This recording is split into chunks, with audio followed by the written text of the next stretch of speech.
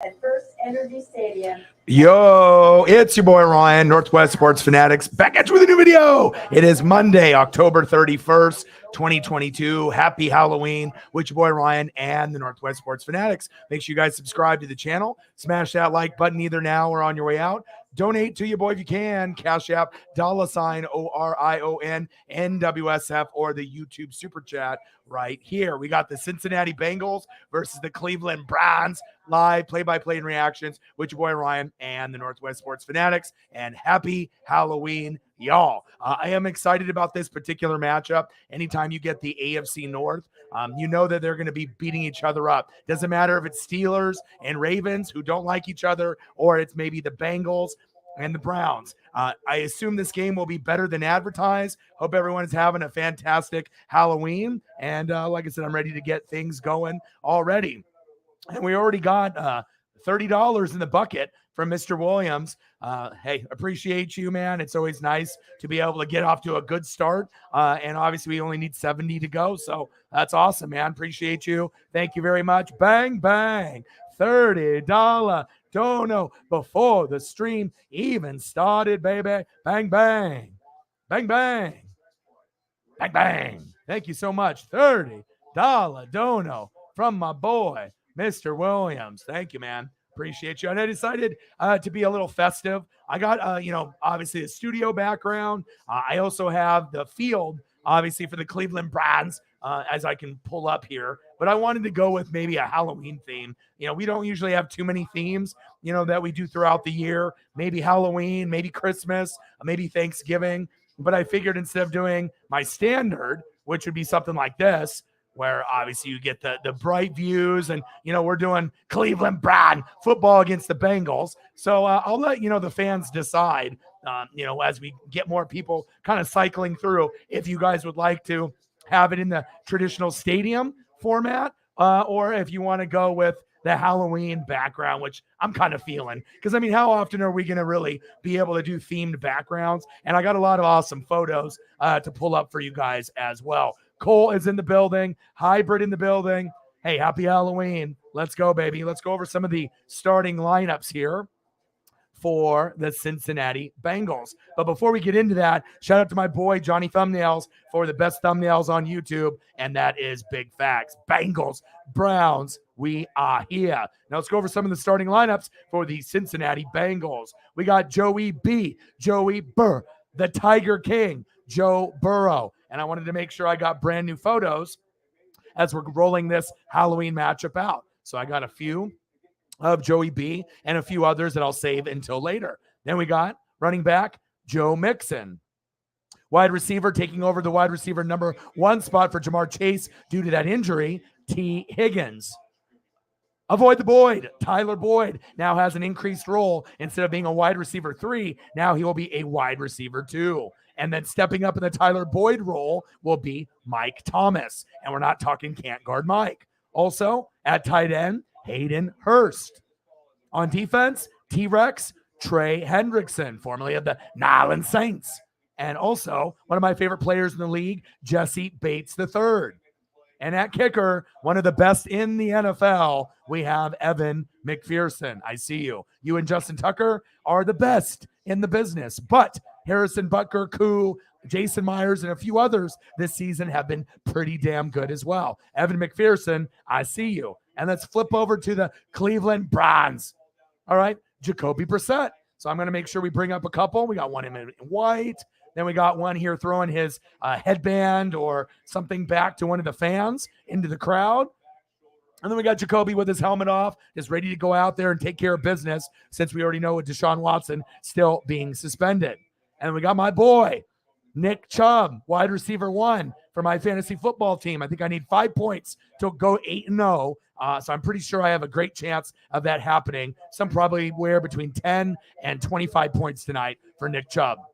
And let's keep the Nick Chubb train going. We want to make sure we're showcasing my boy. Looking good, looking fresh, looking clean. Okay, baby, I see you. I see you. And how about one more? Nick Chubb for good measure. And then we'll go to his teammate who's on the possible trading block. We're talking about Kareem Hunt. I would imagine that the Buffalo Bills and a few others would be definitely interested for Kareem Hunt or OBJ. Kareem Hunt, I see you. Looking swaggy. And we got a dual photo there with Kareem Hunt and Nick Chubb. Wide receiver, formerly of the Cowboys, Amari Cooper. Donovan People-Jones at wide receiver 2. Cool mouthpiece there. And at wide receiver 3, David Bell. Then we got Myles Garrett on defense. And Jadeveon Clowney. And at kicker, we have Cade York. So I was just going to wait to see who they decide to plug in for David Njoku, since Njoku isn't going to be playing. He's banged up right now. So it's either going to be Harrison Bryant or Pharaoh Brown. So I have to kind of wait and see what direction they go, and then I'll throw up a picture of more than likely Harrison Bryant. But happy Halloween. Hope everyone is doing well. And like I said, I'm ready to go. And it took me a while to be able to find a photo that I really thought captured Halloween. This one's got the wolf and all these really cool jack-o'-lanterns. And there's a lot of other photos that I cycled through, but this was my favorite just because it has a happy Halloween in the back, but it's got lots of different jack-o'-lanterns that you could tell that they put a lot of effort in. So I was like, this is a perfect background for my Monday Night Football Bengals Browns Halloween themed stream. Let's go. Let's get it, baby. Kareem Hunt for at least 33 rushing yards. There's a good chance he'll get 33. He'll probably score a touchdown tonight. I'm hoping that Chubb gets 1 or 2, and then Kareem Hunt might be able to get 1. We'll find out. And then what do you need? Hybrid says he needs T. Higgins. Do you need T. Higgins for 2 TDs in fantasy, or are you just rooting for T. Higgins to put up 2? Yeah, because like I said, I only need about 5 points, and then I'm here. So, gang, what to do? Elliot, how do you like the background? Like I said, I had options, so I could have, gone with traditional. And this was what I was going to do. But I was like, what the fuck, man? It's Halloween.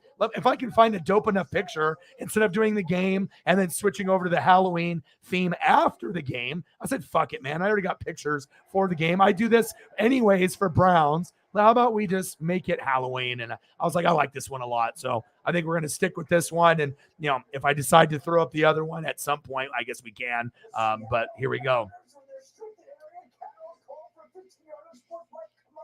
Dog catcher in the building.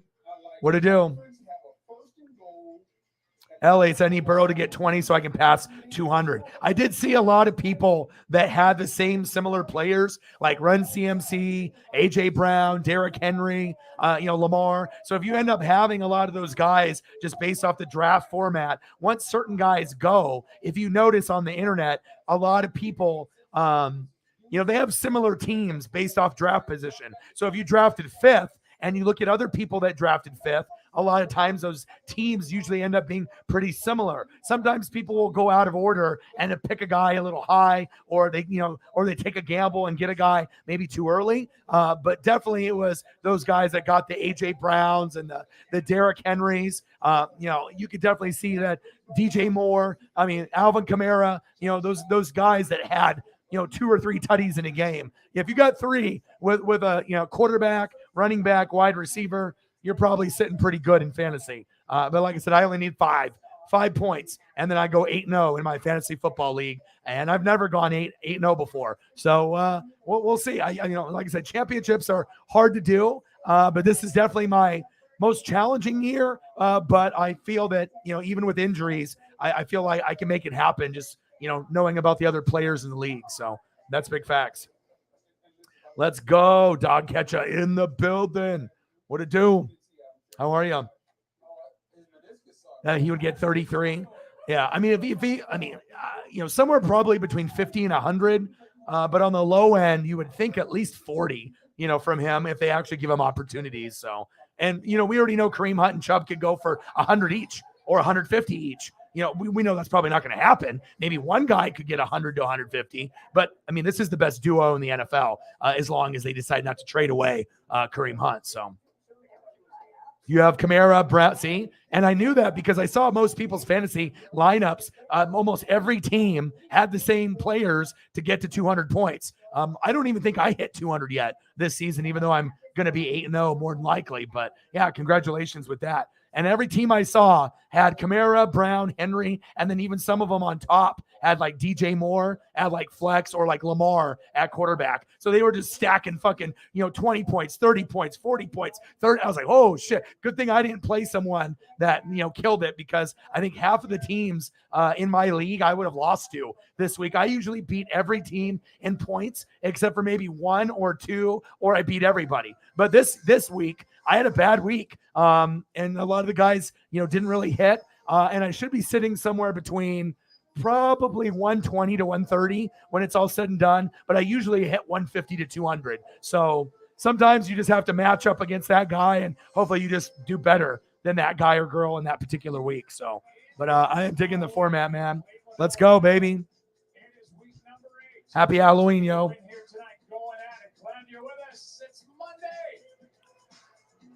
Nice.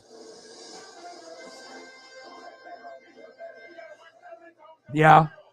And like I said, the more time you put into something, the better results. But also, too, I'm like a path. I'm a psychopath when it comes to sports and reading. So if I'm already reading on all 32 teams and going to their websites and reading the beat writers, and I'm already doing it like a maniac. And then I'm transitioning that path, psychopath, and that type of mentality towards fantasy football. I mean, I don't really know if there's going to be anyone I feel that's, on my level based off reading and film study, except for maybe someone like a true pro like Matthew Berry. Like that might be the only one that I feel that, based off my time and effort. And I'm usually on the fantasy stuff 2 to 3 hours a day, every day, on top of, 4 to 6 hours of reading about the NFL or the other sports. So, you're at the airport. Well, I hope everything ends up being safe. Happy Halloween. Hope you guys enjoy the background. And I am ready to go. And again, we got some amazing photos here. Let's cycle through them. We got the beautiful thumbnail from my boy, Johnny Thumbnails. Bengals, Browns. World Series Game 3 got delayed till tomorrow. So we'll be doing Game 3, 4, and 5. I know the Eagles are going to play the Texans, but I already paid for a Game 5 thumb, and that could be the World Series winner. So I'll still watch the Eagle game against the Texans, but more than likely we'll be doing World Series the next 3 days. And then we got Joe Burrow, Joey B, Joey Burr, the Tiger King. All right, Joey B, I see you. Making sure I got some new photos for you guys today.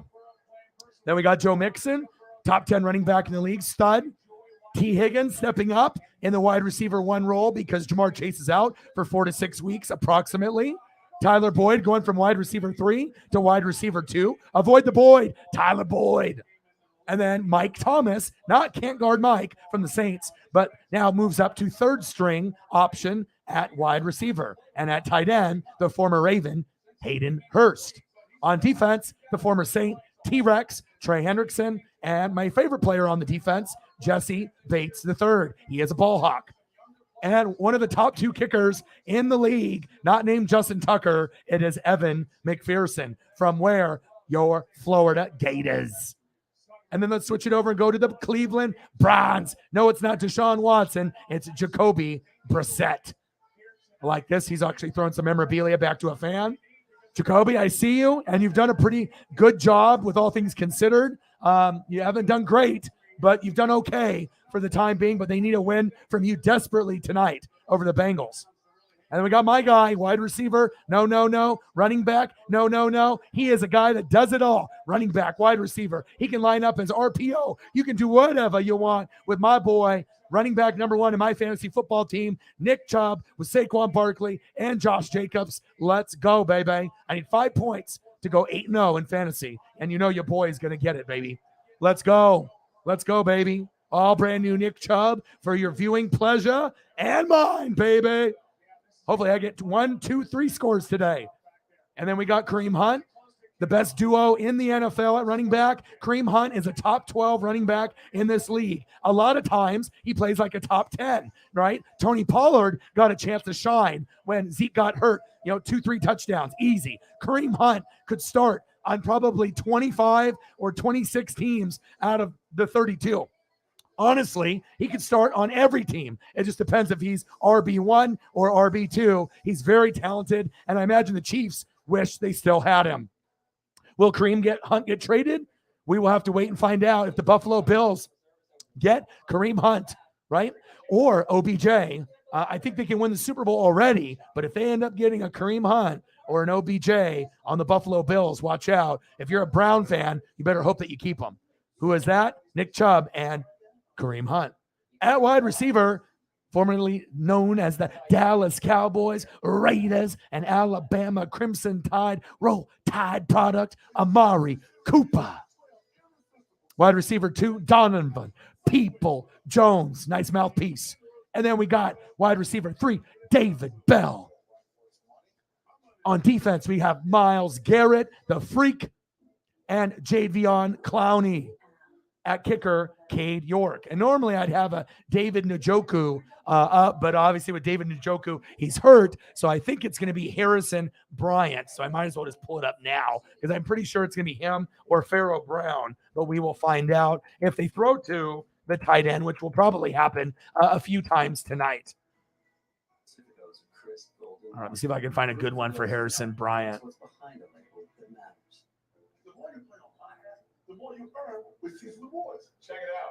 Here's I think I found one or two. Let's see. That's when you place a free bet while eating a Caesar's Rewards meal at a Caesar's Rewards location. It can get pretty intense.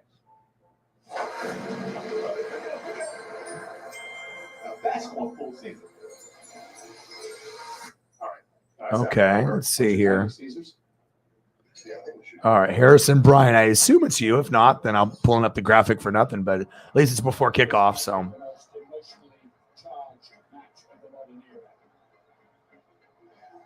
All right. Didn't get a chance to go on my daily walk with Paisley because it's been raining all day.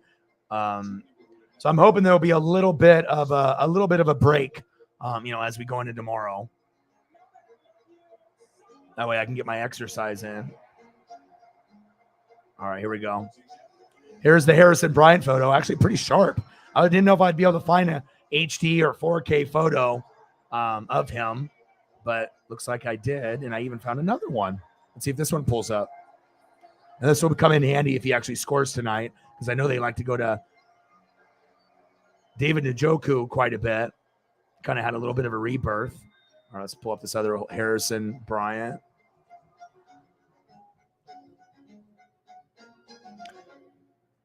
All right, where are you, Harrison? There he is. All right, perfect. So this will be good if he ends up getting close to getting a tutty, and then if he does score, boom, in the end zone with the ball. Perfect. Let's go, baby. But I need a big day out of my boy, Nick fucking Chubb. I only need 5 points in fantasy, but I want to be able to win by as much as possible in fantasy. So, I don't want to win by a point. I want to win by 20, 30, 40, 50. I want to impose my will,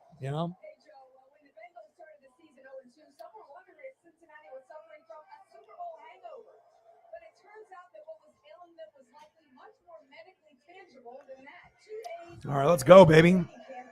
I'm really interested to see how the Bengals play without Jamar Chase as well.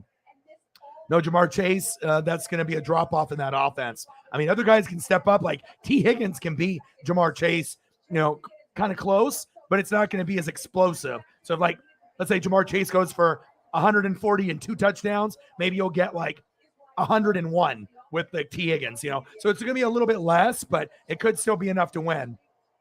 That's big facts. Yes. I mean, the Bears are unloading. Now, if they draft correctly, getting rid of Roquan Smith and some of those main players that they had on the squad, but we'll see if it ends up working out for them.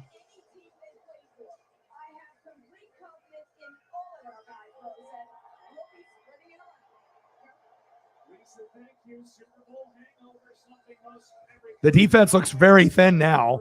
Obviously, you had one player get traded to the Eagles. The other one goes to the Ravens. But that's a huge move because Roquan Smith is leading the league in tackles. He's one of the top players at his position.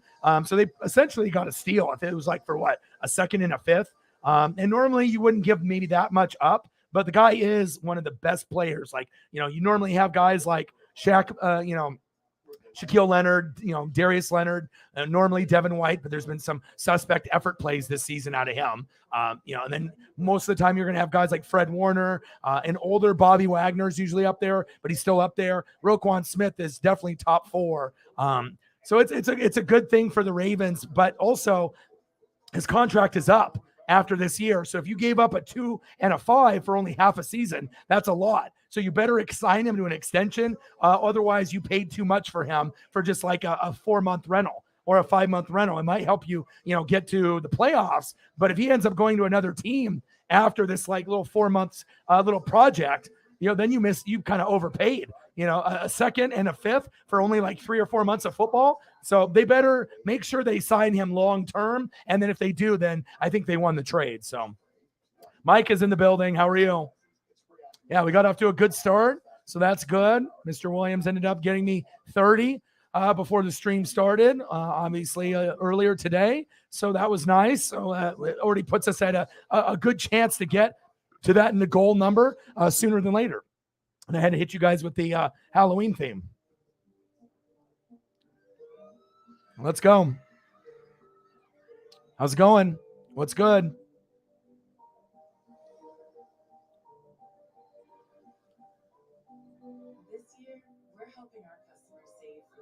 Yeah, they're not going to trade Chubb. Chubb is the best running back in the NFL. I mean, there's a reason why I picked him, with my second pick overall after I picked Justin Jefferson. There was 5 or 6 other guys that were rated higher, but Nick Chubb is the most consistent running back in the NFL last 5 years. In the last 4 years, he's gone 8 tutties every year or more. So I was like, okay, I can deal. I like Nick Chubb. I've had him before, and that's why I went pretty much that direction. And I took a chance on Saquon. It worked. And then I got Josh Jacobs, and it worked for me.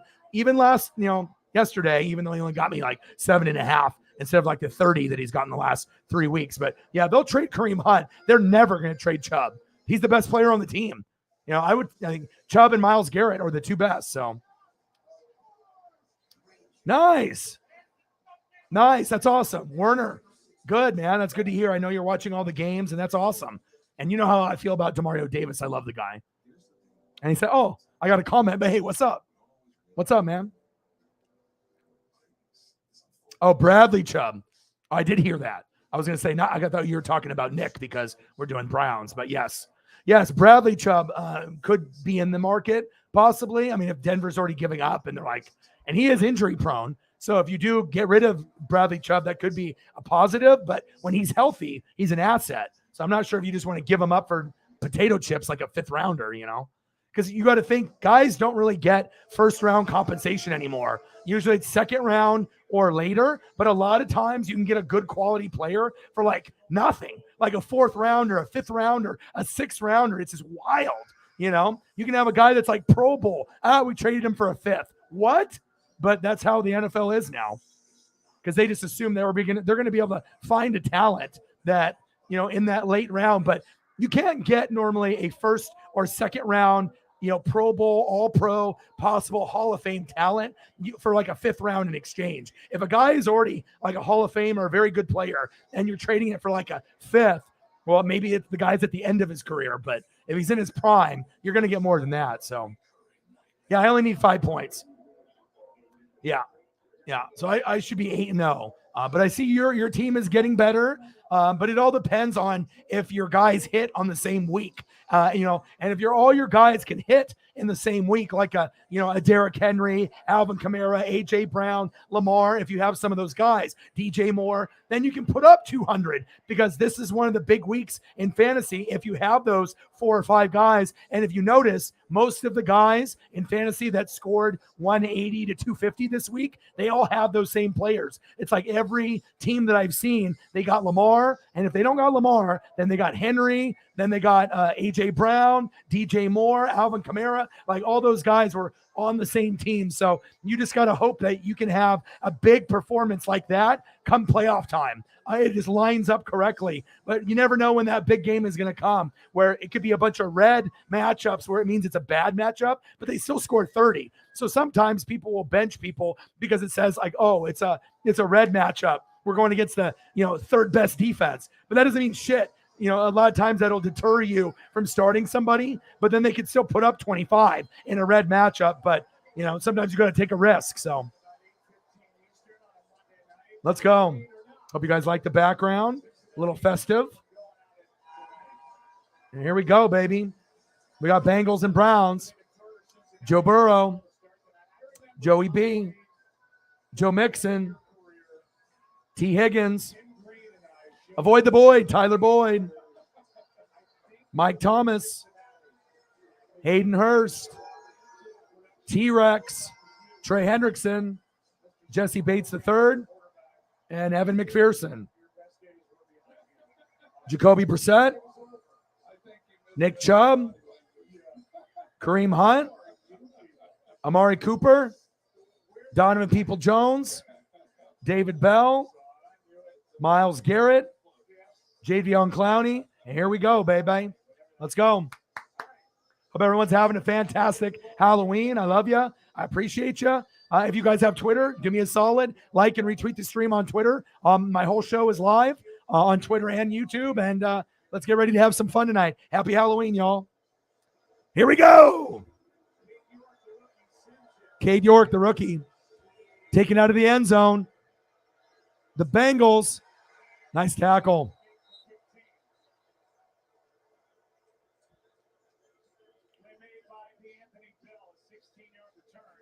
Let's go, Joey B. Yeah, love me some Joe Burrow, Justin Herbert, Josh Allen. Love those guys, man. You know, add that to Mahomes, and that's really the four guys that are going to be leading the league after, you know, obviously Brady, Stafford, you know, some of these guys that are getting a little bit older. They don't got a whole lot left. Rodgers. Shotgun set, Burrow, screen pass, Joe Mixon puts his head down. Nice gain. Burrow to Joe Mixon. I see you. Yeah, Jamar Chase, Reader, Eli Apple, Morgan Sample, Carmen. Do we have a flag on the play? Yes, we do.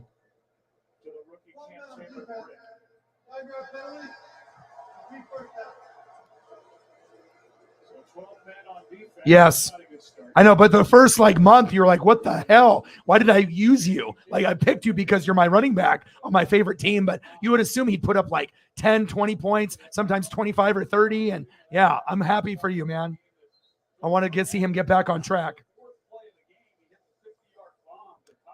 Me too. I have Herbert as well, but I also have Daniel Jones and Geno Smith. But I'm, probably going to drop Daniel Jones, get someone better. Shotgun set, first down and 5. Handoff, Mixon. Gain of about 4 there. I see you, Joe.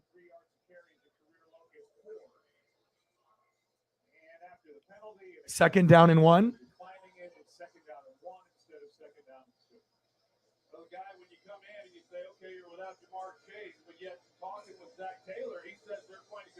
Nice.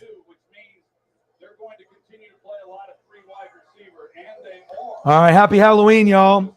We got Bengals, we got Browns, and if it's a theme, I'm going to do it big. Handoff. First down, Bengals. Joe Mixon, move the chains. Who day? Who dat for Nyland Saints? Who day for the Cincinnati Bengals? First down, Cincinnati.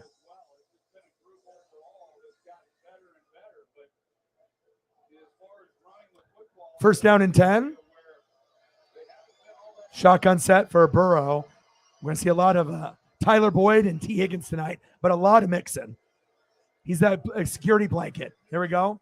We're going to see more Mixon probably than anything in the next 4 to 6 weeks. You would think T. Higgins will get more looks. He will. So will Tyler Boyd. And then you'll get Mike Thomas more involved as well as Hayden Hurst. But this is going to be the guy that's going to benefit the most with Jamar Chase being out. Last season, 35 targets from the backfield. He's already got motherfucking 33 this year. Crazy. And that's going to be probably close to 100.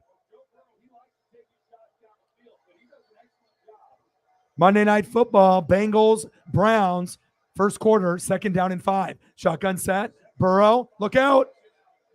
Pass incomplete, intended receiver, avoid the Boyd, Tyler Boyd.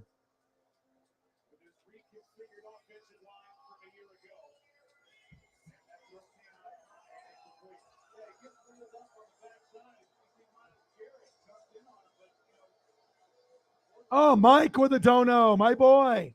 Thank you so much. You're so generous, man. You're a lifesaver. You have no idea. Thank you so much.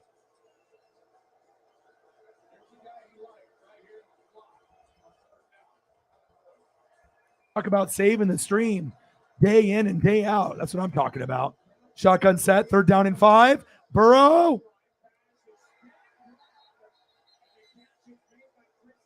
Wow, Chris Evans. 1st down, Bengals. Move the chains.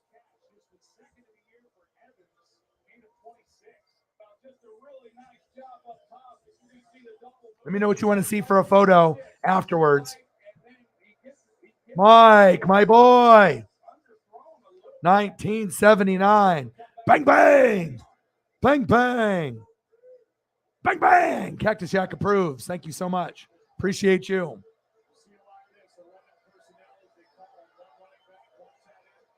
First down and 10. Shotgun set. Burrow, good protection. Going deep. Flag? No flag there. Wow. T. Higgins is like, flag?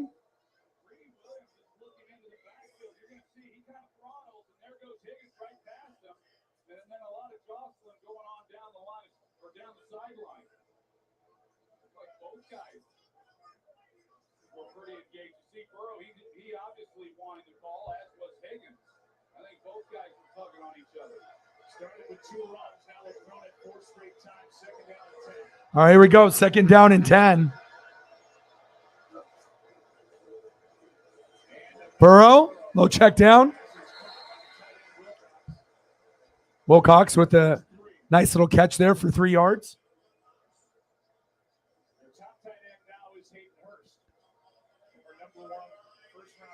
All right, thank you, Sarah, for doing the Twitter. Appreciate that. That definitely will help. We're festive today, and I'm always going to put in the effort.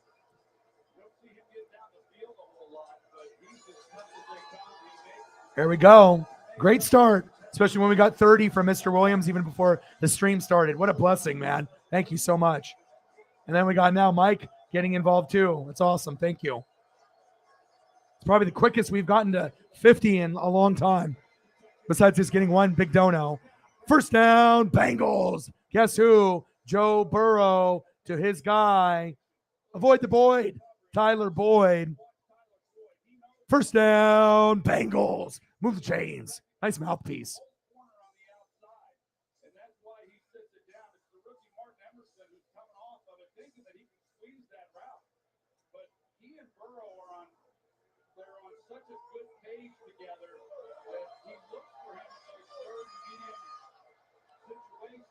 All right, here we go. 1st down and 10. Bengals have been impressive moving the football with no Jamar Chase. They got a lot of quality players. Play action. Tipped. Picked.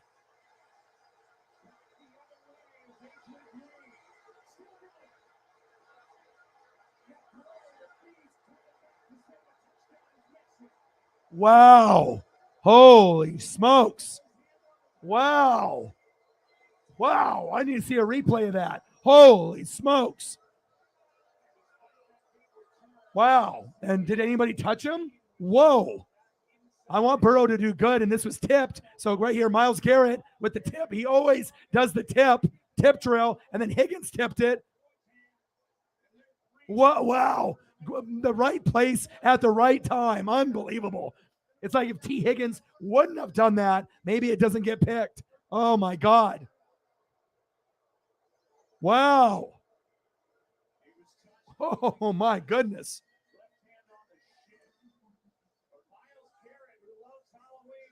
Yeah, gee. I mean, he's always doing that. He's well coached. You know, out of all the guys that have been like former number 1 picks, this was a failure because he just got hurt too much, but he had potential to be like Myles Garrett, like long term. But unfortunately, Clowney got the injury bug, kind of like JJ Watt, you know, where he was really, really good. And JJ Watt's way better than Clowney ever was. JJ Watt's a Hall of Famer. Clowney is not, right? But you know, you're still going to get that consistency out of Myles Garrett, and he might be the most underrated superstar at D end. Like, we all know who he is, but I don't think he gets the proper like kudos. And maybe that's because he tried to fucking kill Mason Rudolph and when he swung the helmet and tried to hit him in the head. So maybe people just think he's kind of dirty and they don't want to give him kind of that love because he has that Ndamukong Suh kind of craziness in here. But I'll tell you what, besides that one incident, the guy's a fucking boss. I would take him on Tampa Bay in a heartbeat. He's actually a number one pick that panned out.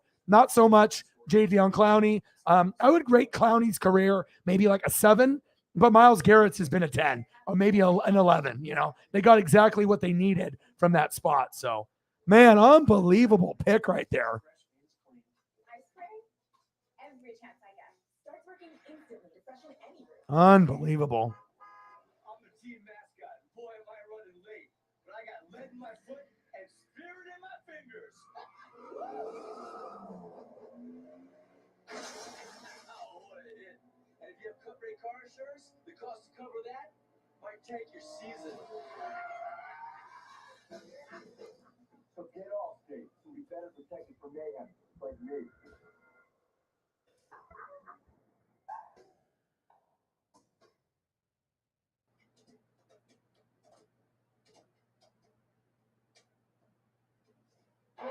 It's complete inside the 15, 10, 5, touchdown, Deebo Samuel. I'll take it. That is That's crazy. AJ Green. And we're not talking AJ Green that used to be on the Bengals. Everyone's got a different name here today. Halloween weekend. And Myles Garrett, who was featured on Monday Night Countdown, made that play. No surprise.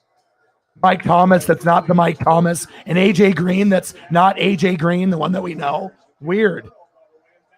Spooky. 3 straight opening drives against the Browns, the team he's never beat. 0-3. Handoff here is to Chubb. And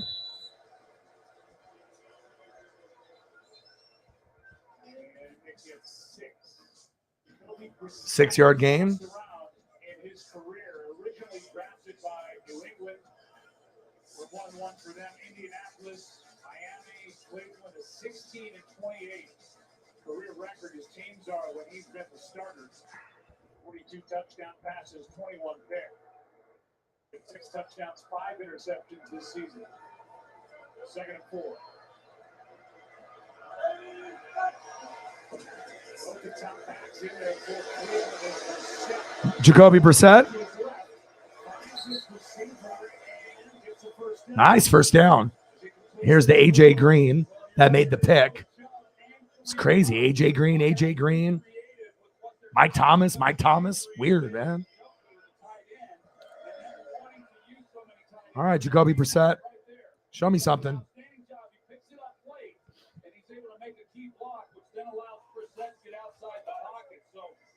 Job up front on a 5-man rush and giving Brissett some time.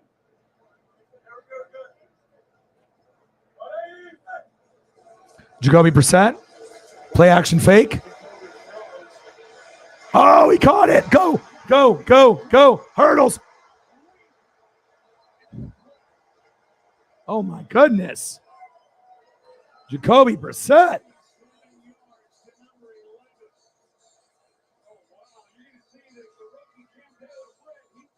My goodness. What a throw by Jacoby Brissett to Donovan People Jones.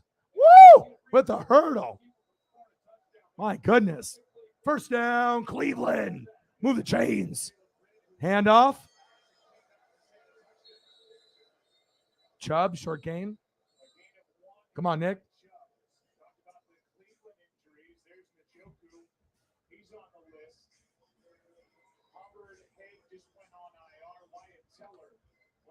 Guards in the game, calf injuries, missed the last 2, and on defense they are really banged up, especially at linebacker.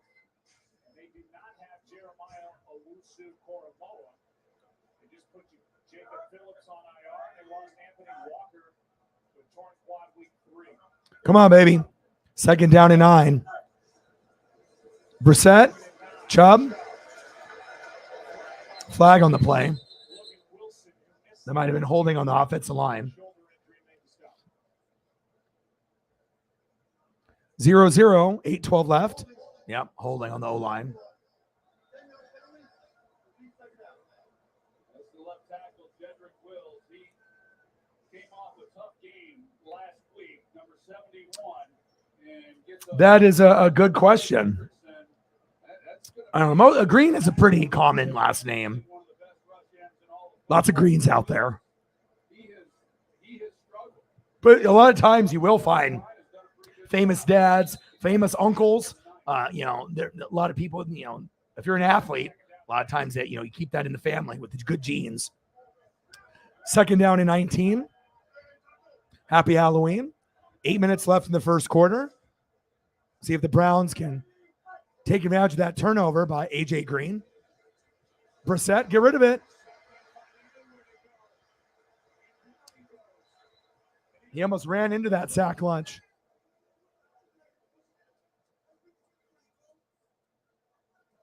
I see you, T-Rex.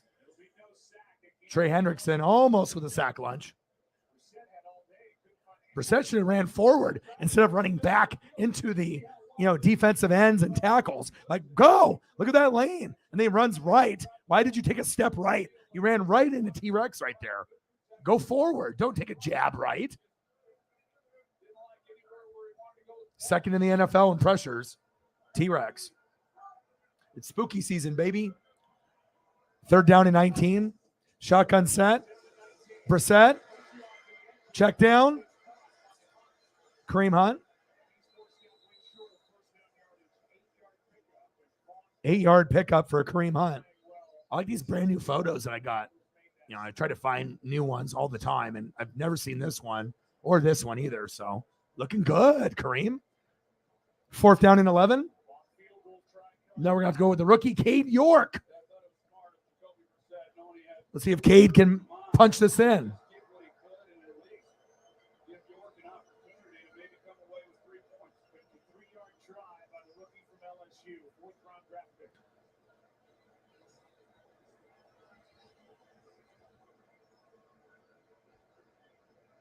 And field goal attempt is up. Blocked! Blocked! Blocked! Wow. Wow.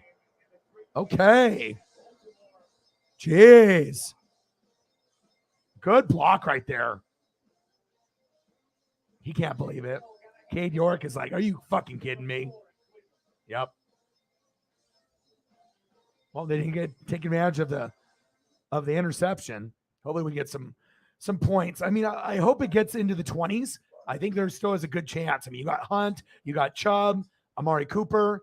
You still got T. Higgins and Burrow and Mixon, a little Tyler Boyd. So it's not like there's not options there. And maybe we'll even get a punt return, kick return, or a defensive touchdown, like a pick six or maybe a fumble for touchdown or something big like that. So, yeah, so I already paid for thumbnails for game 3 or 4 and 5 because I thought 3 was going to be on now. So we're going to probably do game 3 tomorrow, game 4, and then game 5.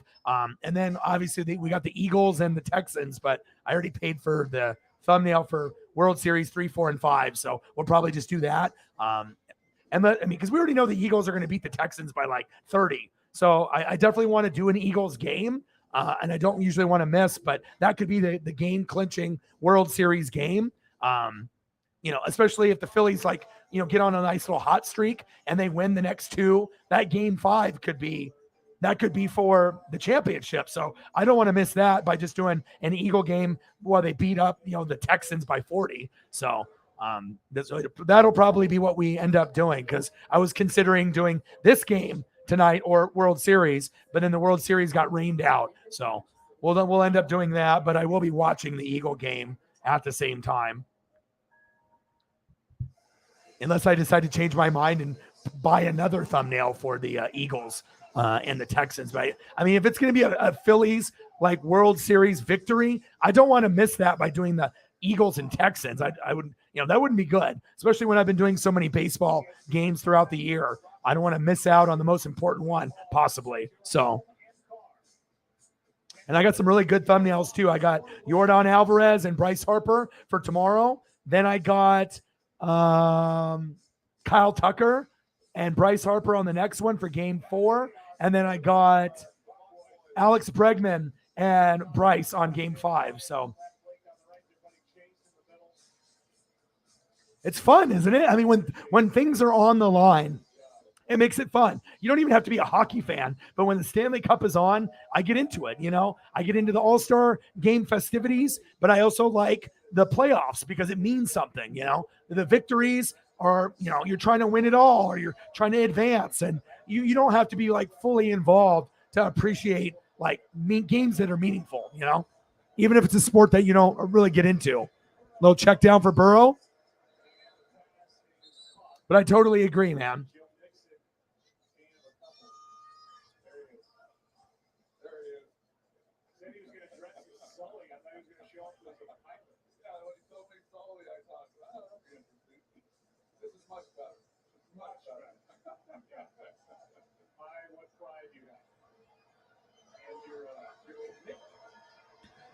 All right, here we go. 2nd down and 8.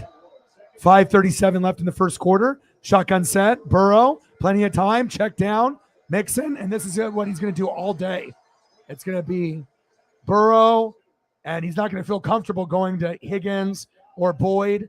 He doesn't trust Mike Thomas that much, and Hayden Hurst will get a few opportunities, but T will be the guy that gets the look with Boyd, but Mixon is going to get like 90% of the looks.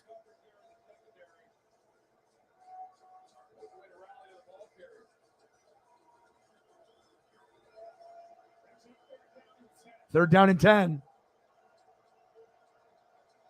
Let's see if the Browns defense can step up again or if Burrow can get the conversion. Burrow, nice pass. Toe drag swag. First down, Bengals. My fucking goodness. Joe Burrow to avoid the Boyd. Tyler Boyd, look at that route. Look at the hands. Go up at the high point and get it. Young man. Tap, tap, tap. Let's go. Woo-hoo! That's what I'm talking about, baby. Hell of a play. Let's go, Burrow. Nice catch, Boyd. Hell of a play. First down and 10, Cincinnati. Handoff. Mixon. Good defense. Ooh, almost for a strip. Short gain.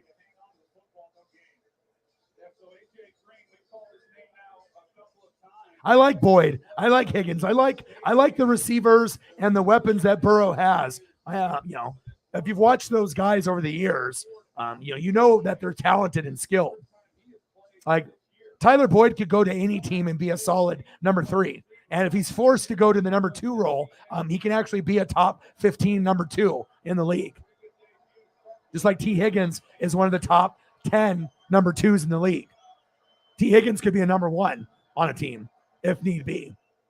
Burrow, 2nd and 10. Pirine. Short gain there.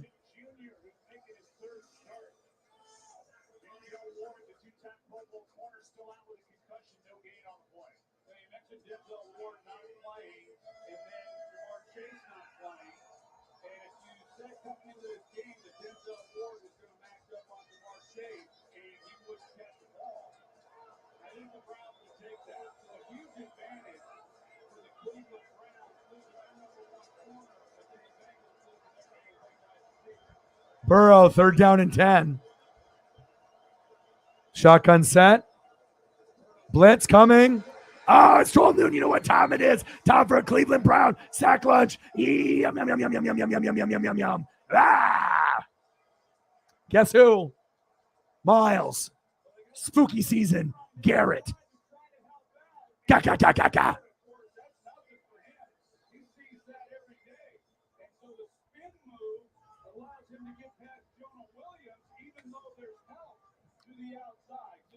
Hell yeah. You know it, bro. You know it. You watched. Yep, I agree.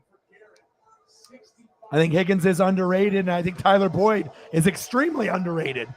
I think people know that Higgins is good as like one of the top 10 number 2s in the league, but I don't think a majority of the NFL fans know that Tyler Boyd could be a 2 on a lot of teams and a 3 on any team in the NFL. He's that good. Like, he's a guy that if you gave him enough opportunities, he could get you 5 to 10 touchdowns in a season, just like Higgins. But it just depends. Obviously you're going to go heavy Joe Mixon, and you have Jamar Chase, and he's like, the top dog with like Justin Jefferson. So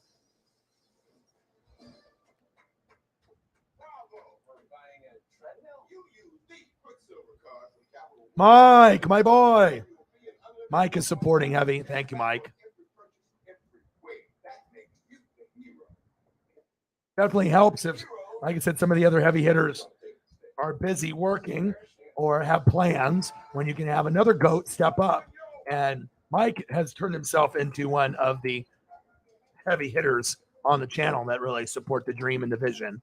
And, it's nice to have a good friendship. And it all started for me doing NASCAR streams. You never know when you can find that person that you really connect with. And not only do they connect with the host, they connect with everybody in the room. And I already knew as soon as I started talking with Mike with NASCAR, I was like, this guy, I like this guy. I was like, this guy's going to be around for a while. And he came and he hasn't left. Appreciate you. 1972, baby. Bang, bang. Bang, bang. Bang, bang. Thank you so much, Mike. Appreciate you. Yes. Appreciate you. I might have to hit you up with a Slayer photo and give you my best Slayer. I have to scream it, though, you said. I said, I can't just say Slayer. I have to scream it. Okay, so let me get the Slayer photo for you. And I have to scream it like someone that would listen to Slayer and go to a concert, what they would sound like. So I just have to get into my inner O-Dog and think of my friends that actually go to see bands like this. Okay, here we go. Slayer! I got another one for you.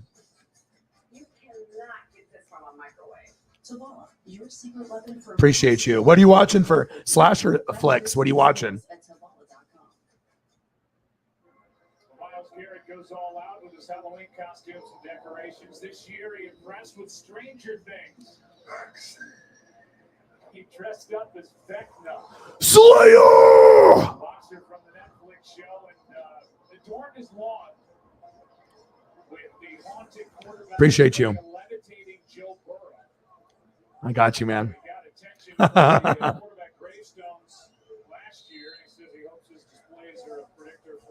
There we go. Great start. A lot better. I mean, sometimes we'll go hours before we even are at this number. So that is a huge relief. Thank you, guys. Play action fake. Brissett, check down. Go. First down, Browns. Move the chains.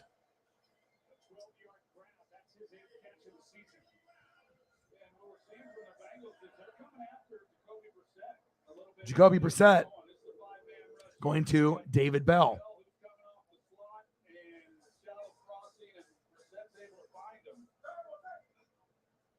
All right, Brissett, Chubb, trick play.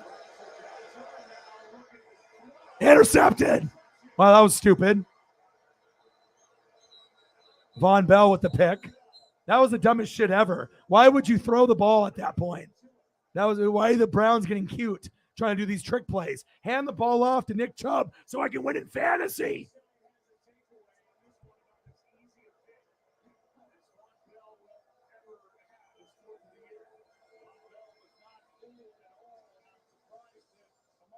Why would Amari throw that? That was the dumbest shit ever. I didn't know Amari was the quarterback for the Browns. Stupid. Who are you throwing to? It's like, bro, you can catch, but you can only throw for 15 yards? What happened there, Amari? Jeez.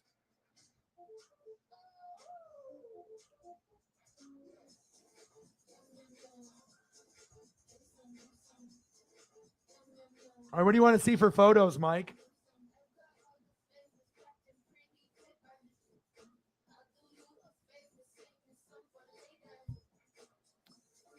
No problem. How long is your flight delayed before you go from LA to Sydney? Or, yeah, that was unbelievable. I can't believe that happened. They got way too cute. Just hand the ball off, and just play good football. That's when he plays a free bet. What do you mean? Caesar's Rewards meal at a Caesar's Rewards location. It can get pretty intense. Basketball pool thing. All right. That's out of nowhere. Bunch of tiny Caesars. Yeah, they should.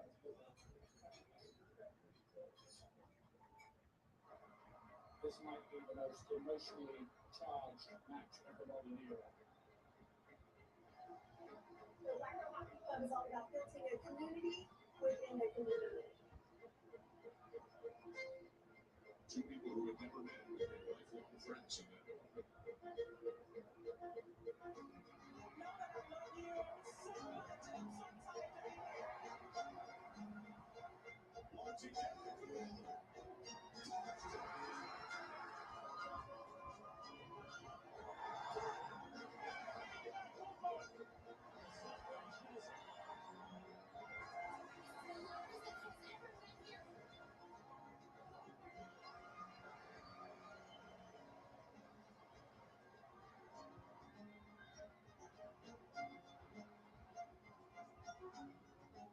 Okay.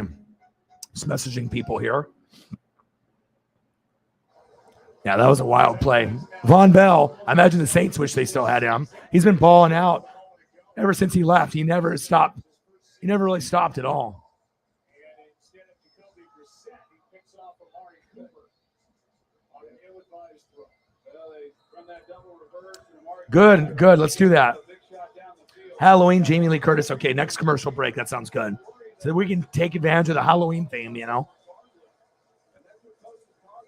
Burrow, hands off. Mixon, short gain. 3-yard gain for Joe. For Amari Cooper in the NFL and did not throw a pass in his days in college at Alabama. We like to leave that to the quarterback for the most part. Yeah. I think going forward, the Browns will as well. That might be first and last. Second down and 7. Second down and 7. Shotgun set. Burrow. Plenty of time. Oh.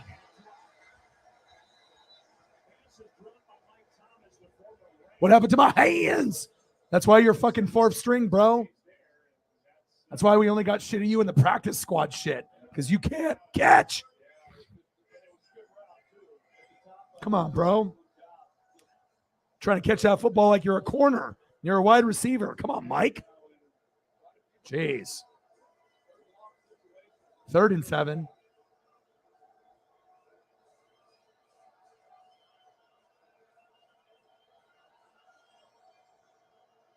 .45 seconds left. 3rd down and 7. Shotgun set. P. Ryan. Good tackle. All right, John Johnson.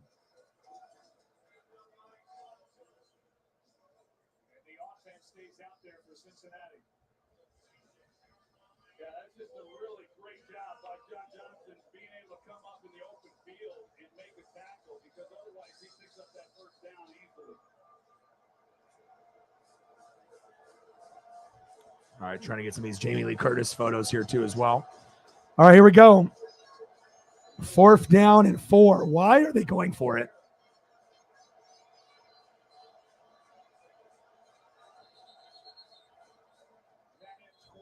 End of the first quarter. 0-0 Bengals and Browns.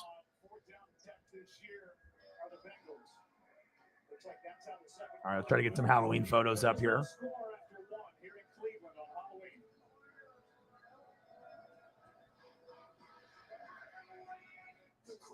Find some Halloween.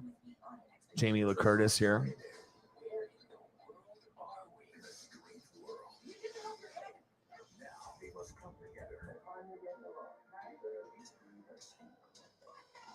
She's hella young there.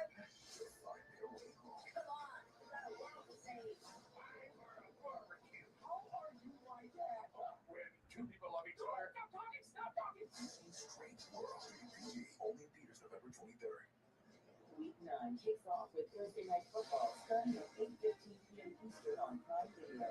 Stream games live on your mobile phone with NFL Plus. With Fred Meyer Delivery, it's easy to get your special holiday food brought right to your door. And that's music to your ears.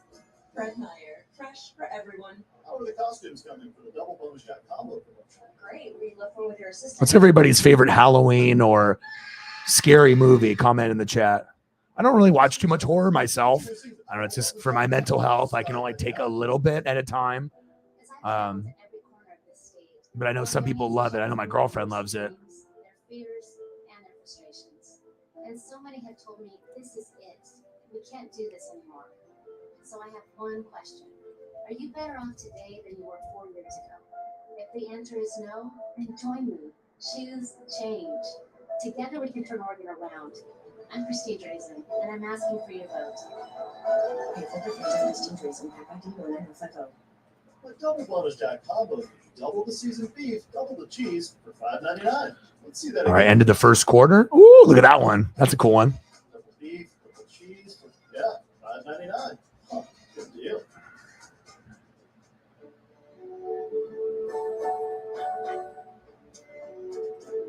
Keep your holidays in sync with free pickup on all your fresh favorites from Fred Meyer. Fred Meyer, fresh for everyone. No score. Start of the second quarter during the break. The Bengals and Zach Taylor rethought it. They left their outfield, their offense out there on the field, and now instead they bring in Kevin Huber. Jason Voorhees will be next. There's a little Pete Carroll for Megan. All right, here we go. Second quarter. All right, 4th down and 4. Amber in the building. Hello, how are you? Long time no talk. Hope everything's going well in your life. 0-0. Bengals and Browns. Happy Halloween. Fair caught.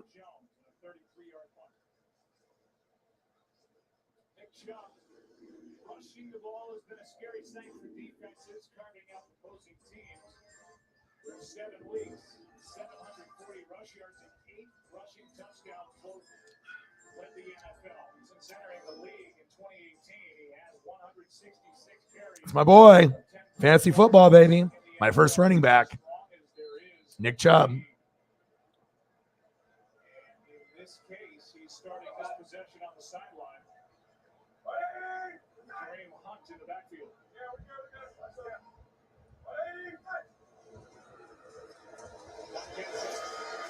Kareem Hunt.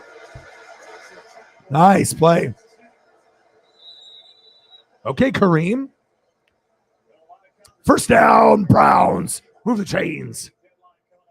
Kareem Hunt. At 4 Eastern, he gets this one and picks up the first down. Yeah, Joe Petonio, the left guard, all-pro left guard, really does a good job of moving people out and getting up to the second level. And Kareem Hunt, you're right. I mean, there's great talks, and we'll find out tomorrow, the deadline being 4 p.m. Eastern time, but has not gotten a lot of work, just 9 carries total over the last 2 games. Instead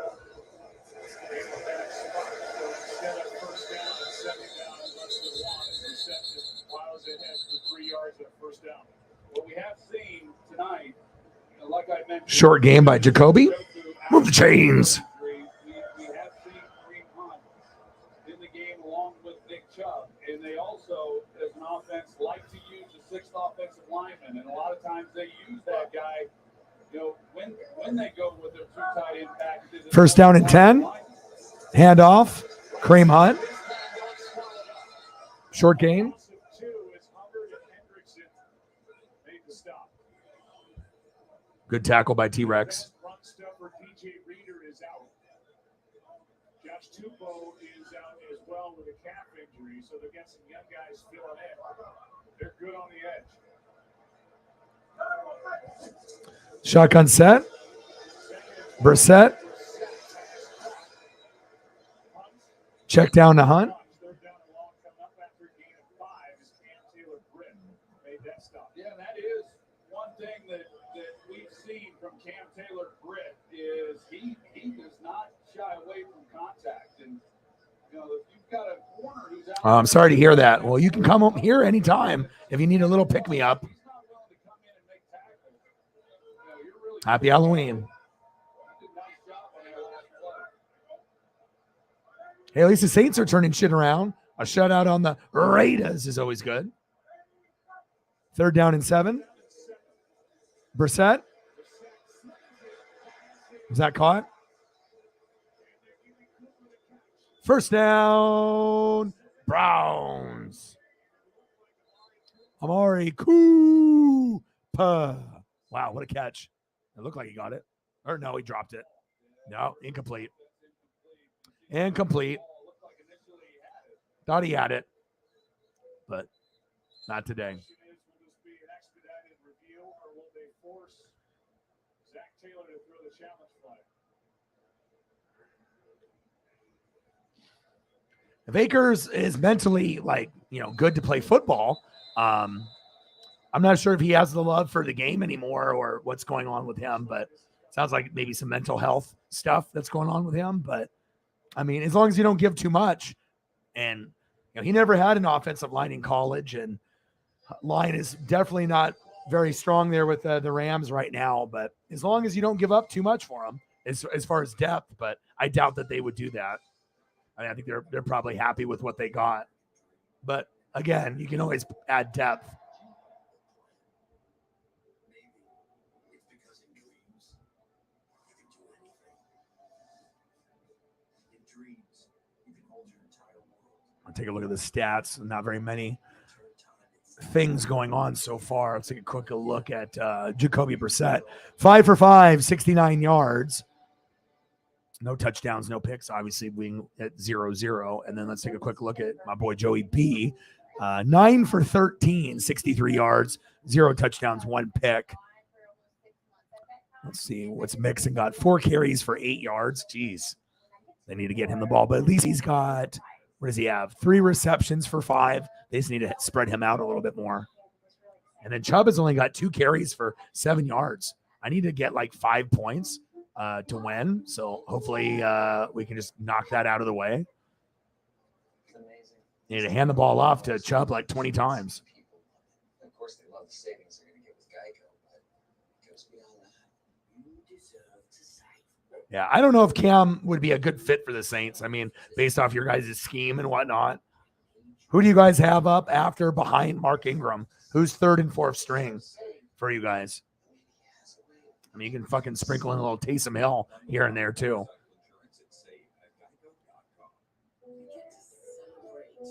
Being together. Tell Joe, share stories. Whatever we have done over the past year. The togetherness of that. Just really celebrating each other.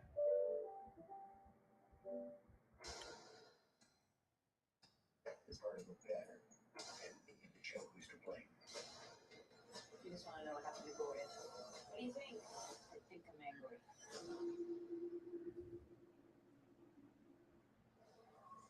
During the break, they announced that the call was overturned. It was 3rd down and 7. Ruled a 17-yard reception by Amari Cooper, but now it's 4th down. 12:31 left in the first half. Still no score, and Cincinnati about to get it back is Corey Bojorquez. Yeah, Amber's been a part of this channel for years. Hopefully we get to see a little bit more of her. Taylor, 3rd best punt returner average-wise in the NFL. Dwayne Washington. Yeah, so I guess you could use an upgrade there. And Taysom, obviously you can use him at running back if you need to. So, Bojorquez, who has bounced around. all right, 4th down and 7. Buffalo Rams, Green Bay, punts for Cleveland. Cleveland with the punt. And hits a beauty. Wow, what a punt. From the 15-yard line. Good tackle. Just across the 30. We'll check in with Lisa Salters. Hey, Joe, just a few minutes ago, Bengals defensive end Trey Henderson came off the field Uh-oh. walking very gingerly. He was getting looked at over here on the sidelines. T-Rex hurt. Trainers. It appears to be some kind of issue Uh-oh. with his back, but something to keep an eye on for the court. They need him if they're going to win this game. That's big facts. Into that Atlanta. If he's not in the game, then you know what's going to happen. Finish that game. A lot of this Good to go here this week. and a lot of that. Over onto that shaking his head, and that's a big piece of the puzzle for that Bengals defense. All right, Bengals. First down and 10. Second quarter, 12-20. Shotgun set. Burrow. Nice pass.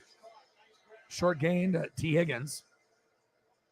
But a gain of just 3 as Taki made the stop. Taki with the tackle. T. Higgins with the short gain. Second down and 7 for the Tiger King.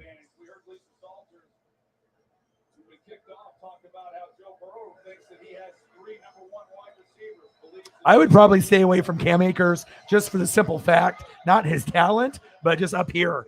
Because if you're not good up there, I mean, who knows what you're going to be able to do. I mean, you don't want to be a cancer to a locker room. You know, you want to make sure you're positive and whatnot. And I'm not sure if he's jaded, he's frustrated, he's injured, he's got mental stuff going on, but maybe a change of scenery would be good for him. But I mean, he's already kind of little and undersized, so.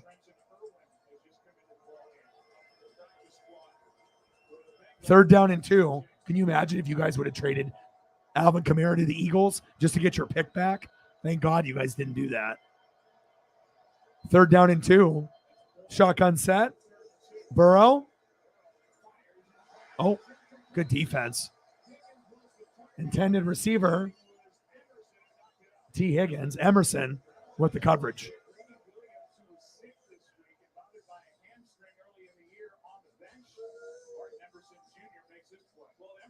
Getting helped by the safety, and so it's not a one-on-one situation, and Emerson does the right thing. If you have safety help and you're not responsible then for getting beat deep, you're able to then sit on those routes. Oh, are you kidding me? Yeah, Kareem Hunt he's the only backup running back that you would have confidence in being a starter on any team in the NFL. Like you got Madison and AJ Dillon, Quadzilla. Those guys are good, but on a scale of 1 to 10, those guys are like 8s. But Kareem Hunt is like a 10. Like that's a guy that you can put in immediately, and he's better than your running back, more than likely. Or he's right there, I like I said, I think Kareem Hunt is a top 10 type of running back, even though he might not be rated top 10. But if you gave him 20 looks a game, it would be hard-pressed to think that he couldn't get 90 yards or more every game if he got 15 to 20 carries and a couple passes, So his numbers could be very similar to Nick Chubb. Maybe not as good as Nick Chubb, but I don't think Kareem Hunt's that far behind. If Chubb is top 5, Kareem Hunt is somewhere between 6 through 12. I guess just depend on if he gets opportunities and if he gets to be the lead back or not. So yeah, they're definitely gonna ask for a lot. Yeah, DJ Moore too. Yeah. But you don't want to get rid of everything. If you get rid of everything, then it's going to be a lot longer to rebuild. Because as we know, I think the Bucks, Falcons, Saints, Panthers, all of us have fucking holes everywhere. So.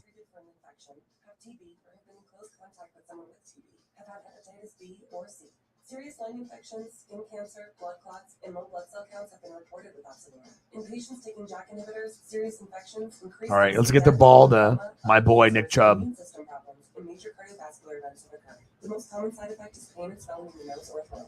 It's a one-of-a-kind cream. So what could that mean for your skin? Ask your dermatologist about Opzelura. Want to build a smarter investment portfolio? With Public.com, you can easily invest in stocks, ETFs, or crypto, all in one place. Unlock insights from millions of investors, creators, and analysts. Get the latest news relevant to your portfolio and beyond. And tap into a community of tools that are designed to help you invest with confidence. It's time for a better investing experience. Sign up. Come on, baby. Build a better portfolio with Public.com. I need 4 points, I think. I just get this shit over with, so I don't want to have any freak injuries or anything like that. I need to get this dub. I need 5 points, which is nothing in fantasy. Come on, baby.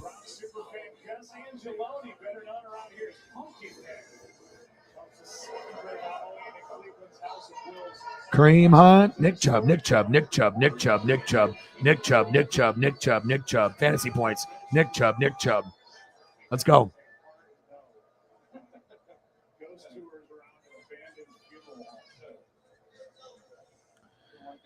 Come on, Nick Chubb.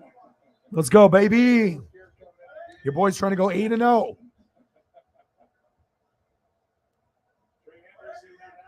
First down and 10. Hand off to Chubb. Good defense by the Bengals. 2-yard gain. Second down and 8.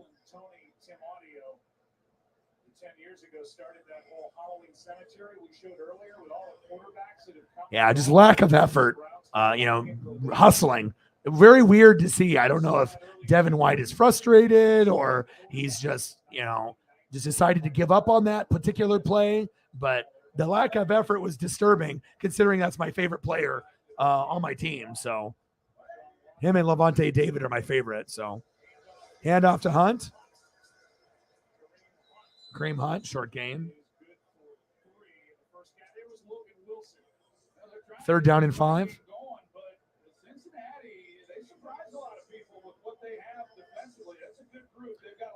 For the Northwest Sports Fanatics Fantasy Football League, we just do the ESPN one, but a lot of people prefer Yahoo. I've done Yahoo in the past, but I decided to keep it the same each year. So we've done the ESPN League the last 4 years. So we're in our 4th year on the Fantasy Football League on the channel. Third down and 5.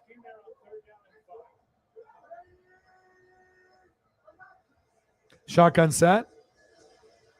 Brissett. Wide open. Amari Cooper. First down. Browns. Jacoby Brissett to Amari Cooper. First down, Cleveland.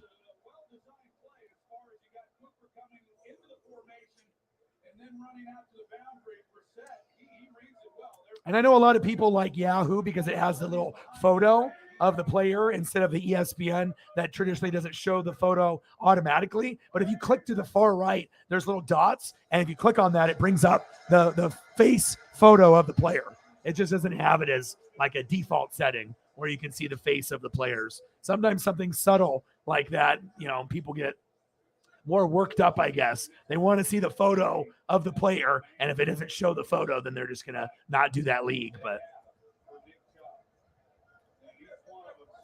I like the ESPN one, and Yahoo one is good too. Those are the main two that people use, those two, ESPN and Yahoo. Nick Chubb. Go, Nick. Go, Nick. First down, Browns. 4-yard gain.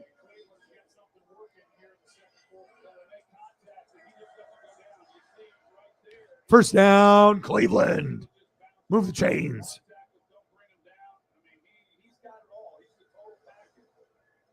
Come on, baby.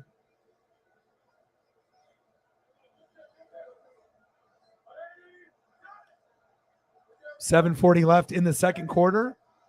First down and 10. Chubb. Not a whole lot available.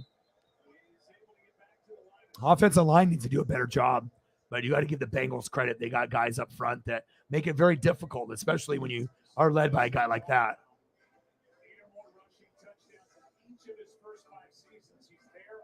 Oh, Nick Chubb. He's kind of good. O-Dog knew. And that's why I drafted him.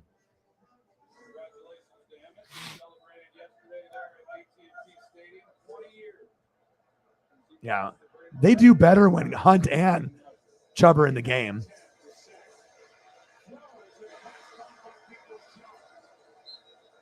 Jacoby Brissett to Donovan People-Jones. Third down and 4. Nice mouthpiece.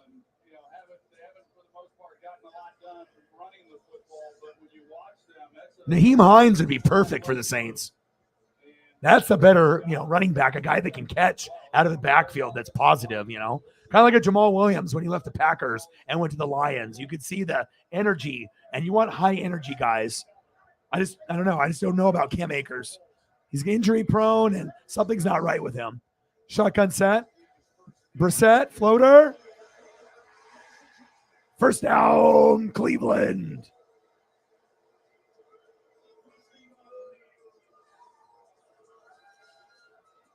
Amari Cooper. First down, Browns. He's going to come off the ball, and you know you then have all that field out to the boundary in order to be able to make the play. Now, he has step on Hilton. He would have been able to make, All right, they got something cooking. Come on, baby. Come on, baby. Brissett.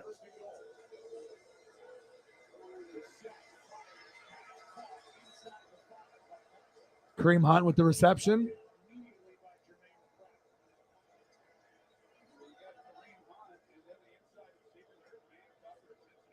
Second down and goal. Finally, some points. Come on, Nick Chubb. I just want to get this over with. Thank you, Mike. Oh, thank you. Thank you, Cindy. That's always good when people say they love me rather than hate me. Thank you so much. Hi, Cindy. Thank you. Appreciate you. Number 6, Alabama squares off. Number 15, LSU. And a huge SEC West matchup coverage begins Saturday night, 7 Eastern on ESPN. Indiana. wonder what, it's early, it's second down, but if it were to get to fourth down, what Kevin Stefanski would be thinking? Knowing we talked about it coming into this game, just the importance of this game. Mike Morgan and granddaughter Cindy, 1988. Appreciate you. Thank you so much. Bang, bang. Stacks on stacks. Racks on racks. Cactus Jack. Bang, bang. Thank you, Cindy. Thank you, Mike. Appreciate you guys.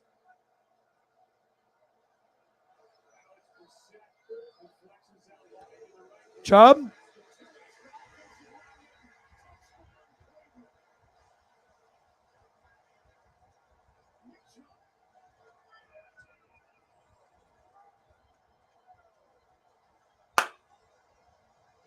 There we go. There we go. 8-0, baby. Your boy is 8-0. Woo! Let's go. Thank you so much. And that's it. Sometimes when, you're not getting a lot of yards, 1 yard, 2 yards, you get nervous,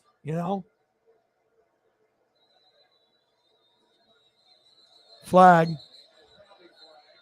The way the game is going, I could always see like, a hamstring or, ankle sprain. And all of a sudden, like, he leaves the game with like 35 yards and I'm screwed and I lose. I've done that before, where I only needed like 50 yards rushing and the guy usually gets like 100 or 90 or more and 1, 2, 3 scores. And the guy sprains an ankle with like 35 yards and I lose by 1.5. I'm like,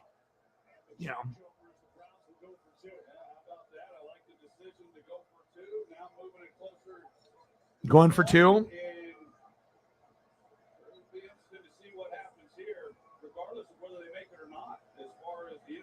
O-Dog, 117. Team Guerrero, 113. Yo, boy. 8-0. 8-0. 8-0. Half my Cindy sent. Oh, nice. Thank you, Cindy. I appreciate you. I hope you like the background. What does Cindy want to see on the screen during the commercial break? Type in the chat, and I'll throw up some stuff. Jacoby Brissett, hands off.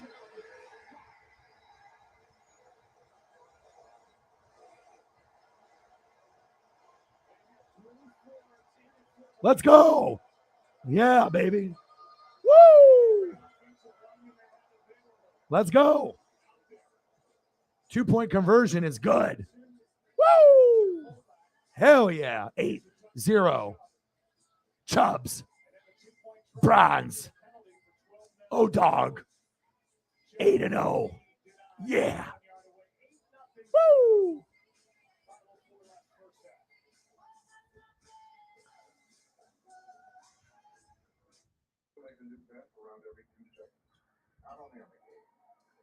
There we go, baby. 8-0 Cleveland. Yeah, I am actually surprised. I mean, I've been putting in a lot of work, but I've had to configure my whole squad. It's not been easy for me. You got to think I'm 8-0, but I don't even have a good quarterback. I drafted Justin Herbert, but I could have had Patrick Mahomes, but I let Holly have Patrick. So I could have had Josh Allen went one pick before. So I was like, I can go, the smart would have been do Mahomes, but I've already had him before. And I wanted to go for Herbert. I didn't expect him to get hurt, but I knew he could put up top 5 stats. But I've had to flip-flop some guys around.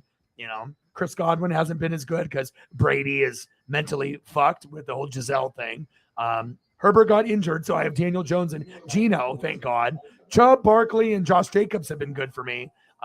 Justin Jefferson and DeAndre Hopkins are good.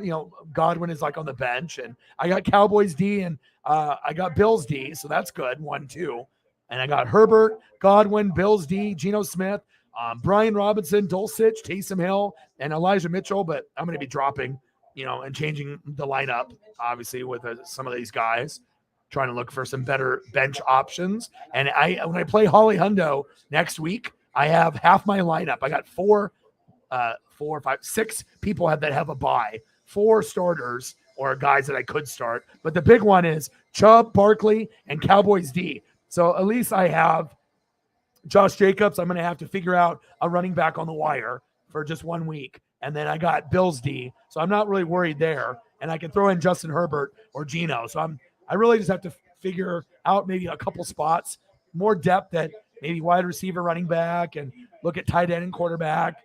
We'll see. We'll see how it goes. But that's my boy, Nick Chubb, baby. You ask and you shall receive. Thank you, sports gods. Let's go. 8-0 Bronze.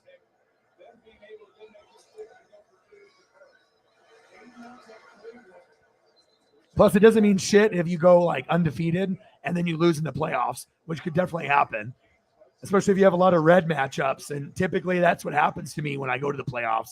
I have really good regular season, and then for whatever reason, in the last 2 weeks in the playoffs, all my matchups are red. So I'm like, fuck. Well, hopefully they outperform the bad matchup or I'm screwed. And the last 3 years I've gotten screwed. So hopefully this year I don't. I'm looking for a chip. 8-0 Bronze. First down and 10. Burrow going deep and complete. Flag.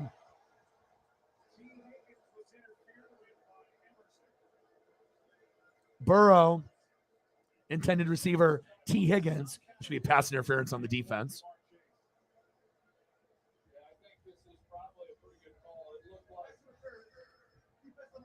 Yep. Automatic first down.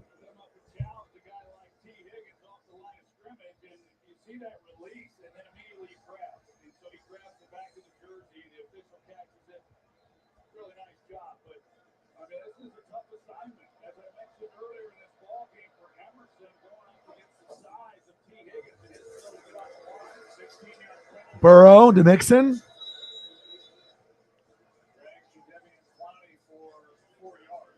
Short gain, 4-yard gain. Stopped by Jadeveon Clowney.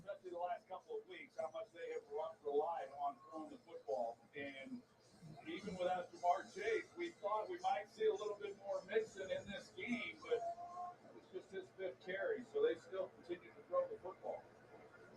5 carries, 12 yards. All right, come on, Burrow. 8-0 Browns. Shotgun set. Handoff, Samaje Perine. First down, Bengals. Move the chains. Nice job.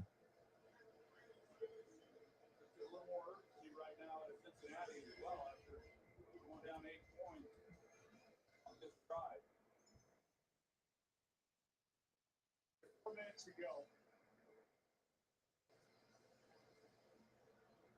8-0 Browns. The Browns get the ball to start the second half. Good Bengals drive the game. They throw an interception. Burrow, first down and 10. Look out, stripped. Fumble. Wow.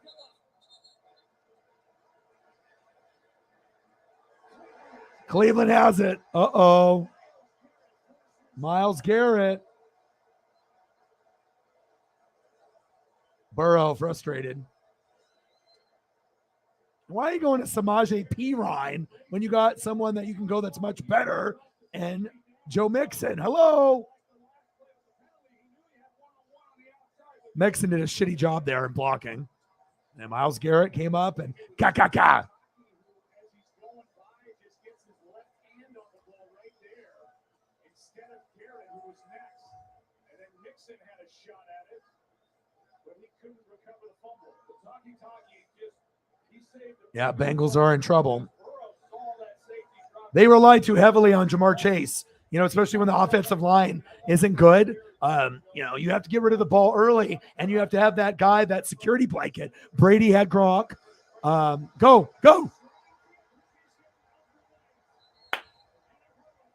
Let's go. You got, Brady had Gronk. Rodgers had Devontae Adams, right? Burrow's got Jamar Chase. When you don't have that, you get exposed sometimes. Let's go, baby. Ooh. Woo!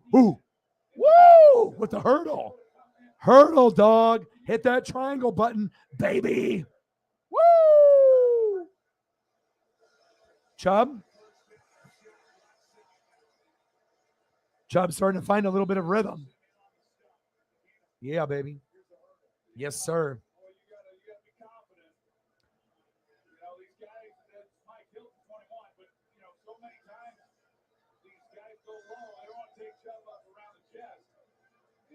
Let's go. That's my running back, baby. That's my RB1. Woo! I just need Josh Jacobs to have a better game than he did when they got fucking goose egged. I need 10-30, not 7.5. False start. And I don't know what the call was and what they were going to do, but when you've got a defense that's reeling, that's on the outside. Mitchell Wilcox, the tight end who they call. But when you got a defense reeling and you've got the running game going and you've got a back like Nick Chubb who's starting to get hot and his offensive line's coming off the ball, get up and snap it and get those guys, let them keep going. And I didn't like before even Wilcox jumped that they checked it out and slowed down the pace. Second down and 12.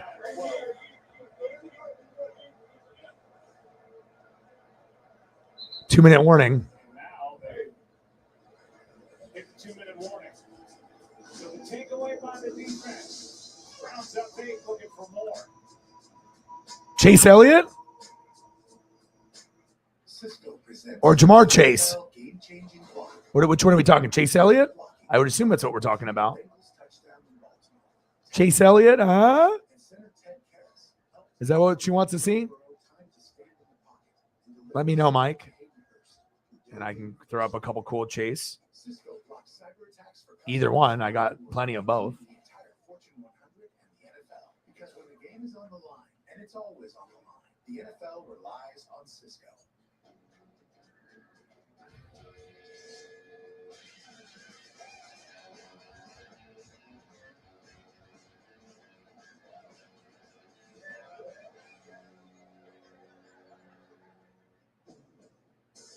Go the extra mile with Honda, the most fuel-efficient automaker in America, giving you up to 40 mpgs and over 500 miles per tank.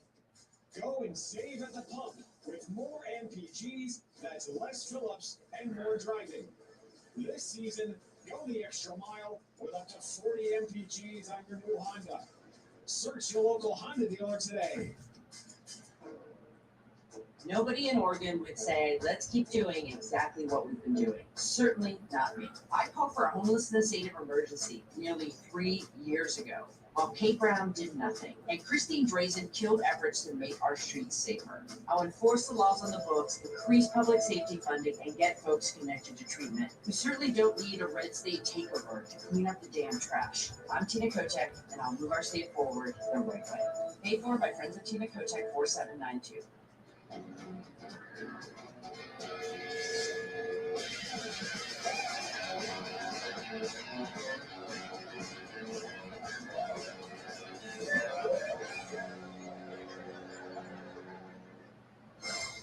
ESPN's Monday Night Football brought to you by Verizon, the network America relies on.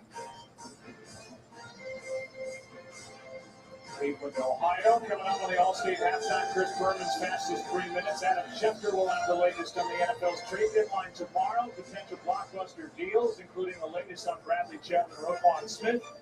Coming up at the half with Susie Colbert, Connor McFarland, and Adam Schefter. Your boy works fast. Going to the Ravens. The second and the fifth. Today, linebacker from Napa know-how. Cincinnati trying to win here tonight to keep pace with the Ravens. All right, here we go. Second down and 12. Nick Chubb switches over to the left side from the right. Shotgun set. Brissett avoids the sack lunch. What happened to my hands? Amari Cooper. No flags. Uzier. See if he's okay.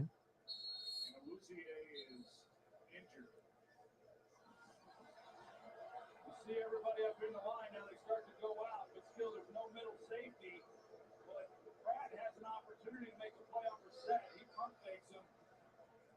Almost able to make a play. Yeah, you just have to get to Burrow. You know, if you get to Burrow, then you're fine. But if you can't get to him, you can give up a little bit with Samaje Perine, a little bit with Mixon, but you got to contain them. You can't just let them run wild, you know. Give them a little bit, but as long as you're not giving up that big pass over the top, and they don't have Chase to do it anymore. So really, if you can contain Higgins, you're going to win. You got to contain Mixon, contain Higgins, and don't let Burrow get over 200 yards, and you got a good chance to win. That's facts. But the Panthers are reeling, so I'm not really sure if the Panthers can even beat the Bengals, honestly. I mean, I hope you do for your sake, but if you're the Panthers, you probably want to lose, not win, bro. You want a higher draft pick. Why are you trying to win right now? You know? 54-yard field goal from here, Joe. If they don't pick anything up, Brissett's got to be smart and just try to. All right, Brissett. Third down and 12. 8-0 Browns. Shotgun set. Kareem Hunt. Picked. That was stupid. Kareem Hunt missed the blitz. He should not play the rest of the game. If you saw that play was because Kareem Hunt didn't pick up the blitz. Let the guy go right by him. And when that happened, he ended up throwing that late pass that got picked, just like him throwing the memorabilia into the crowd. Look at Kareem Hunt right here. Watch Kareem Hunt on this play. This is what gets you benched in football. What did you do? Von Bell, what are you doing? Your responsibility is to help the quarterback, and then Brissett is an idiot trying to throw it instead of take the sack lunch, and then boom, picked off. Bengals are right back in the game now. Dumb by Kareem Hunt. All right, you're on the bench for the rest of your career. All right, that's good from Nick Chubb. Thank you. But horrible decision by Jacoby Brissett. Good defense by the Bengals. Mixon, short gain.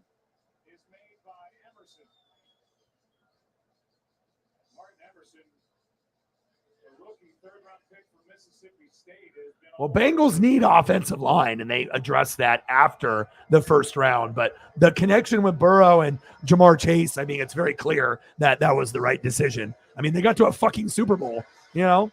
If they didn't have Jamar Chase on that team, do you think the Bengals would have won a playoff game, let alone got that far? Hell no. So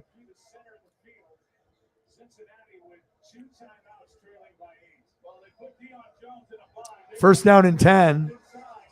Cincinnati. Burrow. Nice catch of T. Higgins.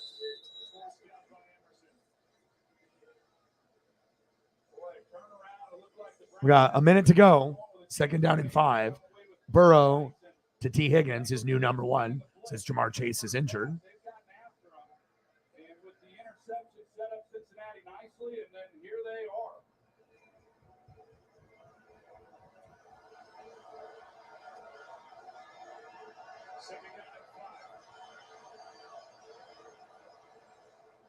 Second down and 5. Burrow, look out! Oh, it's 12 noon. You know what time it is? Time for a sack lunch. Yum, yum, yum, yum, yum, yum, yum, yum, yum, yum, yum, yum, yum. My goodness. Sack lunch, huh? My goodness, defense. Thomas is like, get over here. Basically, with Isaiah Thomas, he comes around the outside. You see, he drops his head. And once you do that, you're beat. As an offensive lineman, he gets right around. They needed a play from somebody, and Isaiah Thomas delivered. Everyone with a different name. Isaiah Thomas from the Pistons. Isaiah Thomas on the Celtics. Now Isaiah Thomas on the Browns. This is what the Bengals need. It's very clear. Jamar. Chase. Burrow's like, where's my guy?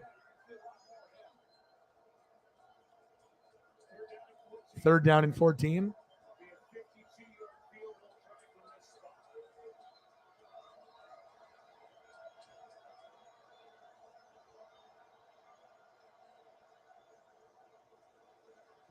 Okay. Samaje Perine.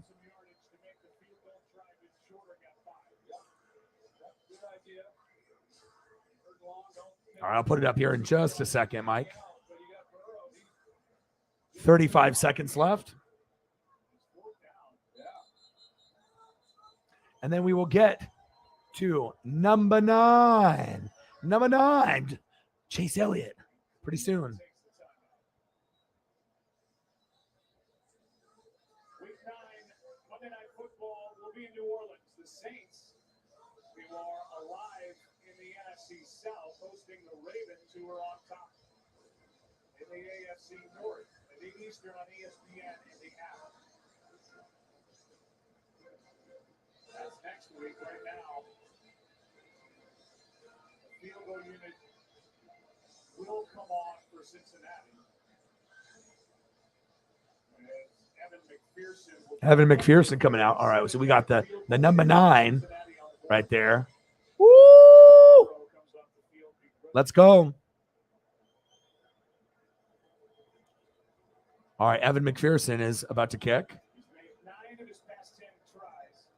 4th down and 9. No problem. So be a good, momentum builder for the Bengals if they can at least make this. 8-3 is better than 8-0. 47-yarder.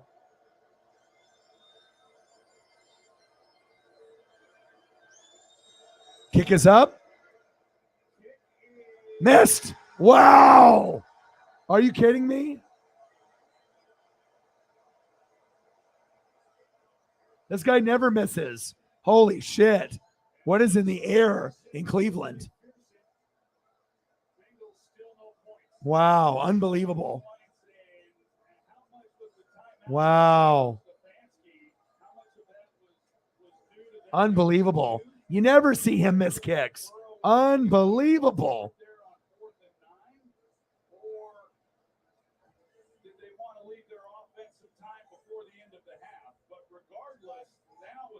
That's tough. It's like nothing's going right for Cincinnati right now with Jamar being out. It's going to be very challenging. They have to get over that fact. Well, that's a rivalry game too.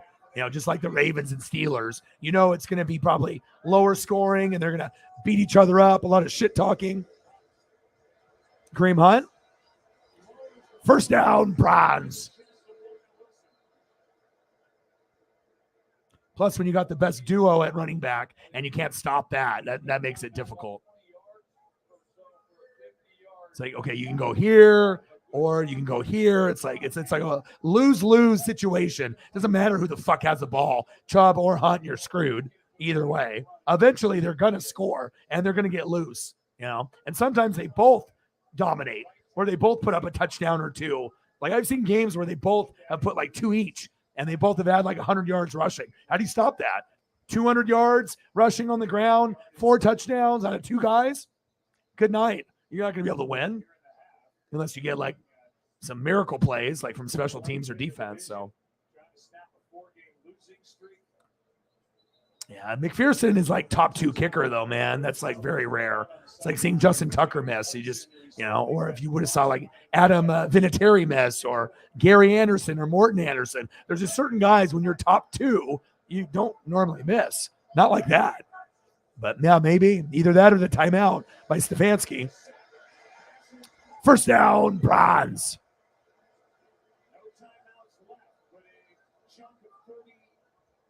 David Bell with the reception. Nice job. All right, spiked it.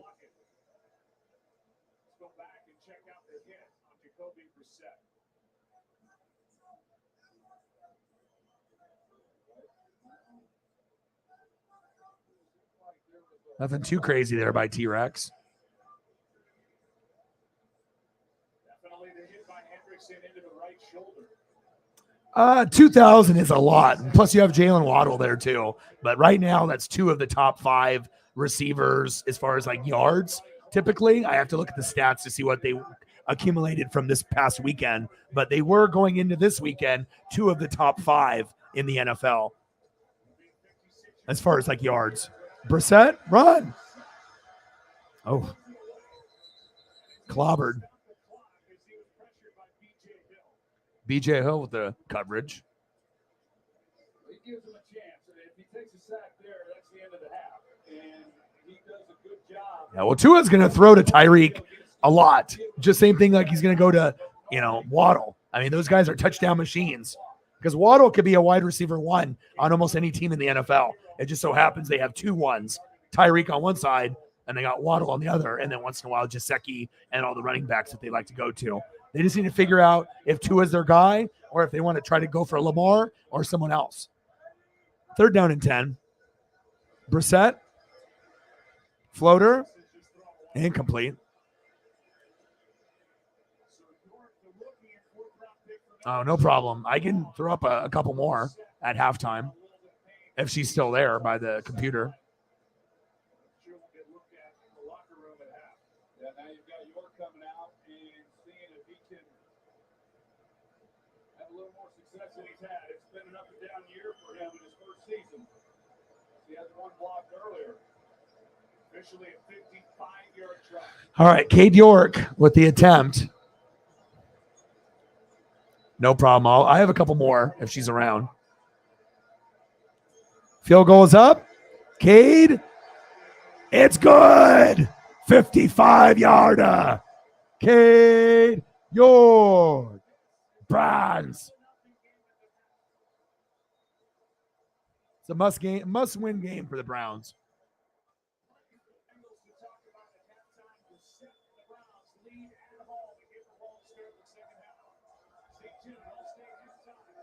Maybe a lot of the Bengals players' stats are going to go downhill now without Jamar. I mean, I know they are capable of getting stats, but Burrow's probably not going to be as good of a fantasy quarterback. And then Mixon will get a lot, but T. Higgins will probably get some looks. But again, he's not Jamar Chase. So really the only weapon that I think I'd feel comfortable with is in fantasy football would be this right here, Joe Mixon, just because Burrow's going to be up and down. And every once in a while, T. Higgins will go off, but it's not the same as this. This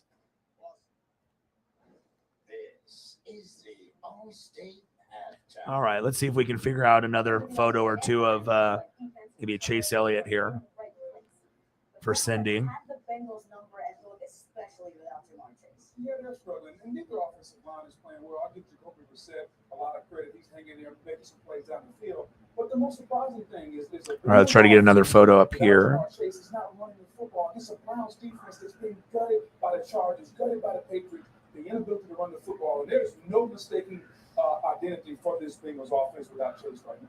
Bengals have been good at the All right. halftime adjustments. Let's do another. All right, so we got another number 9 that we're gonna do here for Cindy, for Mike's granddaughter. All right, so we're gonna do another number 9, and then we did that one. Okay, and then we also did this one. Ooh, okay. Susie, let us be the last to wish everybody a happy holiday. Well, certainly they've been trick-or-treating in Philadelphia. My goodness, the Phillies in the World Series at the 6th seed. The Eagles at 6-0, the last unbeaten team in the NFL. They're coming off their bye. And one other thing, if there's something strange in the neighborhood, what are you going to call? The fastest 3 minutes in television.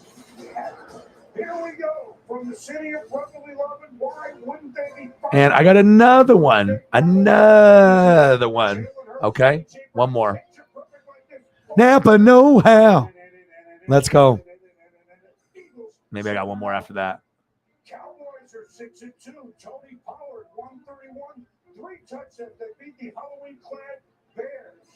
Who saw this big game coming? Geno Smith, Tyler Lockett, first place Seattle, beating the then 6-1 Giants. Pete Carroll ties his mentor Bud Grant, the Hall of Fame coach, 18th all-time, 168 wins. Kirk Cousins, KJ Osborne, And another one. Boom, baby. Arizona. Kyle Shanahan was working in the lab late one night. I said, wait a minute, I got Christian McCaffrey. Awesome. I'm glad that made her happy. Can catch. And against the Rams, he also can run. First to do all 3 since the Damian Tomlinson 2005 Niners. Cincinnati defense has been playing pretty good. It's not really a whole lot for both of these guys today. So you almost have to hope that Kareem Hunt can get into the end zone in the second half. They tie it. The Panthers unlikely. We go to overtime. Youngway Koo. And away Youngway. Falcons at 4-4. Thank you, Mike. Of the NFC South. Appreciate you. Mike is holding it down, brother. Mike and Cindy. Thank you, Mike. $20 holla, baby. One of the classy last late to the glory days of the Patriots. And it will develop to win number 325, benching George Hallis for second all time. Of course, the Bless Mike Morgan. Thank you. Appreciate you. Mike representing Dono after Dono after Dono, making sure that we have a good stream. Thank you, man. I appreciate you tremendously. Bang, bang. Mike, always coming through. He is a GOAT. Appreciate you. Thank you so much.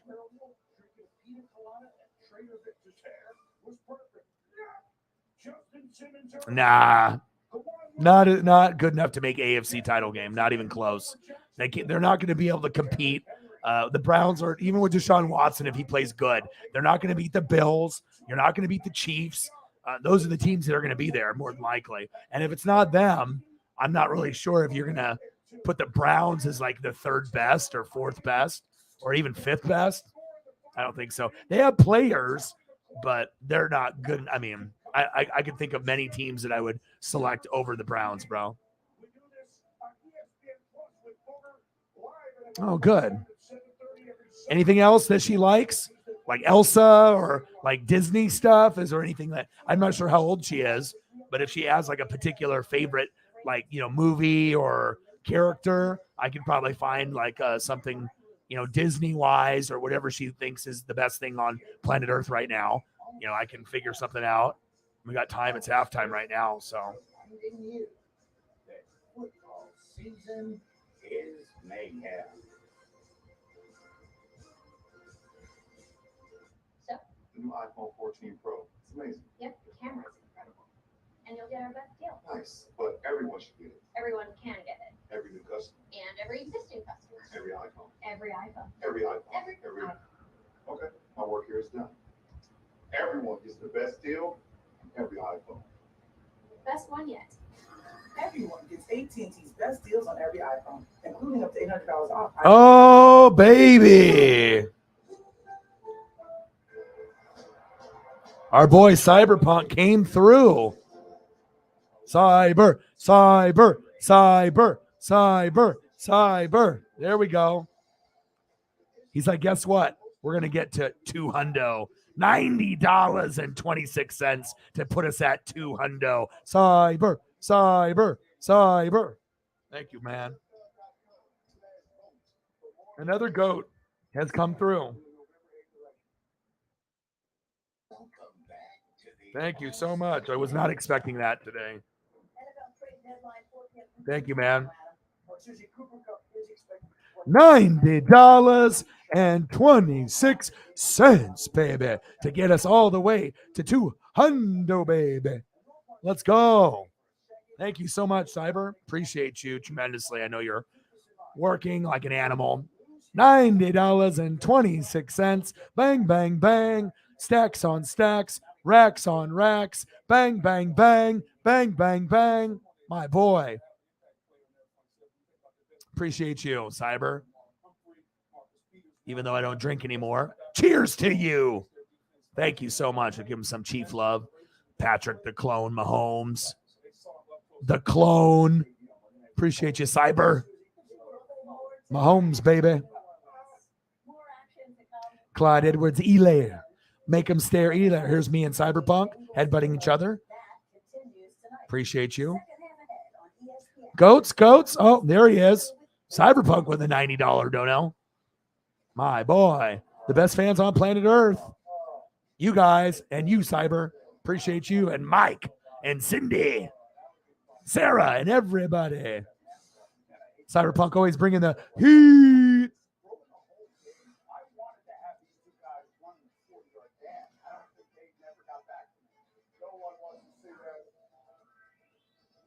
Thank you, man. I appreciate you tremendously. Cyberpunk Chiefs, my boy. Thank you. Well, I wasn't expecting that, but that's a lot better, some of the streams, I mean, we don't even crack 50, and we go for like 4, 5, 6 hours. That doesn't happen often. And then you can get streams like this, because, I mean, we did hit like 200 or more every day for like 6 months straight. And so sometimes, people have other things that come up, but we can always count on people like Mike and Cyberpunk, my boy. I appreciate you. Happy Halloween. How are you?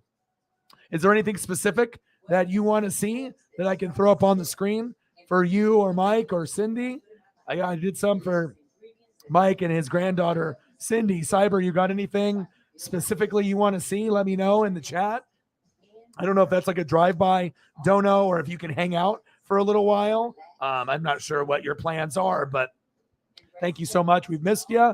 It's always good to have you in the room, even if it's only briefly. We always miss your conversations.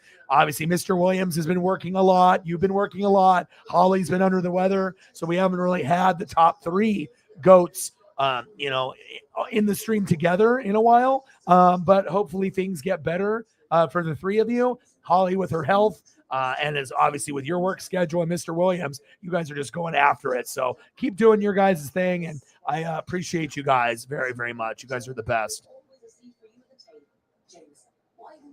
Donnie Edwards, okay. Just watching the game. Nice. So you're off work, or are you at work right now watching the game? Donnie Edwards.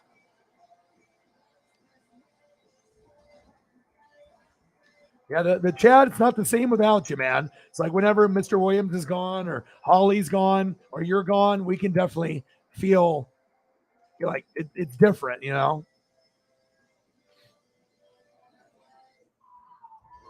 are Big Macs really shrinking or my hands getting bigger? Easy, big guy. Look, a big Carl. Thank goodness. Bite into a bigger, beefier burger. The Big Carl, only at Carl's Jr. Dear exit strategy. All your pieces are in place. All right, I'm going to see if I can find some unique stuff. A serene sky, an emerald forest, a secret hideout. Thanks for being there, just when I need you most. Always. That's a nice throwback, Donnie Edwards. That's a good one, dude. Have you been sitting on that name for a while? He's like, I'm going to do something random. Marie Perez is different. She actually works to fix things. Perez is what we need in Congress. I got an autograph of Donnie Edwards. It's not going to fit the whole screen, but just it's cool. That's fucking dope. No exceptions, not even to save a woman's life. treats the January 6 rioters as heroes, even after police officers died. Joe Kent is too extreme. House Majority Pack is responsible for the content of this ad. We have big news. Really big. Turns out the Big Mac isn't actually that big. Unlike the really big Carl, which is... Oh, juicy. Hey, we're live. It's just you and me. I'm uncomfortable. Bite into a really big burger, a really big car, only at Carl's Jr. Broadcast is copyrighted by NFL Productions for the private use of our audience. Any of the use of this broadcast, any pictures, descriptions, or accounts of the game without the consent of NFL Productions is prohibited. Tonight's first half highlights are presented by Target. Mellow made it right. Happy Halloween, everybody. Well, that'll get you nice and freaked out. First down, it was tough. Miles Garrett, who loves Halloween, makes a play. Good down, not this time. Sacked by Garrett. Miles Garrett, of course, that's nothing for him. And the hand was on it. The red snap with 2 weeks for offensive lineman. Touchdown, Cleveland. Ball faves made easy. That's totally Target. It is an 11-0 game at the half. Cleveland on top and about to get the ball to start the second half. I got a Tony Richardson half and half with Donnie Edwards. All right, one last one here before we get back to the game. Thank you so much, Cyberpunk. I appreciate you more than you know, man.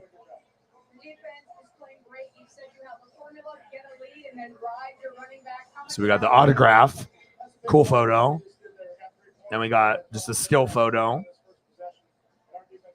Woo! Okay. When's the last time you saw Tony Richardson, Donnie Edwards side by side? Let's go. Yeah, we miss you tremendously, man. Great name. Great one, dude. You left work at 7. Oh, good. Yeah, a Charger, too. Most people remember him as a Charger, but I'm not going to put up a Charger photo when he's a Chief fan like you.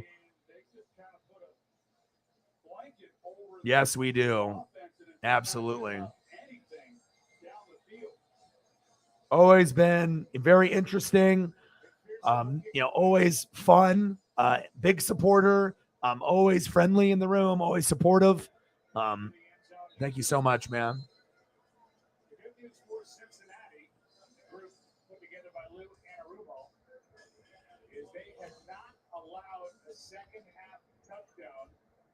Or anything else that you want to see during the commercial break? I can get you a few more photos. I'm not sure how long you're going to be in here, but if there's anything else you want to see, just type it in the chat and I fucking got you, bro. Whatever you want, anything Chief or Bo Jackson Royals or whatever, whatever floats your boat.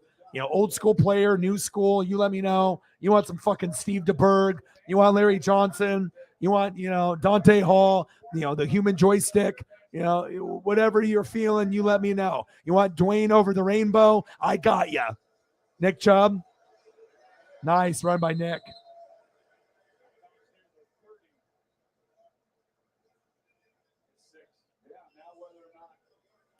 I figured that you would want to see that. That's why I threw that out there. Nice.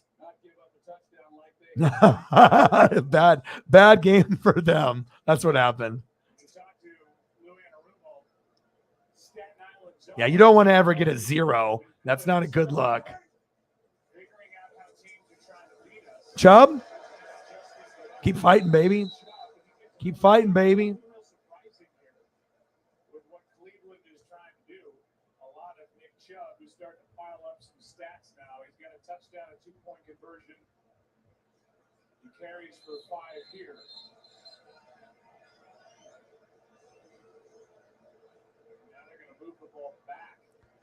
First down and 10, 11-0 Browns. Woo! Let's go, baby. Boy does not fuck around. He looks good, man. Anytime I can find that HD 4K, obviously the older the player, the less, opportunities I'm going to have to find stuff that fits the screen that is HD 4K, because obviously photos, they had limitations back then, so especially on the internet. 3rd down and 1. Brissett stood up. Oh, look at that. First down, Browns.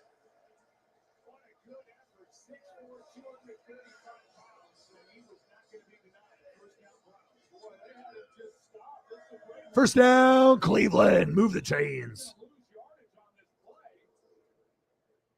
They just let it go, and he keeps moving, and it's all individual effort by him. Here's Chubb. Short game. Meanwhile, Chidobe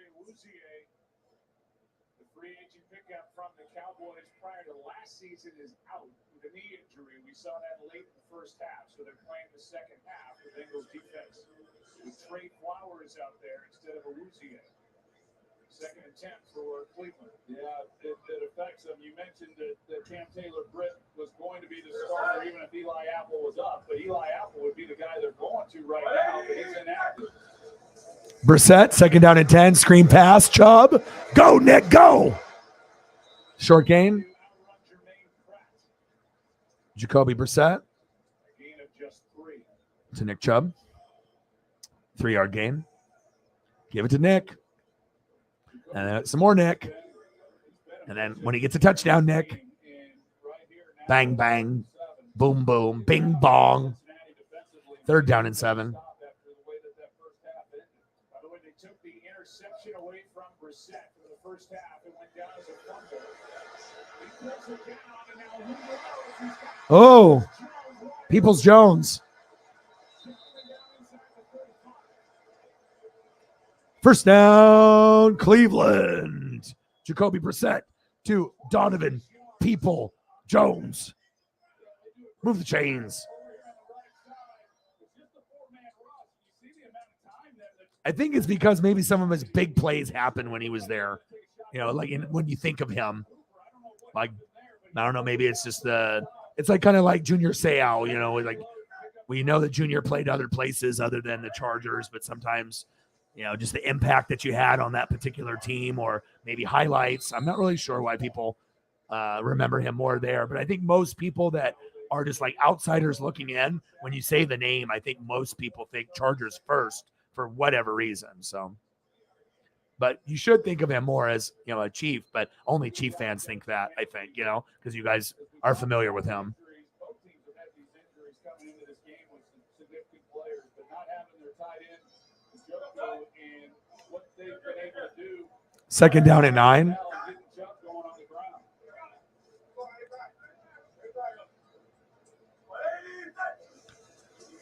Handoff. Kareem Hunt.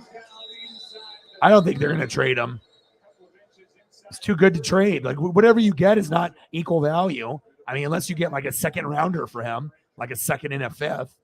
If you get like a second and a fifth, you're not going to get first round for him. But if you get anything like not second and a fifth, then I wouldn't do it. I mean, you're not going to get equal value. And even if you get a running back to replace him, what are the chances you get a first or second rounder that's as good as Kareem Hunt, honestly? Maybe you get a Breece Hall, maybe you get a Kenneth Walker III, but chances are you probably won't because they'll be gone already. 3rd down and 6. Brissett, hands off.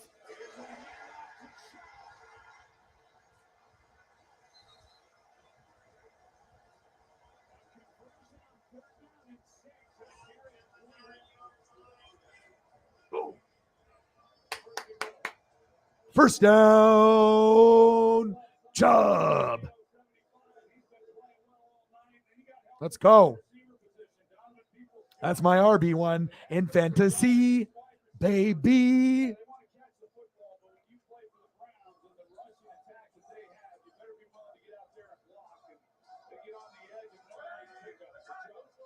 Give it back to him. Let's get Chubb in the end zone again.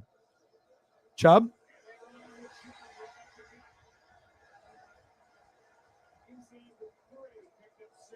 Six-yard gain. Let's go, baby.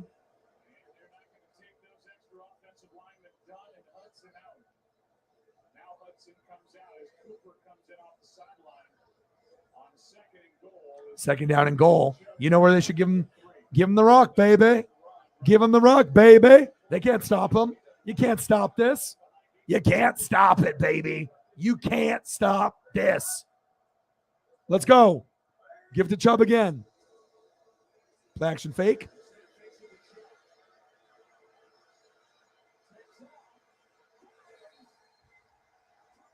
Touchdown, Jacoby Brissett. You stole a touchdown from me, but I'll take it. Touchdown, Browns.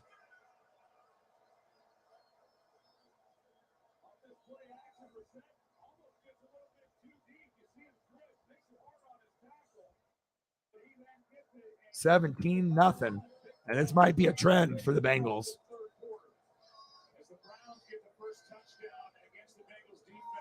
Yeah, it's good to have both of them out there. I just can't see them getting rid of Hunt. He's too valuable. These guys are too valuable together.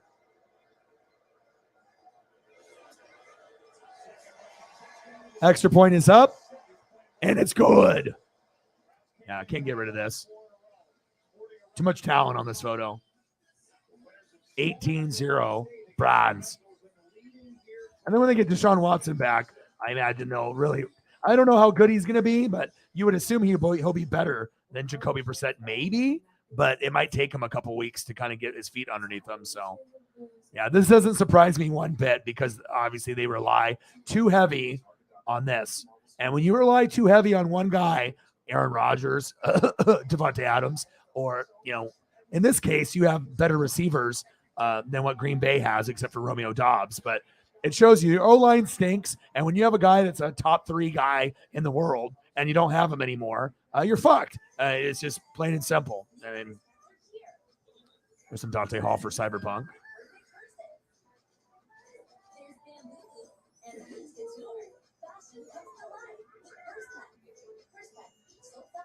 Breakthrough heartburn means your heartburn treatment is broken. Try Zegrid OTC. It contains the leading medicine to treat frequent heartburn, uniquely designed for absorption. Get all day, all night relief with Zegrid OTC.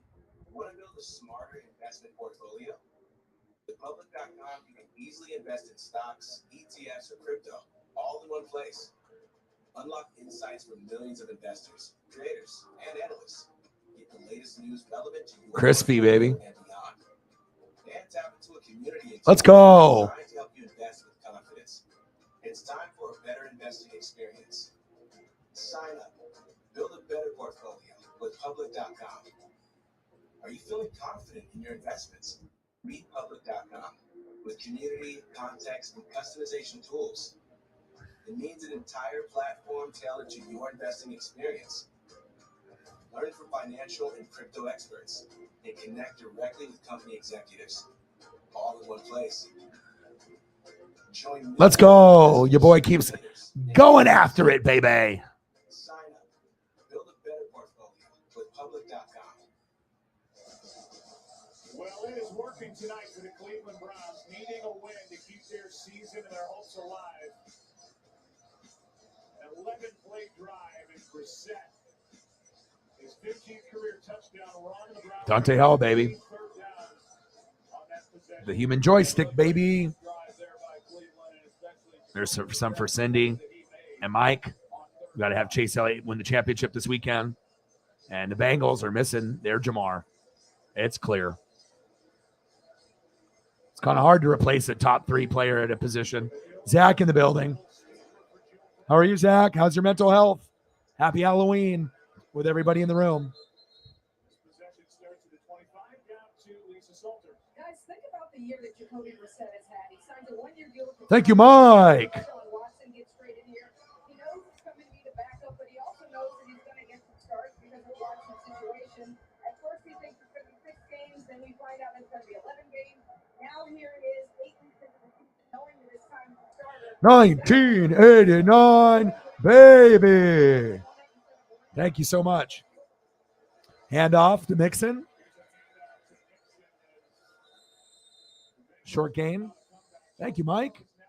Bang, bang. 1989. Your boy was 7 years old. Matt King Griffey Jr. in 1989. A very special time for your boy. Bang, bang. Thank you so much, Mike Morgan. MVP. MVP. 1989, baby. Thank you so much. Appreciate you. Thank you so much. Thank you, Mike.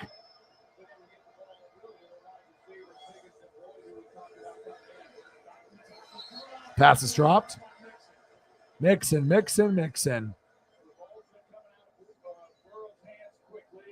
Joe. Let me know what you want to see at the commercial break. If there's anything else, and I'll take care of everyone. And if there's anyone that needs something extra, just let me know. Oh, nice. You were born in 82 as well, Cole? Nice. Appreciate you, man.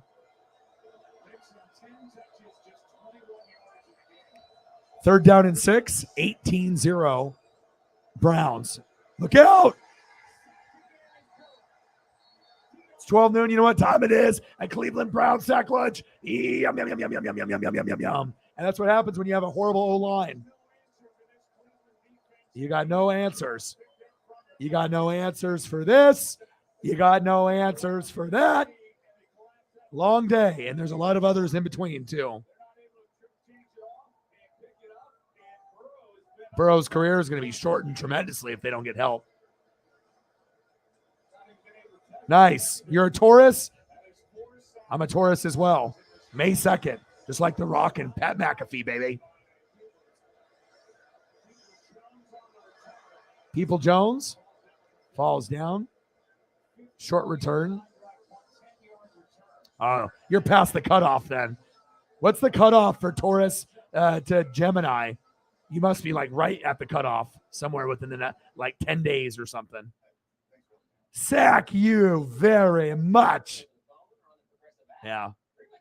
I feel bad for Burrow, but it's like the Browns have players.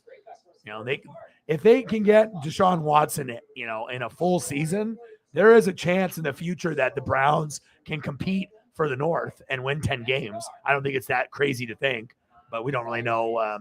When we watched Deshaun Watson when he wasn't getting massages, his arm looked not the same, obviously being away from football for about 2 years. So he used to be the 4th best quarterback in the NFL. They used to be, Mahomes, right? And then Aaron Rodgers, Russell Wilson, right? And then Deshaun Watson. But then after all the shit happened, now Josh Allen is there, with Herbert and Burrow and that next tier of quarterbacks. So will Deshaun Watson be a top 10 quarterback ever again? I don't know, but he could probably be a top 20, but it just depends on, if he's getting massages or not, or if he's getting, doing things that he's not supposed to be doing. So we'll find out.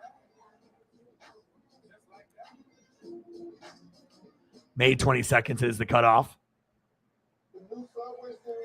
He's at 89, married with 2 kids.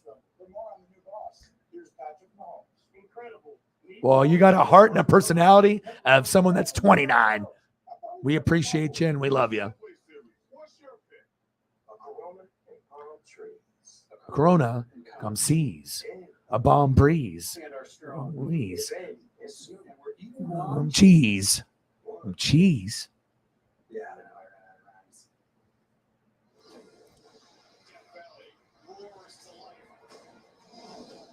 All right, 18-0, Browns. Hopefully we get something with the Bengals, but again, unless they end up getting a special teams play or somehow T-Rex goes crazy, but they still have a lot of holes on the team. It's very clear. Heard Jesse Bates' name it all today. A little Von Bell, though. 272. This is something by the Cleveland Browns on both sides of the ball. Got 4 sacks of Joe Burrow. And they lead 18-0. Yeah, they've won in the trenches. There's no question. And the revamped offensive line just hasn't done their part. We talked about the sacks. All right, Jacoby, what you got for me? Brissett. Hands off to Kareem Hunt. -1 yards. Hopefully Kareem Hunt will get some more yardage here for Cole's bet. How many more yards do you need out of Kareem Hunt? You need like 40 yards? 30 more yards? What do you need? How many more do you need?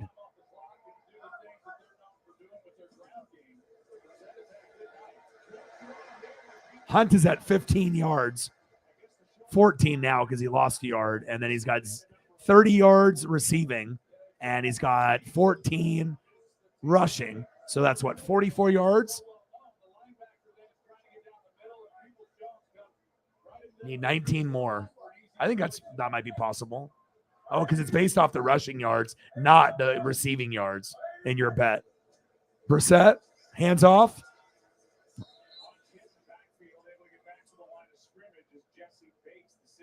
All right, there we go. Remember we said, I haven't heard Jesse Bates at all. Put up the photo. 3 seconds later, he makes a play. Creepy. 18-0. Bronze.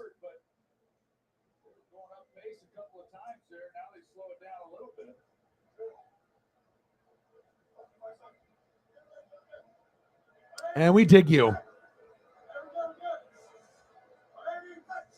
Shotgun set, second down and 10. Hand off. There you go. First down, Browns. Cole's like, yeah. Bing bong. There you go.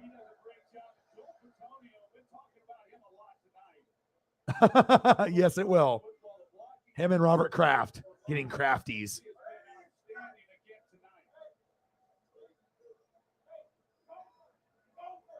Gopher. We got an audible. Gopher. First down and 10. 18-0. Browns. Blitz. Hilton with the blitz. Perfectly timed. Short gain by Kareem Hunt. They ran right into the strength of what Cincinnati was bringing with Hilton coming off the slot. Here he comes, number 21. Hilton comes in and gets it done. Bill Murray texting in. Yeah, Mike, Cyberpunk does artwork on like beer cans and soda cans and pizza boxes. It's very cool, man. We got a couple artists in the house with Holly Hundo with her artwork and Cyber for his work. Love it.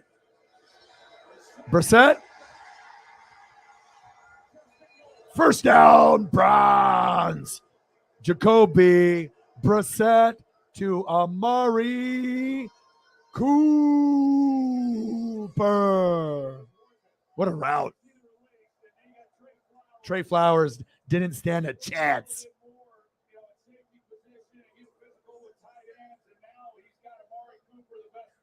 Jacoby Brissett to Amari Cooper. First down, Cleveland. Now you just got to pray right here that Kareem Hunt gets a tutty. They go to him. Down to the 5. And usually that's how it works. It's that Kareem Hunt gets more opportunities after Chubb gets in the end zone. Once Chubb gets in the end zone, then the other guy gets involved. Or if Kareem gets in the end zone first, then they go to Chubb kind of heavy after. But when you got two amazing running backs, like how do you it's like you almost want to give each guy 15 to 20 each. Like that would be ideal. 20 for Chubb, 20 for Kareem Hunt, but that's not realistic. Not in this NFL. He's in there again, though. Do you get anything if he scores a touchdown, or is it just plain yards? Sounds like it's just yards. Floater. Touchdown. Boom. Browns. Touchdown. Amari Cooper from Jacoby Brissett. They're beating the Bengals' ass. It's crazy how one player not being there makes this much of a difference in the game. He bobbled it, but then he got his toes down.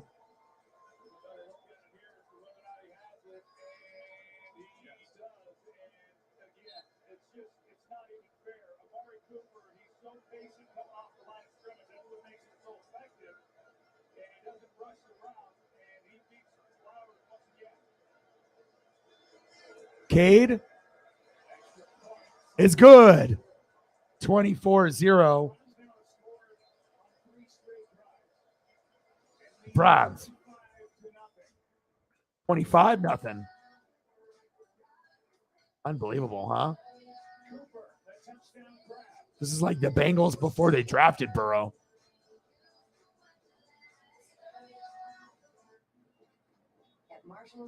All right, Amari, I see you. 25-0. Wow. Yeah, exactly, man. I mean, it's tough. You know, that's why I can't really see them getting rid of either one. Because if you get rid of Chubb and Hunt's your lead guy, that's fine. But you're going to be missing something when Kareem gets hurt. Let's look at the stats. So Chubb is at 14 carries, 76 yards, and a tutty. Kareem Hunt's at 10 carries for 32 yards. So his average obviously is not as good. And then in the passing game, Kareem Hunt's got 4 receptions for 30 yards, and Nick Chubb only has 1 for 3. So they like to go to Kareem with, you know, those passing attempts on third down and sometimes early on first down.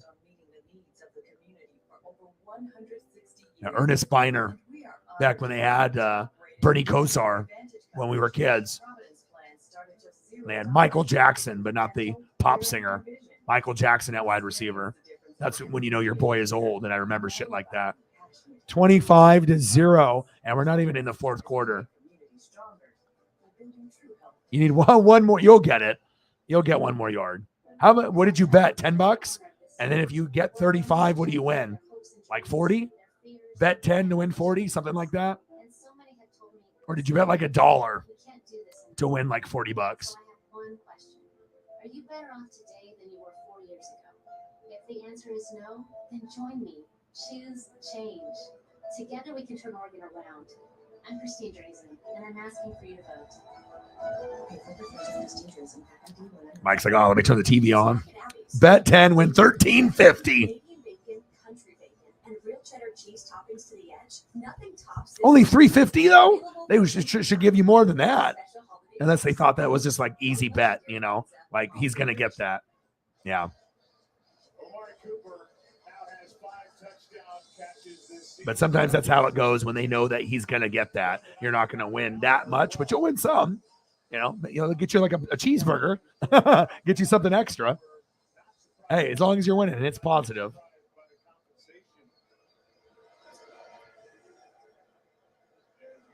Because, I mean, Kareem Hunt normally can get you 50 to 100 almost every game.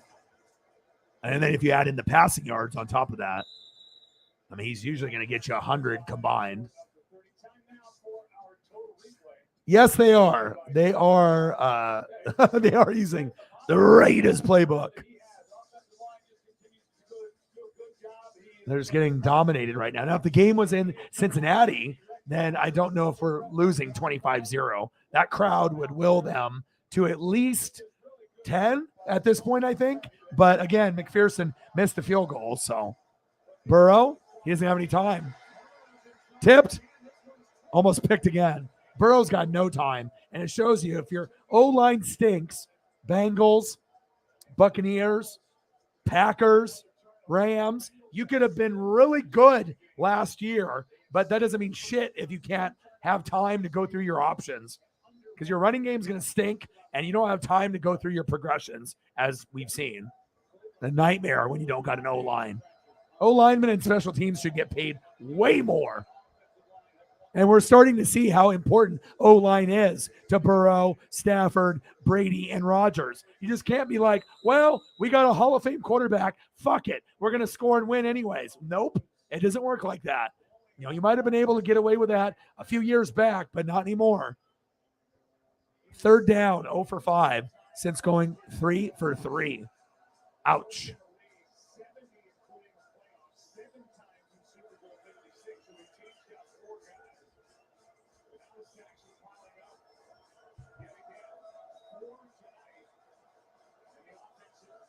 $25-0.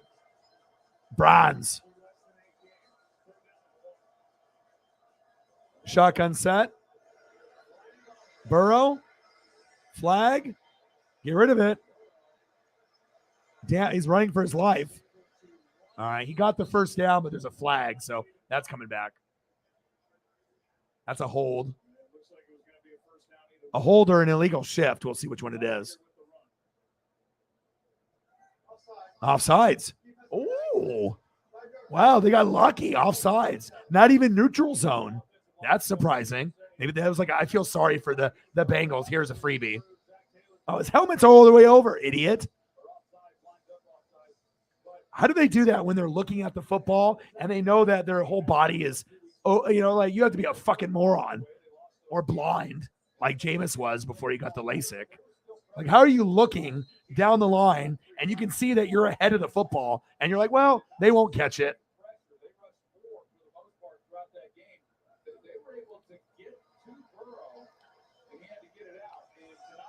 25-0, Bronze.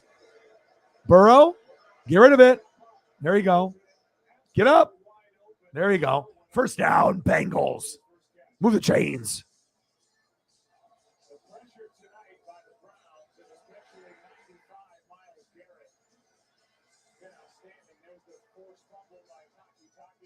Taki.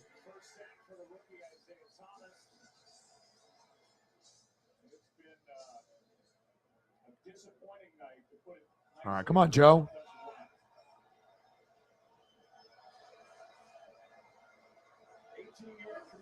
Shotgun set, hands off, Mixon.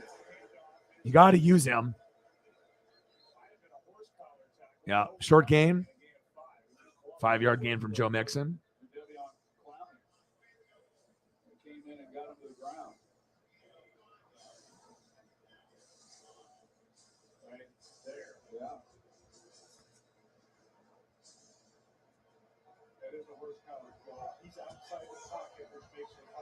Second down and 4.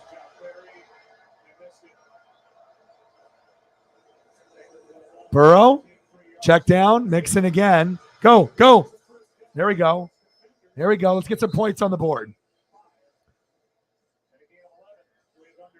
First down and 10, Cincinnati. Move the chains.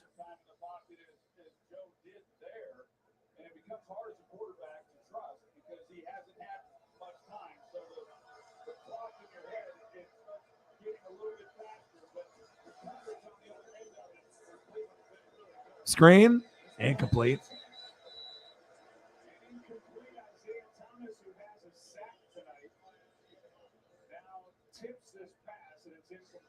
Joe.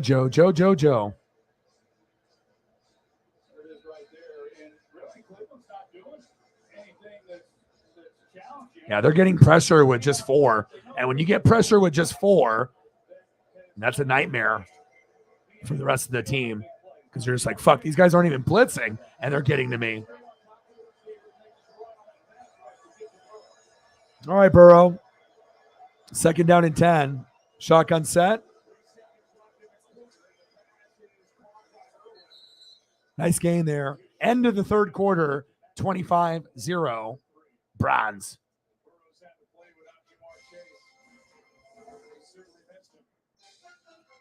Bum. But at least the Bengals are going to get on the board, though. Are you taking off? Oh, man, tell Cindy and the rest of the grandkids I said hi. Dude, thank you so much for spending time and hanging out. I'll be back every single day this week. And like I said, I'm going to be grinding it out. I look forward to doing NASCAR with you to see Chase win the championship. And have a great night. Thank you so much for everything you do for me and Sarah and the rest of the people in the channel. We love you. We appreciate you. And I look forward to talking to you soon. Thank you so much, Mike, the real MVP. That is Mike. Have a great one, man. Let's send off Mike on a good note here. A little Chase Elliott love. Thank you, man. Appreciate you. Have a great night. Napa know-how. That's for Cindy and for Mike. Appreciate you.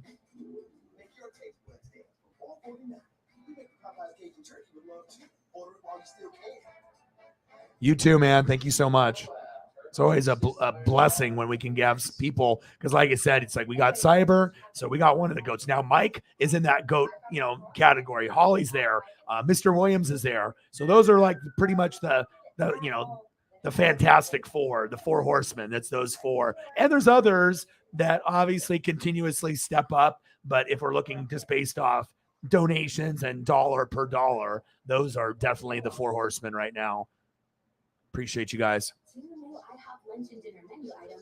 Might be time for me to go grab gummies. I went to the dispensary. They were having a Halloween sale, and I got shit, what did I get? I think I got $50 or $60 worth of gummies for like $35. So I got like half off almost, like 40% off. And I got wild gummies that got the THC, CBD, and CBN. And then I got the regular ones, my black cherry ones that are like 100 milligram boxes and stuff. So, you know, your boy might go dabble into that either after the stream or maybe during this fourth quarter. 3rd down and 1. Hopefully we can get something out of Burrow. It's been rough, man. Yeah, and it all started really with Mr. Williams with that $30 dono before the stream even started. He didn't have to do that. He's been so busy, but he still wants to show love even when he can't be here. That really means a lot. Start of the fourth quarter. And I'm loving this background. It really took me a while to find one that really suited my, standards and what I liked. And this one is awesome.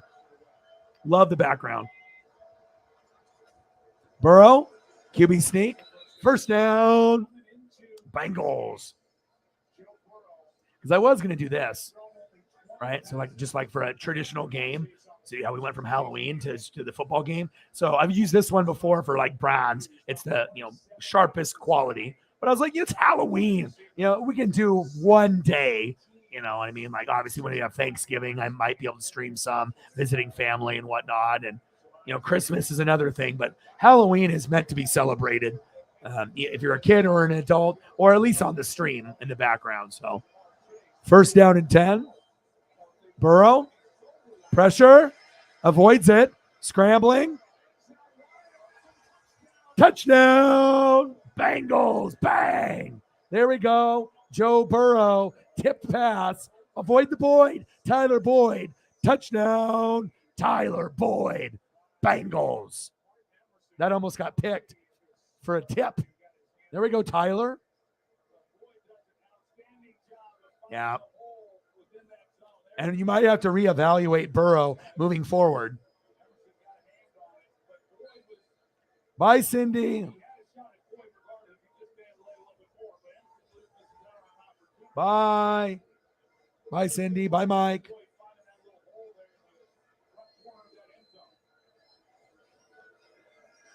Extra point is up. He missed the extra point. Holy shit. What is going on with McPherson? This is supposed to be the 2nd best kicker in the league, and he can't even make anything now. He's in his own head. Oh, that sucks. Because Justin Tucker is the best, but maybe McPherson's going to have a drop-off. Because then that means like guys like Jason Myers for the Seahawks and Koo, Butker are going to move up. Wow. Unbelievable. I mean, it's one thing to miss a field goal, but he's in his own head. That stinks, man. They can't even get a fucking extra point. I mean, the game should be at least 25-10 now, and it shows you how important a good kicker is. But even when you have an elite kicker, sometimes kickers have off days. Man, I hope he gets it turned around. Otherwise, he's going to go from the number 2 ranking kicker, and he's going to go down. And Myers and Koo and Butker are going to go up. Because now he probably slides to maybe being 4th or 5th best instead of being 2nd. Wow. And Butker's been hurt. Unbelievable. Just $29.99 from one line. No way. I bet you're actually signed up. Yeah, I could have had Mahomes in this league as well, but like I said, I wanted to be able to get my guy Herbert. I've never had Herbert in fantasy ever. So I was like, fuck it. It's my duck guy. And I knew there was a chance that he could get hurt, but I didn't think it would happen within the first 3 weeks. And it's really crippled me. You know what I mean? Thank God I have Geno Smith, and I was able to pick him up a few weeks back before he really started balling out, and everyone knows who he is. Because if I didn't have Geno and Daniel Jones or another quarterback to rotate, there's no way that I'm 8-0. There's just no way. I mean, and sometimes you can win getting 8 to 13 points in fantasy, but most of the time, if you get 8 to 13, you're fucked. You know what I mean? But points are down. You're not seeing quarterbacks get 20, 30, 40, unless it's Mahomes or Allen. So sometimes if you get 18 or 19 with like a Geno Smith or a Herbert, that's good enough.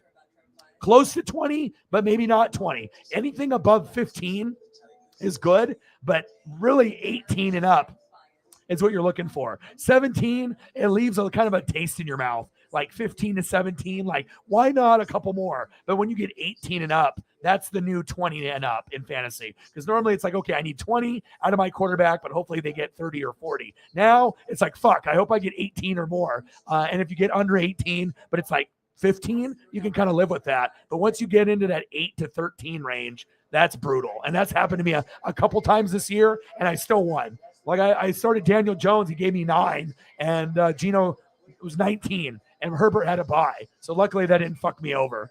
And Jacobs only put up 7.5 instead of his normal 30 that he's had the last 3 weeks. That didn't fuck me over either. So 25-6, Browns.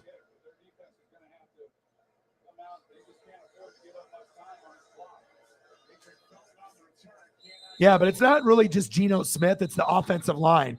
Abraham Lucas, the right tackle, and then obviously Charles Cross, the left tackle. He was going to be like an all-pro, Pro Bowl, maybe a Hall of Fame tackle. So you got those two guys and then the OC, and, you know, that's it. Everything is flowing. And you got to think, the last time that Geno Smith had a clean pocket was when he was at West Virginia.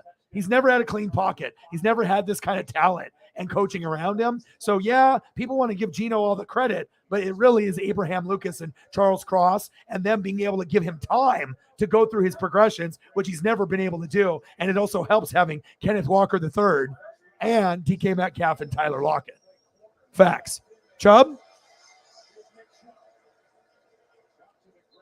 I mean, I'm always kind of like stats and analytics. So Geno is doing great. But if he didn't have that offensive line, we're not talking about Geno Smith today. And obviously Kenneth Walker either, or DK or Lockett or Carroll. The defense has been bad, but it's getting better over, you know, you got a few guys that are like, oh, you know, guys that can get picks, guys that can make plays. And with no Bobby Wagner, you know, there, you know, no KJ Wright, it is surprising that even though the defense isn't great, even Seattle's defense is improving because they're believing in Geno. And it's awesome to see. And you're going to see the Seahawks or the Niners win the NFC West. And probably both teams will make the playoffs. Niners will win it, and the Seahawks with a wild card. There's a good chance. Because I like the Seahawks better than the Rams or Cardinals, honestly, the way they've been playing.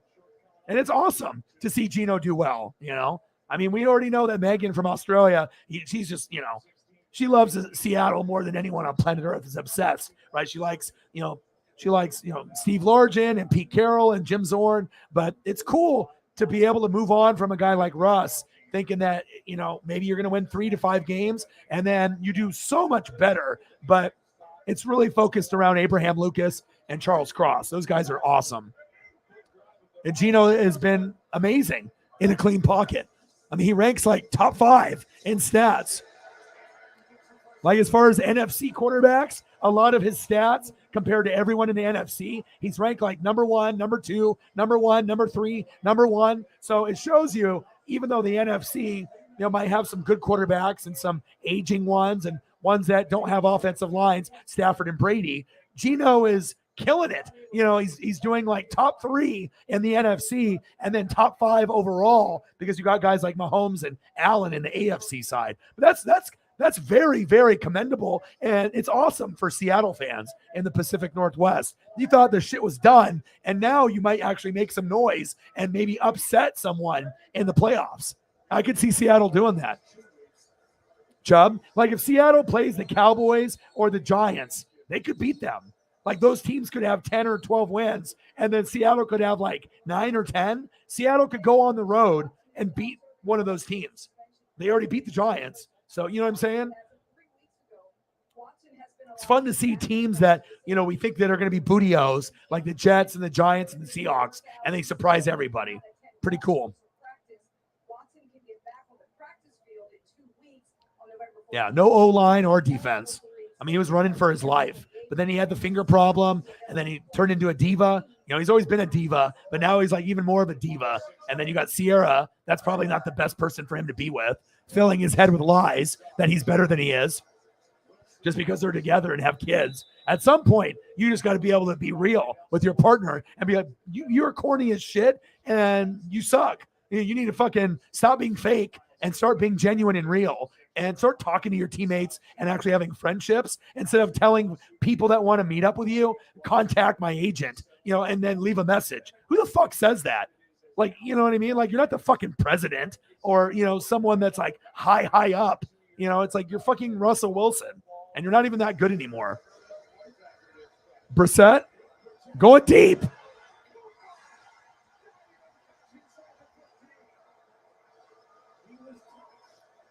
Amari Cooper. I don't think he's washed. I think it's a combination, of Russell Wilson, not being comfortable in the offense, being a diva, injuries at Javonte Williams and defensive players, not having chemistry with the receivers. They're starting to regret and like kind of have like, I don't want to say that they've turned their back on him, but they're not on a good connection, right? And Nathaniel Hackett isn't a good play caller. He seems overwhelmed. He's more of an OC than a head coach. So you're going to fire Hackett. And even with Russ, you might not ever win anything. That was a mistake, man. Yeah, he's Mr. Limited. Definitely not unlimited. Nice catch by Cooper. Chubb. Amari Cooper showing that he can be a top 10 type of talent at wide receiver. Great route runner. Maybe the most boring wide receiver in the NFL. When he was on, when he was in college, he had a little bit more spark and it had a little bit more nastiness to him, but then he humbled out. And then when you saw him play on the other teams that he's been on, Raiders, Cowboys, and now Browns, he's kind of like a Marvin Harrison. He acts like he's been there before. He doesn't dance. He just hands the football to the ref, and there's nothing wrong with that. Very respectable. He doesn't need a dance, but his route running is superb, and he's got great hands. Handoff, Chubb.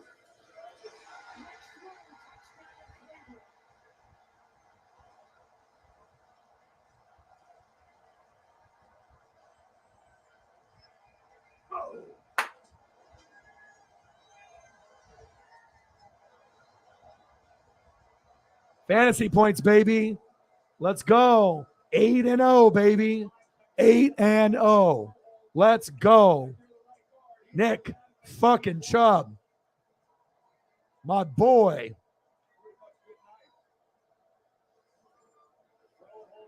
Yeah, I've never had the second, third, and fourth best running back on my team in fantasy before. So your boy did his homework. Chubb, Saquon, Josh Jacobs.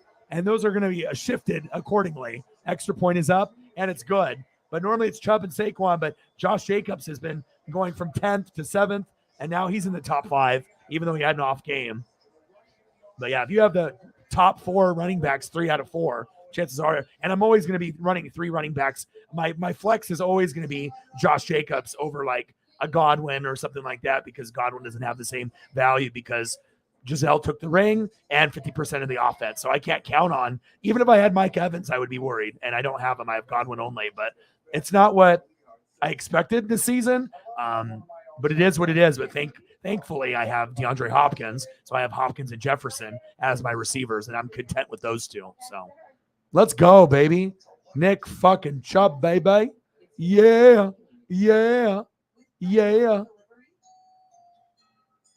32-6. I don't think anyone predicted that.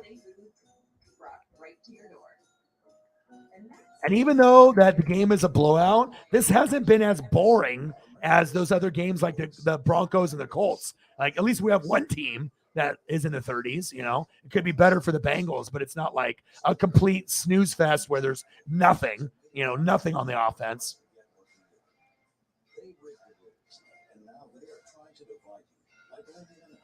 Well, I still think that it could end up working out for Russ, but you got to get rid of Hackett and you got to get better offensive line. And, you got to have running backs that are better.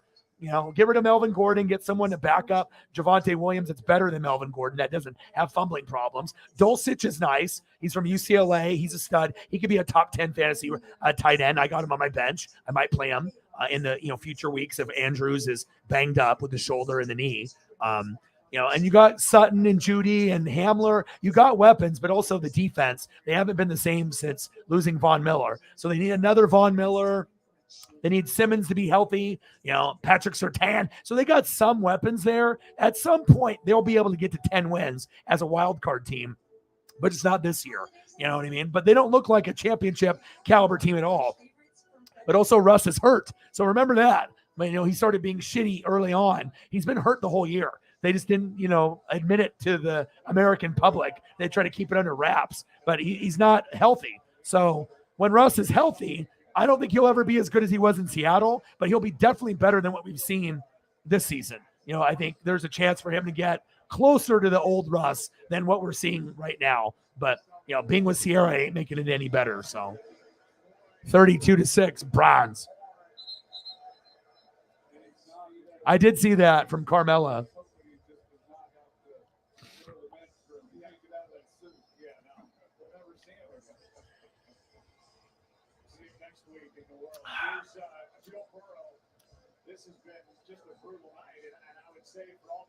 Yeah, they just way too many injuries.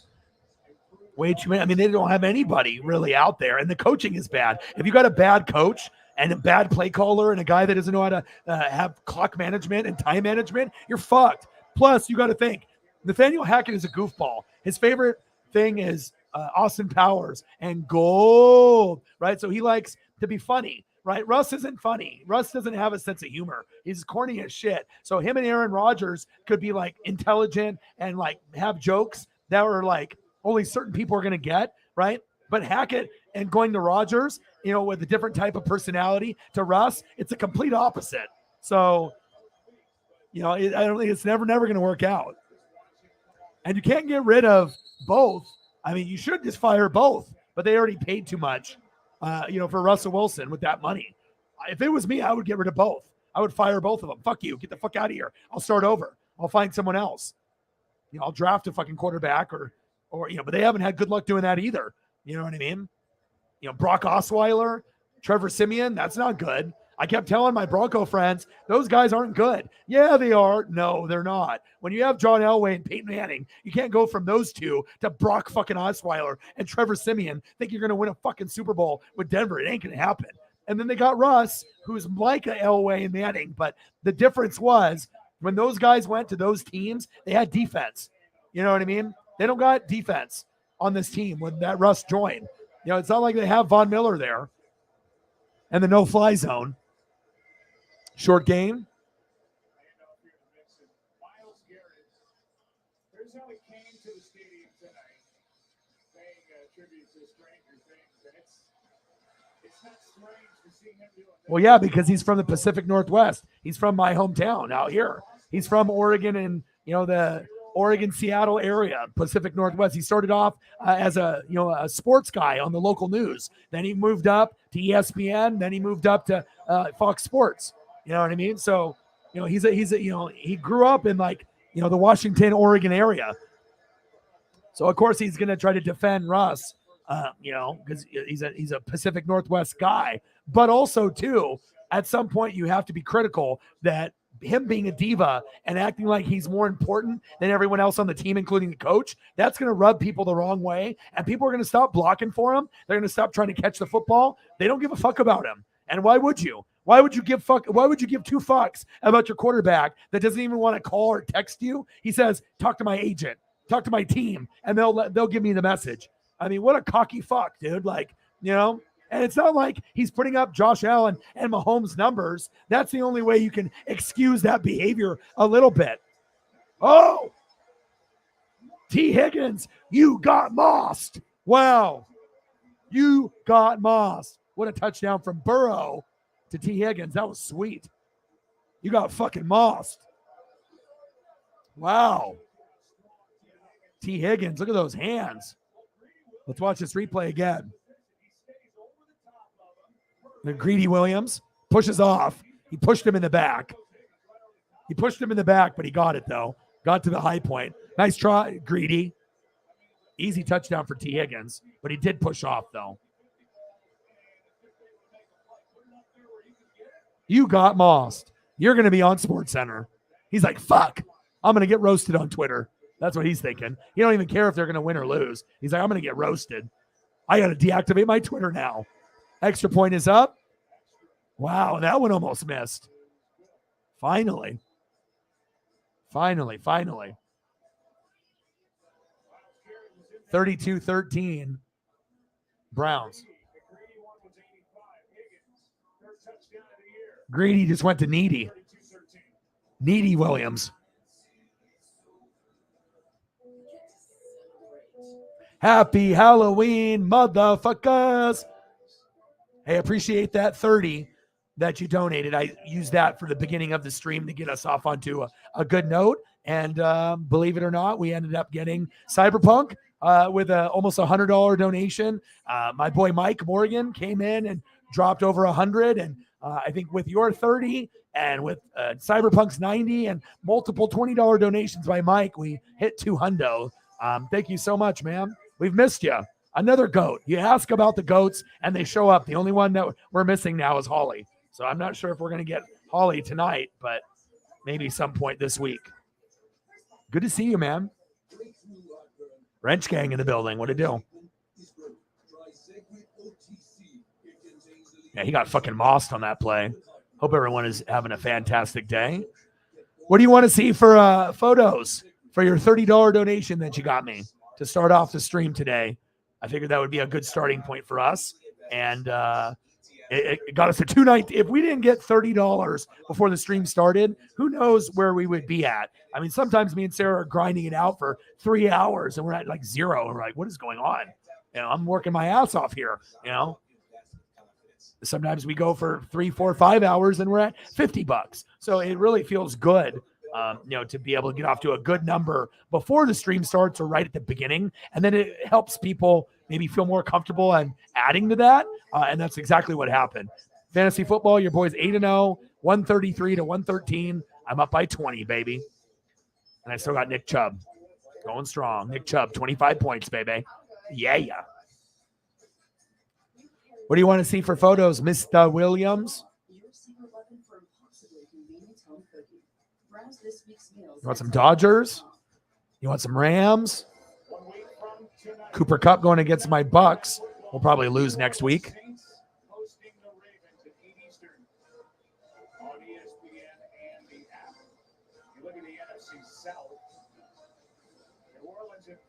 Haunted houses. Okay, I can do that. Obviously, I got the theme here. 32-13. Bronze.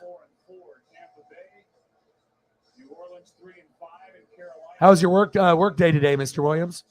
Halloween shit, great. That's why I decided to go with this theme. I was like thinking, okay, do I want to do regular, right? Which would have been this, right? And but I was like, it's fucking Halloween, dude. And it took me a while to find something perfect. I would say probably about 20 minutes to be able to find the right one. Here's another goat cop coming in. Jameson Meza, how are you? Mr. Williams is here as well. Halloween shit in the building. Tuesday. Somebody hide Schefter's phone. Let's see how he does. Ravens today made the deal for Roquan Smith, who was visibly upset when he learned that Robert Quinn had been traded to the Philadelphia Eagles. The NFC's best got better by adding Robert Quinn. And Roquan Smith is to this division, the AFC North, to add to the Baltimore Ravens. Brissett, hands off to Chubb. Let's get 30 points with Chubb. Why not? Let's go, baby.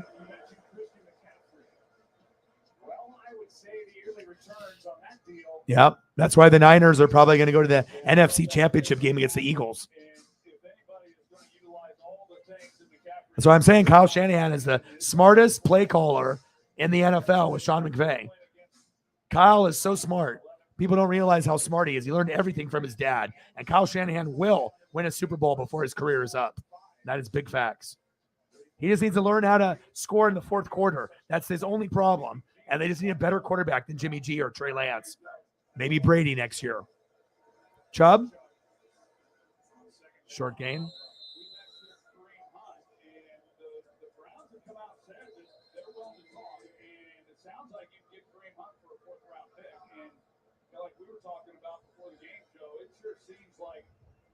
You guys are tied? Oh, Brute with 165 tonight.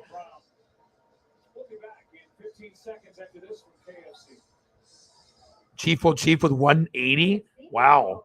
I got to 134. Holly got to 140.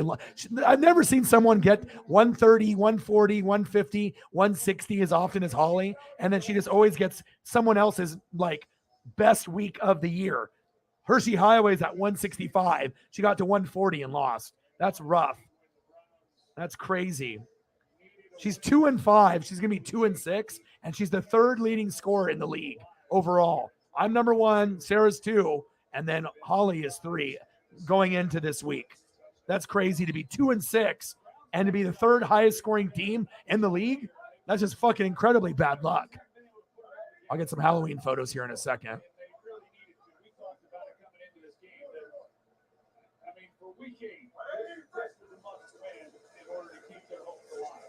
Chubb on 3rd down and 5. Yeah, I mean, if he wants to go to the Miami Dolphins and they're interested, why wouldn't he go? You don't get to play with Mark Andrews anymore, but you get Tyreek and Waddle. Are you kidding me? His stats would go through the roof. Lamar actually would stay in the pocket and not dance around as much anymore. And then they could probably make an AFC championship game or at least win a couple playoff games with Lamar. Lamar's better than Tua, but sometimes Lamar plays like shit. He just needs help. Better coaching, better supporting cast. And I think he would get that in Miami. So, yeah, I thought I looked through like 50 to find this one. And if you can see, it even says Happy Halloween behind me. Yeah. I went through a bunch of them, but I was like, I need to find one that really captures that HD 4K. You got the wolf, you got the ghosts, the goblins, Happy Halloween in the back. And it's like a really sharp photo instead of like a drawing, or artwork. But some of those ones look pretty cool, but just not as cool as this. I figured, fuck this stadium look. Let's do Halloween theme. 32-13, 4th down and 4. Trying to draw him off sides.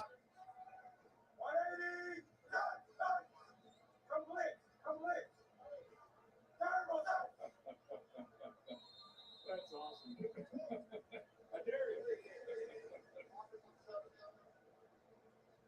Well, Bengals are missing this. That's clear. Good for Jacoby Brissett in his 7th year. New England, Indy, Miami, now Cleveland, and he's having a fun Halloween. Boy, he sure is. Yeah, that's a quarterback that's had a good night. John Perry's with us up at the booth. You hear some of that stuff in your days down on the field? You hear all kinds of stuff down there, as Troy knows. That was great audio, though. Nice catch. That was. Usually you don't want good audio. Yeah, right. It's not usually that pleasant.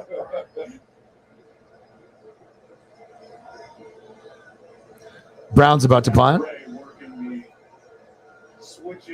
Happy Halloween, y'all. Great work. We're down at 4. Punt from Maworkas. And it is not how he drew it up.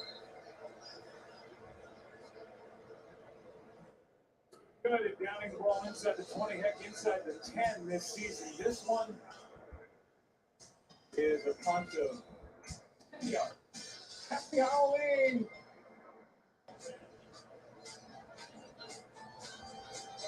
The chicken always seems to be a big favorite. All right, I got to try to get some spooky stuff here. Let's get some spooky. You can walk right in. You see me making your chicken. This is going to be in your bowl. This is it. This is it. Boom! I was able to boost my credit score 21 points using Experian Boost. I boosted my credit score with Experian Boost, and it was free. Experian Boost has helped millions of people. How can it help you? Boost your credit scores instantly. Free. Download the Ooh, yeah. I like that. Is our messenger pigeon. What? Oh my god. This is mostly secure, mostly fairly secure. Listen. This is crazy. You know what else is crazy? That SMS text that you sent me? It's unencrypted. Freddy Krueger. See that letter? You're kidding.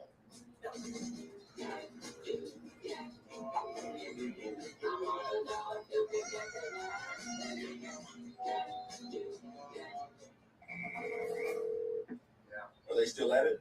What do you think? They just don't stop, do they? Nope. What's that noise? Devontae got 2 miles. Oh my God, this one is crazy. Hold on. Motherfucker's got needles on his A Nightmare on Elm Street.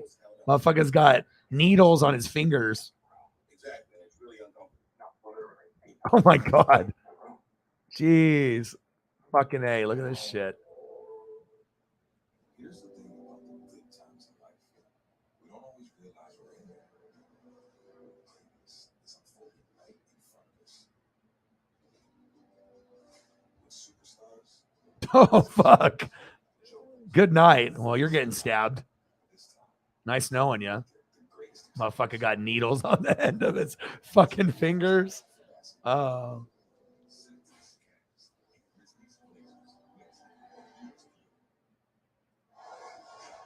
Happy Halloween as we are winding this one down. 5.5 minutes to go.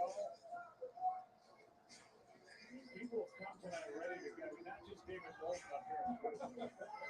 All over the stadium. A little touch of and Paul Brown to it.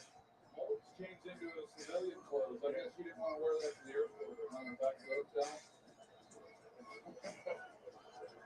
Gramps was loving it. Nobody's cooling off. Everything's just waiting along.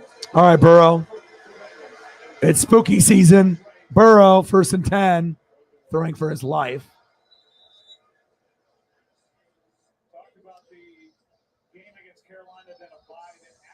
That's what fucking Burrow's going through. A nightmare on Elm Street. A nightmare in Cleveland. Without Jamar Chase, who's got that hip injury. He actually suffered 2 weeks ago. That's crazy. Oh my God. Let me stab you just one time. 2nd down and 10. Ah, it's 12 noon. You know what time it is. Time for a sack lunch. Yum, yum, yum, yum, yum, yum, yum, yum, yum, yum, yum.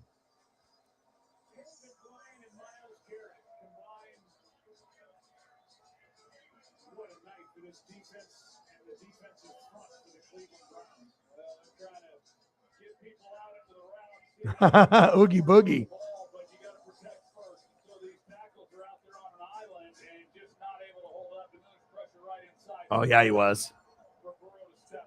I used to have a glow-in-the-dark Jason mask as a kid.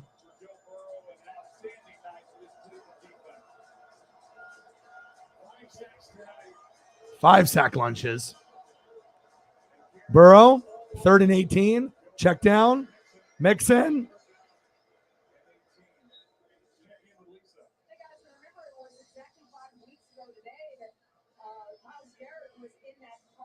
His car had a fire hydrant, reportedly flipped over several times. He and his passenger were able to walk away from the crash, but Garrett did suffer shoulder and bicep sprains. Only missed 1 game, but says that each pull, each push, steps his recovery back in it. Oh, Wayno's dressing up at Star Wars. Love it. Shotgun set, 4th down and 4. Oh, good defense. Intended receiver. Avoid the Boyd. Tyler Boyd.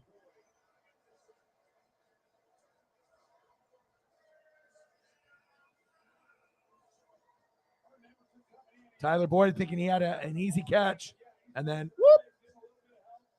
Emerson said, no. Hit him in the back of the helmet. Jumping up and down like he actually did something. It's like, bro, it hit your helmet, dude. And you didn't even turn your head around.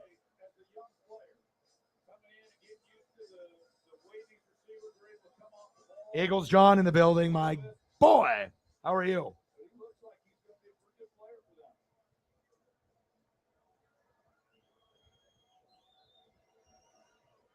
Browns take over with the ball at the Cincinnati 36. 4 minutes left. 1st down and 10.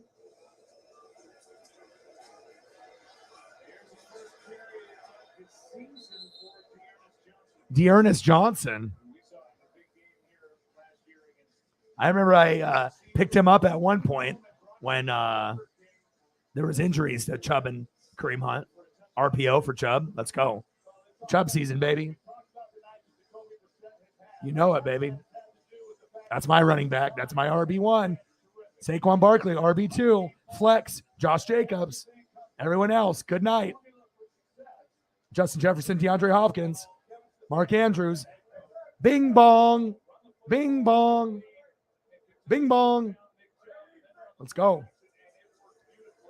Dearness Johnson. Whoa. Almost got loose.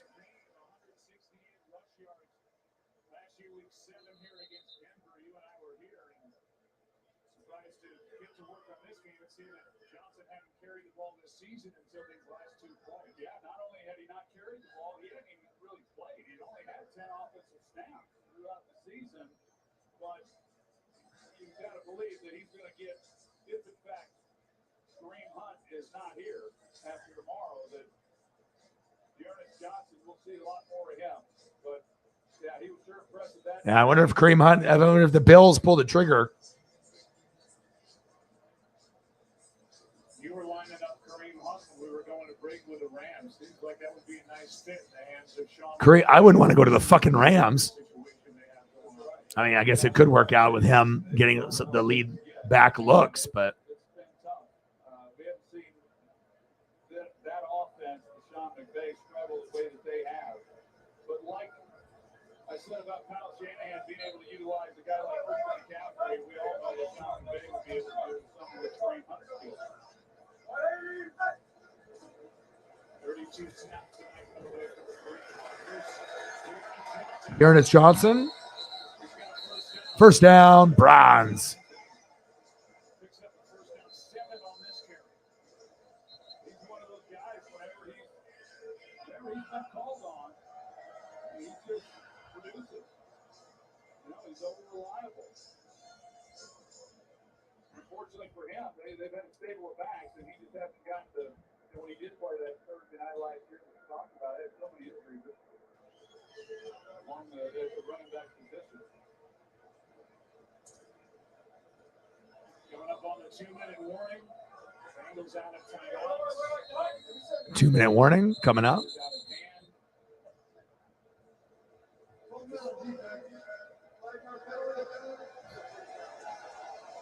Cincinnati, by the way, had 10 men on defense on the previous play.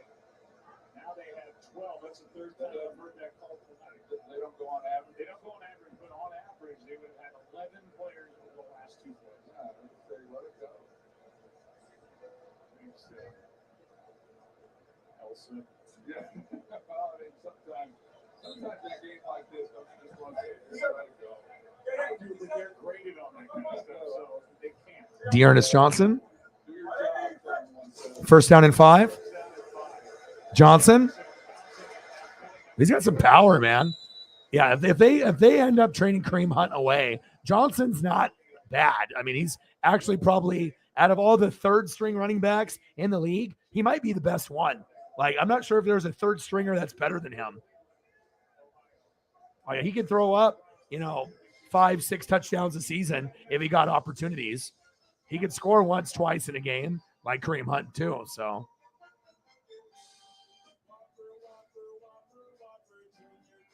legs are heavy. Early night, yeah.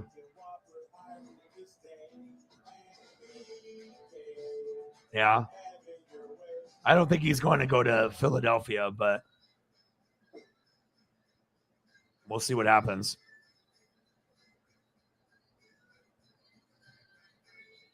Miller Lite has more taste and only 1 more calorie than Michelob Ultra. I like Jalen. I'm a big Jalen guy. I already knew that he was going to be good because he had great leadership in college. Like, you can tell he had the intangibles. He reminded me of Dak Prescott 2.0, which is a compliment because I think Dak, when healthy, is pretty fucking good. And you need supporting cast. Some guys can lead, but other times, if you're young, you need to be molded. And if you have a good supporting cast, the better you're going to do. Got some Georgia players. Jordan Davis, even though he has an injury now, he'll be out for a while. And when you have certain guys, Nakobe Dean, then you're getting, AJ Brown was huge. So that way Devontae Smith doesn't have to be the 1. He could be the 2. That was too much pressure for Devontae Smith winning the Heisman, being a skinny, small wide receiver and thinking that he has to be Jerry Rice, and it fucked with him. So now you got someone that's better than him that on the other side. So now he can just kind of let, the game come to him instead of trying to make every fucking play for Jalen Hurts. And it's going to be fun to watch Philly for the next 5-6 years. They definitely got something special that they're building. and they should be one of the top teams in the NFC, like top 6, probably for the next 5 years. I mean, they look like they got something special where they should be able to go to at least 2 NFC championship games in the next 6 years. And if they're really good, they might even be able to hit 3. But it's going to be, you might make it this year to the Super Bowl. Trade deadline discussed as well. We'll get you back to Cleveland, fellas. Trick or treat. How about it? Trick or treat. Yeah, well, it's always a treat when we get Trick or treat. get on television and do a game. This took forever to get the first points, and now here we are at 32-13 as the Cleveland Browns just took control of this game. We're set 17-22 for 278. Well, you look back on it, with, 44 seconds left in the first half. It was an 8-0 ball game. Cleveland with Cincinnati attempting a field goal. And All right, here we go. 2nd down and 1. First down, Browns. This one's pretty much over. But it really does show you, if you have a good O-line and good coaching, it can make the hugest difference in your overall skill set. Some guys need to be mentored. Other guys are great athletes, but not everyone is smart. Not everyone has work ethic. Like you see people on YouTube and Twitch, that like half-ass it, and they wonder why they're not growing or making more of a name for themselves. You just can't stream once a week and think you're going to go viral and be famous. It just doesn't work like that. Unless you already are rich or you're famous. Then maybe you can get away with it then.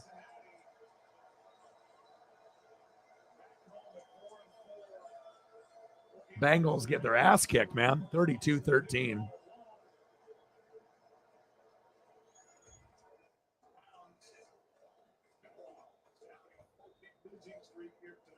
Yeah, this was a must-win game for the Browns.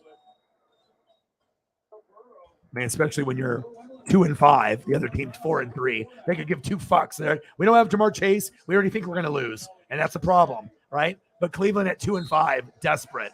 So.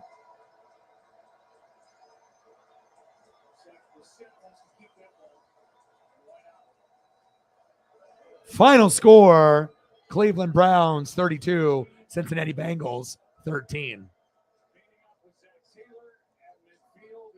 All right, so we have 3 hours and 16 minutes in. So we'll go for another 43 minutes, and then we'll end the stream. So that way, Sarah can have some time, and unless we get to a point where we get like other people in the room and we go on some crazy ass dono train, then I would consider going longer than 4 hours, but we'll go somewhere between the 4 and 5 hour mark.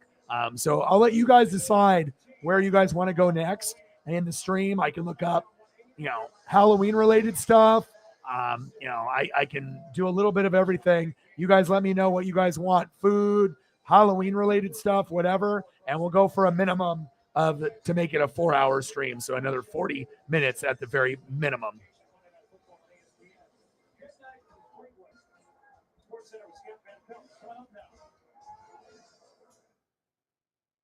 Thank you very much. Browns blow out the Bengals 32-13. We'll break down some film with Ryan Clark taking inside the victorious Cleveland. I guess I'm going to go Monday Night Raw. It just started for me, so I might as well watch that.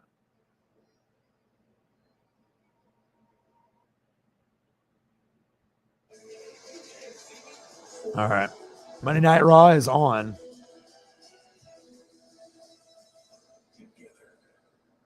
I got to delete some of these other photos to make room for others. So give me a sec here.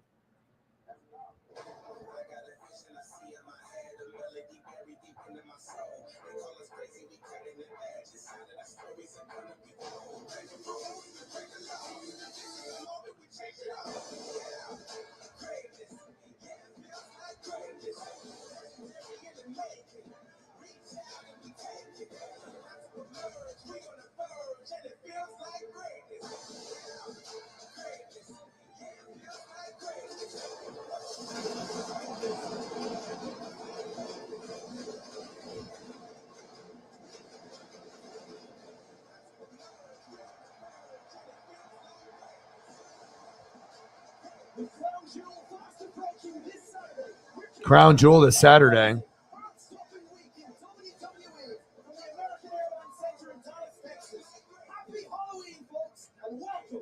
Monday Night Raw.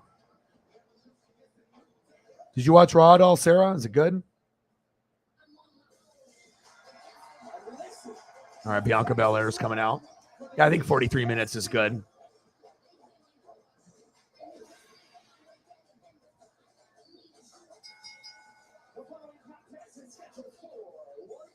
Oh, nice. Oh, really? No kidding. Okay. I haven't looked at any spoilers or whatever, so I'll watch the whole show tonight.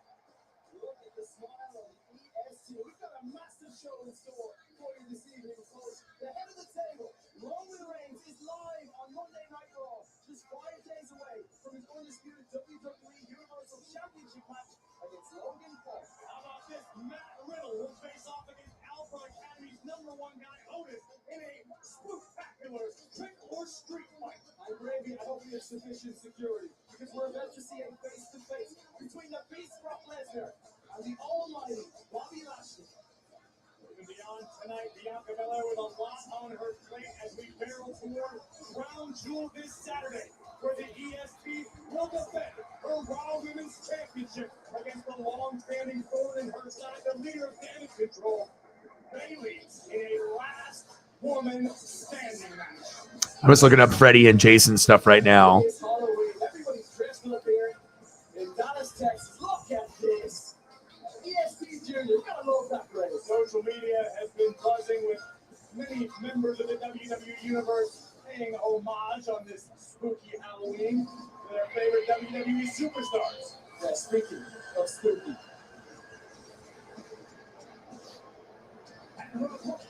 From Glasgow, Scotland, Nikki Cross. Where's the smile has vanished, the positivity has passed away.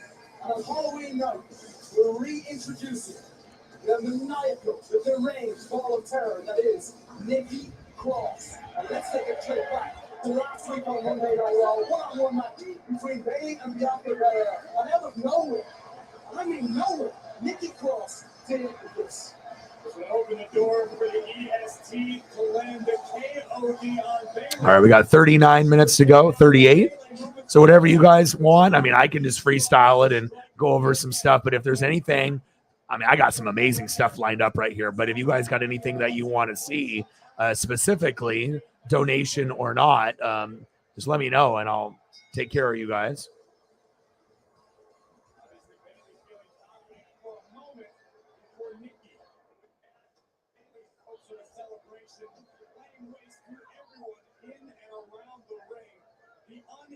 Nikki Cross has returned to WWE.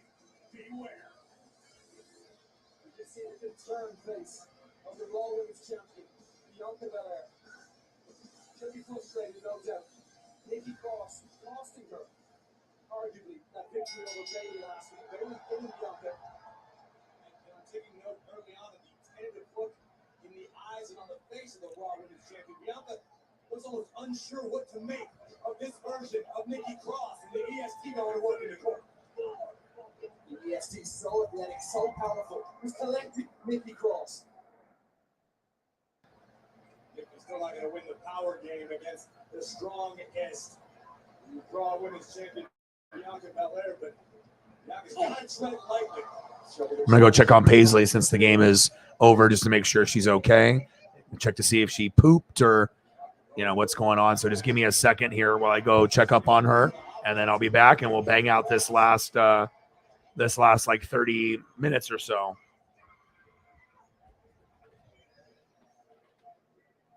It's hard to find what it really is. You cannot recognize this Nikki Cross body. Hang on a second, look at this. Blow after blow to the champ. This is of the utmost importance tonight. This is the first time we've seen Nikki Cross in quite some time on Monday Night Raw. Imagine what a win over the Raw Women's Champion could do, allowing for the confidence of the entire career of Nikki Cross. It was Nikki, the Nikki ASH, that won the Raw Women's Championship in this very arena last year. I don't recognize what we're seeing today in comparison to that positive human being.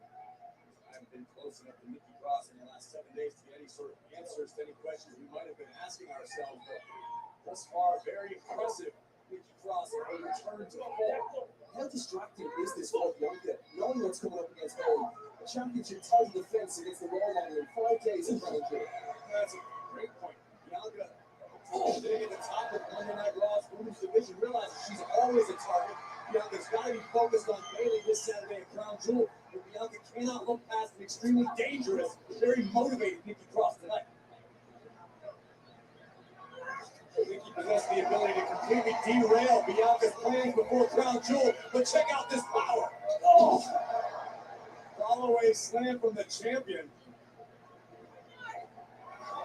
Powered by the WWE Universe here in Dallas, Texas.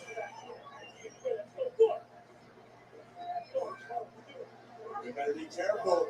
Oh, just rips the apron away. Oh, Bianca's knee was caught up in the middle rope.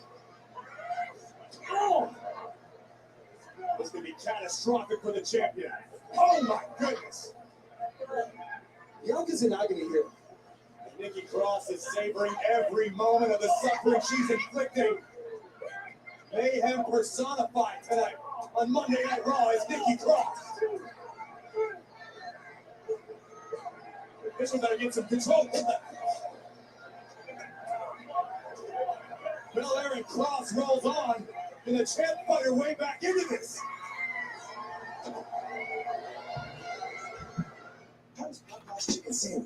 All right, I'm back. Yeah, Paisley's just chilling on the bed, just being all just chilling. I was like kind of surprised that she's been so calm. She's just napping. She's just chilling.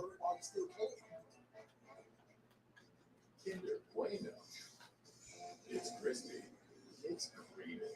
It's not your average chocolate bar. Smooth milk chocolate, crispy wafer, creamy hazelnut filling. It's Kinder Bueno. Research shows that people remember ads with young people having a good time. So to help you remember that Liberty Mutual customizes your home insurance, here's a pool party. Liberty Mutual, they customize your home insurance. Pay for what you need. Young people having a good time with insurance. Young people, good times insurance. Only pay Halloween candy. We can do that. Pumpkins. Yeah, we can do that too. Good, good, good. We can get a little bit of everything. Great selections. Nothing like Freddy Krueger with a bunch of needles on his fingers. Jesus. Get 2 or more mix and match items delivered for $6.99 each. A Corona.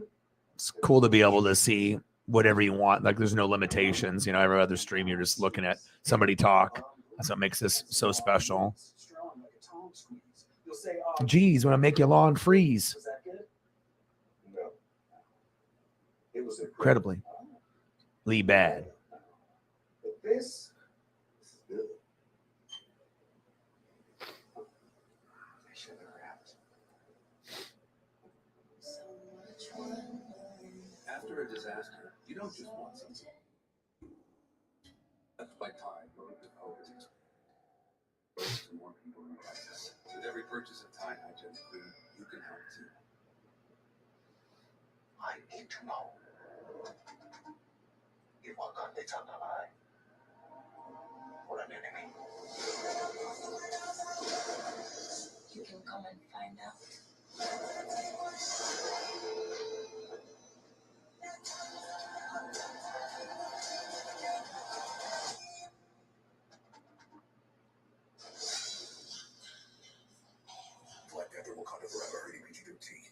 When you order from Domino's, you can get more than just pizza for $6.99.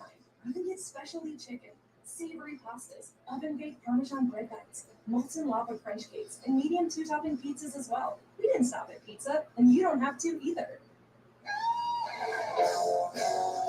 Is it Patrick? Oh, escaping. Or is it magic? Abracadabra? Indeed. For some, there's a different kind of power.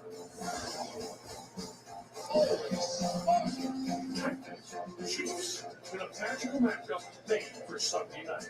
On NBC, it's streaming on kickoff. Squirrel's getting freaky. Bianca Belair will take on Bailey to defend her Raw Women's Championship. But tonight here on Monday Night Raw, she must deal with the unhinged and deranged Nikki Cross. Oh yeah. Yeah. Well, not only me, but I know you do too, because like the more that we can get, that's the more I can give back to Sarah and the rest of the mods and everything. So yeah, so I'll do some candy corn for you, Jameson, no problem. I know some people don't like candy corn and candy pumpkins, but I don't mind them. I don't think they're gross like some people do. This one I got a pumpkin candy corn combo photo. I mean, they're really sweet and stuff. It's just like people that like licorice or black licorice. You know, some people like that shit. Some people don't. Some people like regular licorice. Some people like Twizzlers. Some people like black licorice. Sometimes people like Jaeger. Sometimes people think it's gross. I totally get it.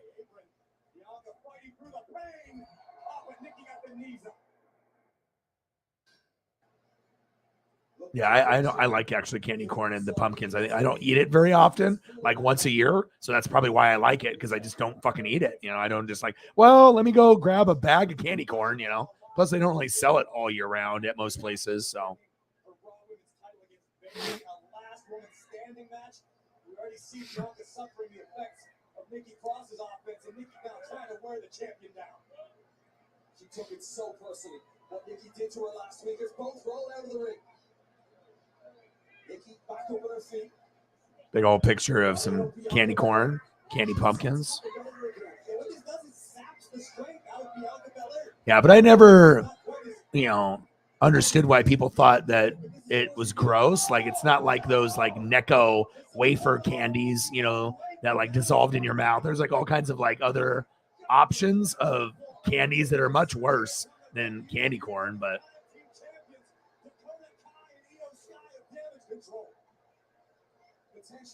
this one's cool. It's got a pumpkin with a dish of candy corn with some actual corn next to it.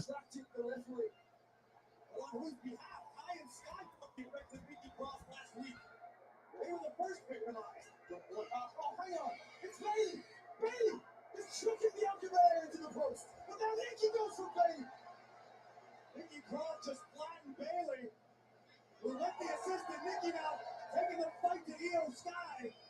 What exactly is Nikki's agenda? All right, we got 29 minutes to go.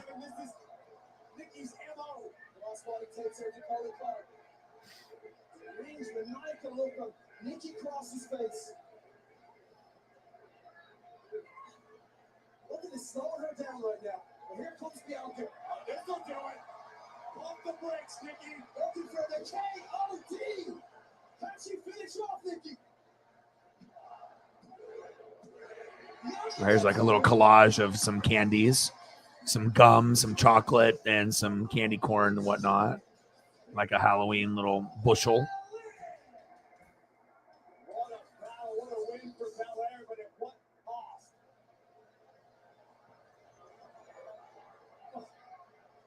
Little preview of what's to come. 5 days from now, premium live event, Crown Jewel. It's one-on-one, baby. Bianca, last woman standing. The only way to win is to incapacitate your opponents, and they can't answer the official. Count the Empress. Asuka is back, and here comes Bliss. And injured for the last 3 weeks. Here comes Asuka, alongside Alexa Bliss. The numbers game has been even. Oh! Bianca drop kicks Bailey. Look who's standing tall inside the square circle. Asuka takes out Bailey yet again. Unexpected backup for the EST. Look at Bliss go.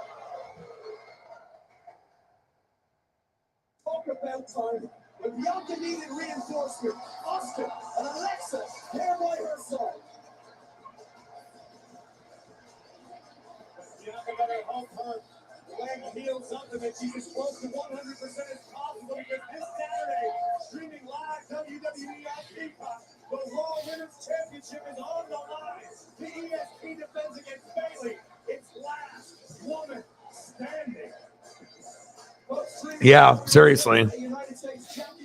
They're almost too good to be in a tag. Like, they need to have individual success. But sometimes when they, are trying to promote someone that, they don't have maybe a belt for that person or a story for that person. So they just put them together.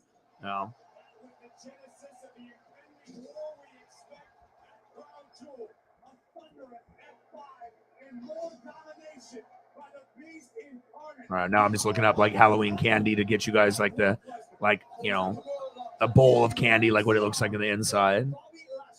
I can't even tell you the last time I had candy.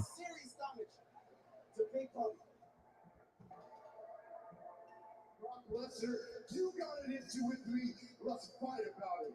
So a week later, Lashley kicked off Monday Night Raw by calling out the Beast. Said, let's fight about it. And they did exactly that. Two behemoths on a collision course leveled everything in the ring, around the ring, and including one another. The Almighty and the Beast incarnate destroying our announce table, manhandling one another, trying to gain the upper hand prior to their epic showdown in Saudi Arabia Saturday. This one's got like M&Ms and stuff in it. Hold on. Twix. We expect you to be here though, Graves, right? Hoping to get the thoughts of the Almighty and the Beast incarnate. Will Brock be here? Bobby is. We'll find out next. USA presents the perfect cocktail for a damn good time. I'm horny as hell, so I'm ready. Mix 2 parts celebrities, 1 part outrageous games, and a slice of fun. Let's play drunken asshole. When you're married to a drunken asshole. A celebrity competition where hangovers are temporary, but victory lasts forever. Hey, you're spanking. Come here. Armageddon. The games begin December 5th on USA. Newest thing to Pizza Hut isn't pizza at all. It's cheesy, so crispy, loaded with toppings, and just $6.99. Enough for 2, price for 1. New Pizza Hut numbers, just $6.99.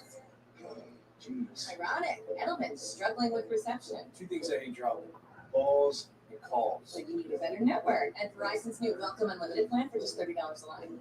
Verizon for $30? Yeah, it's their best unlimited price ever. Sweet.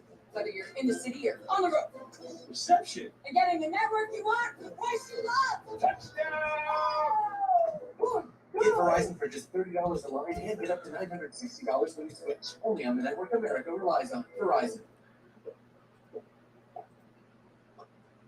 All right, what else do we want to look at here with the last 24 minutes? You guys let me know what direction you want me to go into, and I can go there. Sorry I tried to steal your lunch. Keep it in the ring, boys. Get frozen peas, duct tape, sushi, and more reasons to rumble from your neighborhood. Girl, Yeah, you got to watch out for that contaminated Halloween candy. That's how they're getting the fentanyl out there. People are going to die, because they're going to be mixing in fentanyl with the candy. That shit is crazy, scary, because like only a little bit of fentanyl can kill you. And, for people that party and do party things, that do other things,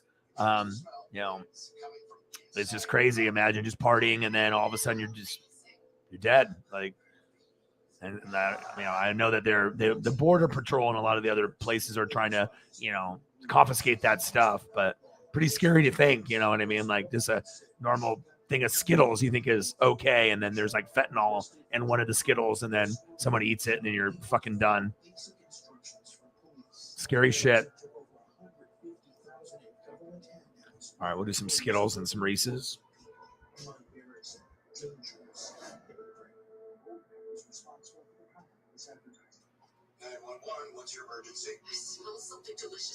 Skittles and Starburst are always those OG fruity candies that have been around for a long time that always hit the spot. Bombas. Those are good too. Laffy Taffy.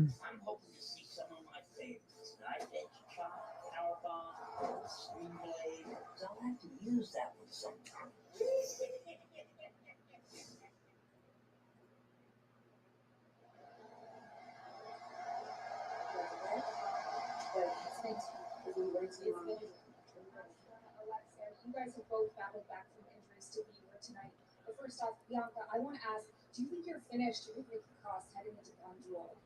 things with me and Nikki may be set up for now, but things between me and Bailey are far from over. We have a last minute standing match at Crown Jewel. And, I know Bailey is going around bragging that she hit me twice. Because she has. But come Crown Jewel, last minute standing match, only one of us is walking out. But just because one of us is going to be walking out doesn't mean that I have to be walking in alone. We've been at Bianca's side ever since this whole thing with damage control started. And we'll be there when it ends this Saturday. But Oscar and I haven't forgotten about the injuries they gave us. And we're not waiting for Crown Jewel. We're settling this right now.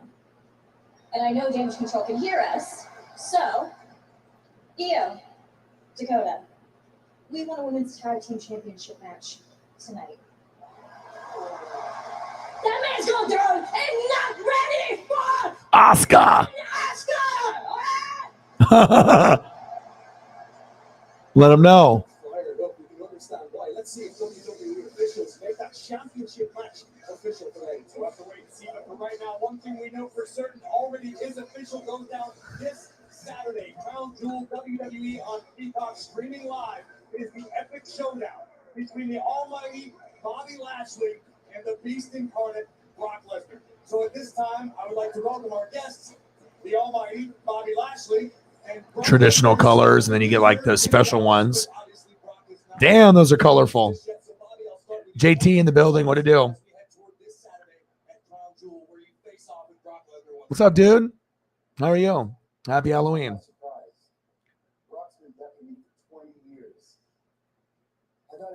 Let's give JT the proper welcome. Hello, JT.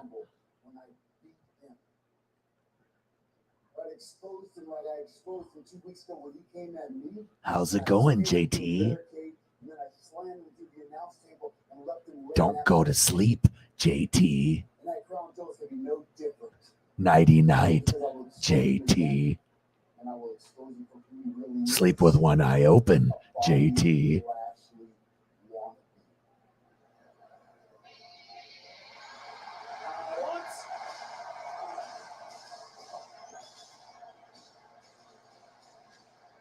And then we got into some candy. Brock Lesnar. We got 19 minutes to go. So any requests on, Freddy Krueger, Jason, Candy, whatever the fuck you want, you just let me know and I'll put it up on the screen for you guys. So we got all kinds of candy corn, Freddy Krueger, Jason, Skittles, assorted candy, Dots, Twizzlers, Snickers, Starburst. And we're going to throw up some Reese's up here. Some Skittles. No Marshawn Lynch included. And I'm watching Monday Night Raw. Brock Lesnar does whatever the hell Brock Lesnar wants to do, whenever the hell Brock Lesnar wants to do it. We're scheduled for an interview, and the Beast is in the ring. He's totally blown off the interview. You're absolutely spot on, Grace. Is Lashley aware that this is going on right now? That's what I want to know. I would imagine Bobby's got the feedback. I like the white chocolate Reese's peanut butter cups. I think the normal ones are great too, but that white chocolate, though, it hits different. You don't even have to be stoned. I mean, if you're stoned, then yeah, of course it's going to taste even better. And that cookies and cream Hershey's, that's pretty bomb too. That white chocolate, though. I'm not really a big chocolate guy, but every once in a while. It's like cake and pie. If it's cheesecake, cool, but I like pie more for like Thanksgiving.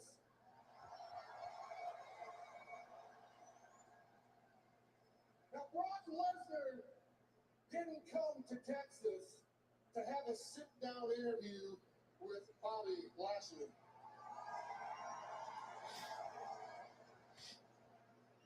When Brock Lesnar visits these good folks in Texas, all right, where are we going next? Oh, I got to get a picture of the Reese's giant peanut butter cup pie. You guys have heard of that, right? Where you can get the Reese's pie. It's like a big ass peanut butter cup pie. Oh, it's insane. I'm going to get a picture of it. This thing is incredible. And they release it during Thanksgiving time.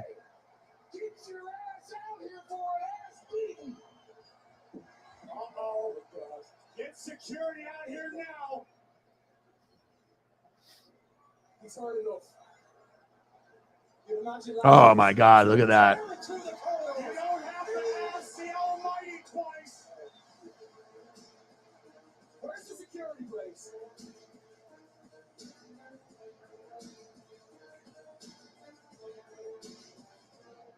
They probably quit. Who the hell wants to get in between two of the most dangerous combat athletes in the world? He's here. Here comes Lashley. Lesnar squared up, ready to throw down. Here we go. Get some help out here. Oh! Lesnar taking Lashley off his feet. Here comes security.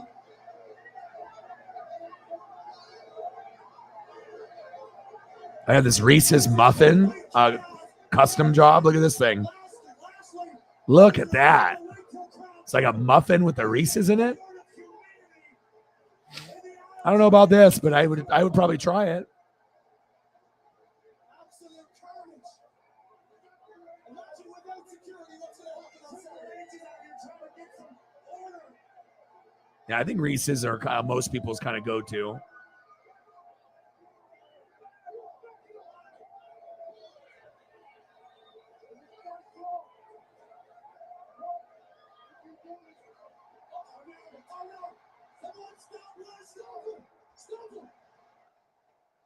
A Reese's cookie. Look at this fucking thing. I mean, if you look up anything Reese's, it's just like Jesus Christ, man. Everything is just like insane.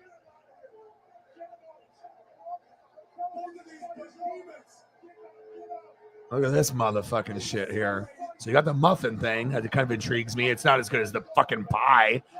Big ass Reese's peanut butter cup the size of your fucking head, right? But then this, ooh, look at this. A Reese's cookie. That looks bomb.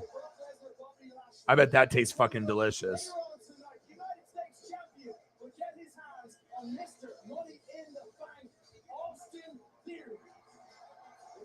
And then you got the mini cups. Those are good too.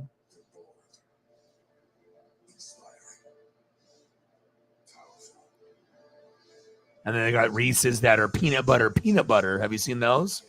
Where it's not chocolate on the outside, it's actually peanut butter with peanut butter in the inside. They have a lot of themed shit that they do.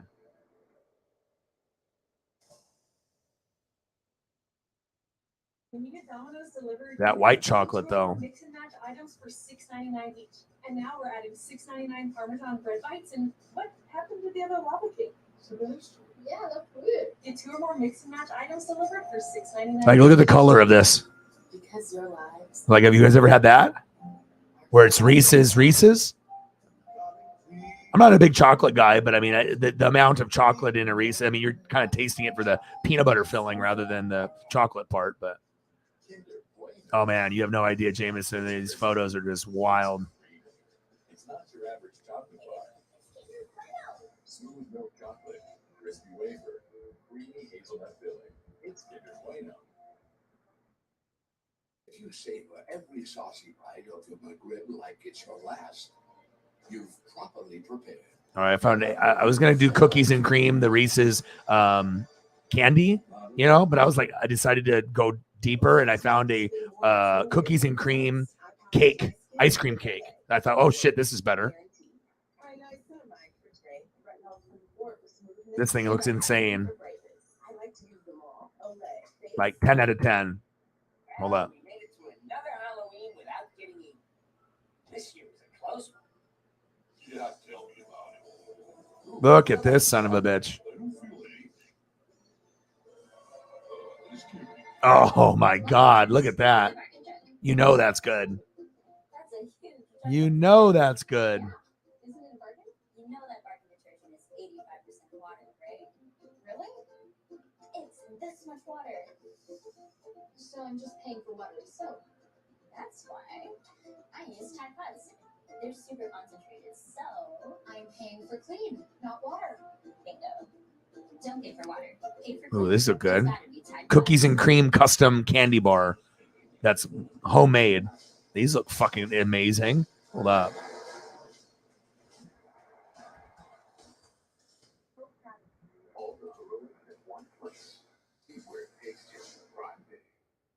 Well, we made it to another Halloween without getting eaten. This year was a close one. Yeah, tell me about it. Ooh, you feel that chill? I don't feel anything. Just kidding. Damn, those look good. If you're in a horror movie, you make poor decisions. It's what you do.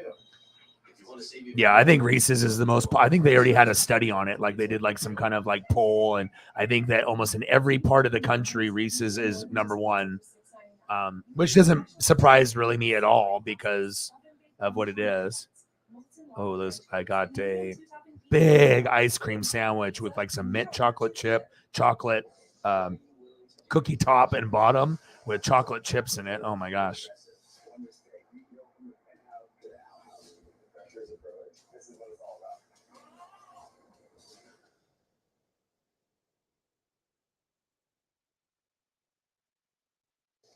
Look at this. The three faces of Foley, Greg. It's mighty impressive, huh? We're in the ugliest costumes ever conceived, if you ask me. And obviously, a lot of respect for the hardcore legend. We got some. Oh, look at this ice cream sandwich. Happy Halloween, folks. We're in downtown Dallas, Texas tonight at the home of Big Dirk Nowitzki, his old stomping grounds where the Mavericks go to work. All right, we got 10 minutes to go. You want Mr. Goodbar? Is that what you said? Miniature Mr. Goodbar. I got you, Jameson. We got 10 minutes left, so we got a couple more things to pull up. Jesus, man, I haven't had a Mr. Goodbar. I can't even tell you when the last time I had one. I'll get a giant Mr. Goodbar, see if we can find something like that.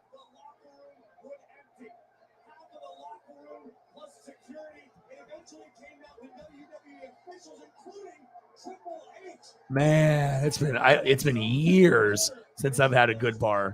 Like, no joke. I'm not a real big candy person, but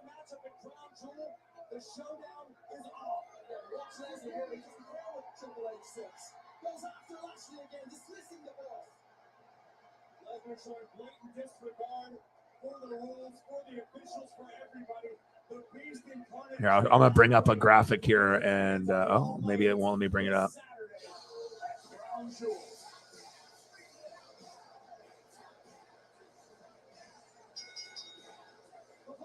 Oh, I got something crazy right here. Chocolate jump off. Dude, this looks... I'm not a chocolate guy really, but this is fucking nuts.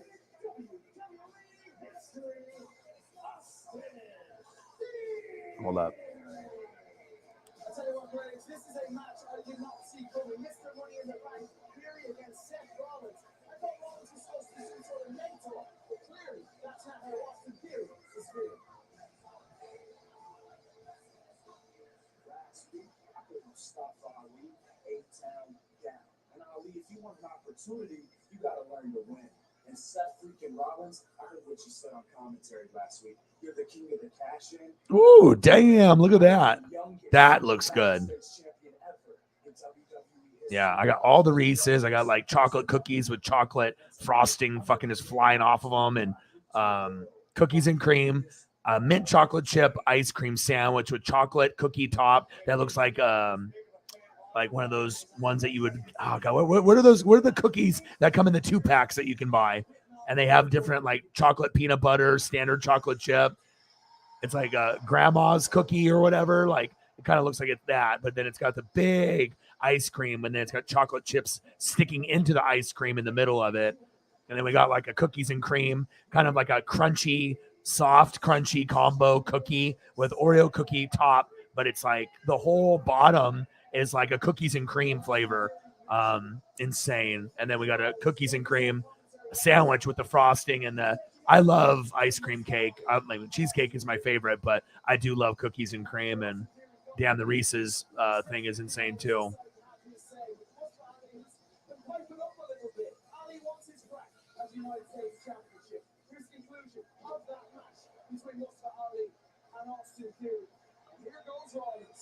And whenever you see Mr. Goodbar, it's always with a fucking crackle or like a Hershey's. Have you noticed that? Whenever you get that size, the Hershey's is always next to the Goodbar, and there's a fucking crackle always in that bitch somewhere.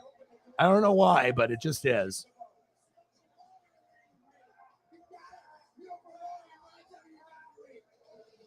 Oh, I just found a picture too. That's so ironic. Look at this. Hold up. Like, I don't think I've ever seen a jar full of candy that didn't have all of these like with it.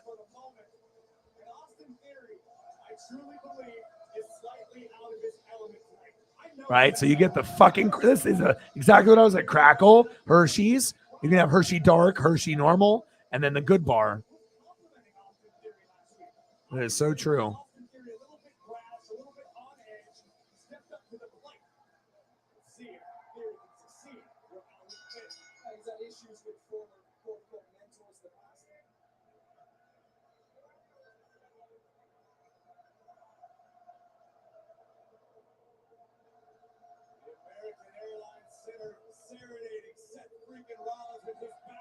Cyberpunk. He said Snickers.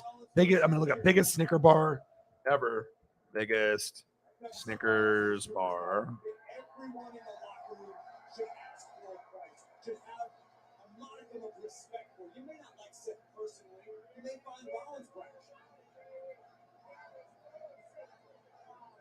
Austin Theory was to be careful to not bite the hand that feeds in this instance. Theory can learn a lot more than he already has from the United States. Austin Theory will dismiss the money of the fact that rocket rise to the top. Corey Graves, and at times perhaps that could go to the head, you'd imagine.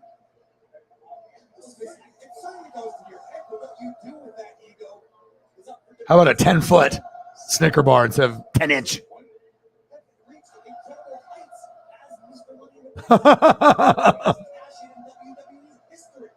should aspire to that, not want to top the Rollins himself. 12 foot long.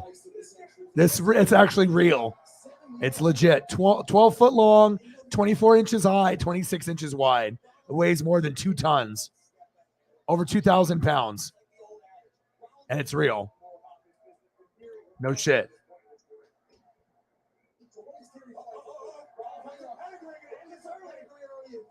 I'll give you another secondary angle of this thing. They made it in Texas. Everything's bigger in Texas, remember?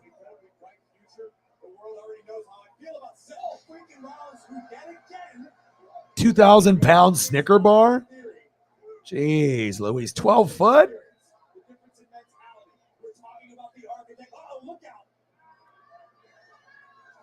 I actually like the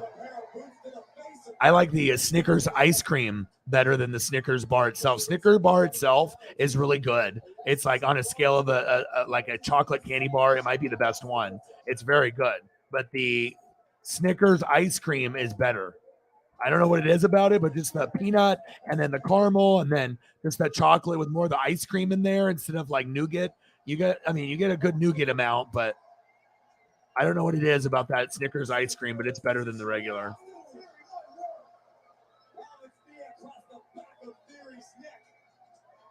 Things are looking bleak for Mr. Money in the Bank. That smile hasn't broken across the face of Rollins. Rollins relishes this opportunity. Rollins savors the ability to teach another tough love lesson to Austin Theory. Who once looked at Rollins and something like this. Oh, that looks good. Giant. By Austin Theory. Savvy move from Theory as he makes his way outside the ring. Face first off the announce table. This is the sort of aggression that would make even Seth Rollins proud.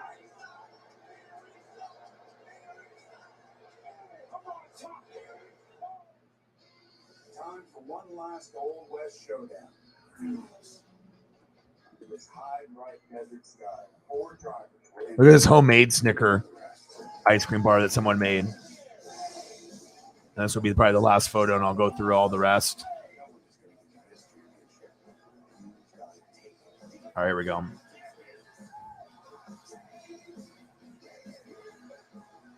Damn. And that's homemade. So I was like, okay, they followed this every ingredient process, and damn, that looks good. For homemade, that looks incredible. Well, you guys are the fucking best fans on planet Earth. I love you and I appreciate you. Let's go through some of the photos here and we can wrap up our day. Congratulations to the Cleveland Browns. All right. You ended up winning 32-13. All right. And it was spooky season for Joe Burrow, unfortunately. No Jamar Chase, and we can definitely feel it. Freddie Krueger. He's like, yeah, I'm just chilling, man. I just got needles on my fingers. No biggie.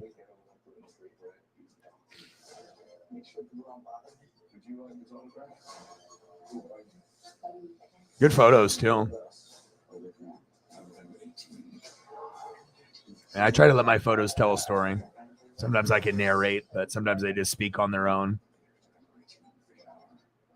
If Mark, Mr. Cartoon Machado, didn't have the fighting spirit to draw his passion, And we did some things like candy corn. Eyes were in the Halloween.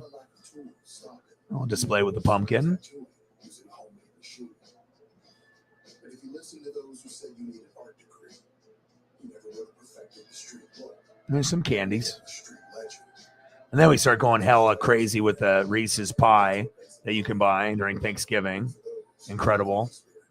Cookies and cream. Pfft, that looks awesome. So does this. Homemade. Then you go into the ice cream sandwich. And then the cookies with the drizzle. And then the biggest Snicker bar ever made. 2,000 pounds. 12-footer. Then we get the close-up with the Snickers ice cream. Love that. And then we get, boom, into the ice cream sandwich. Well, I appreciate you guys. You guys are the best fans on planet Earth. Thank you so, so much to every single one of you that commented, donated, Cyberpunk, and Mike and Sarah and everybody that came through to show love. Cole hung out the whole stream, which is awesome.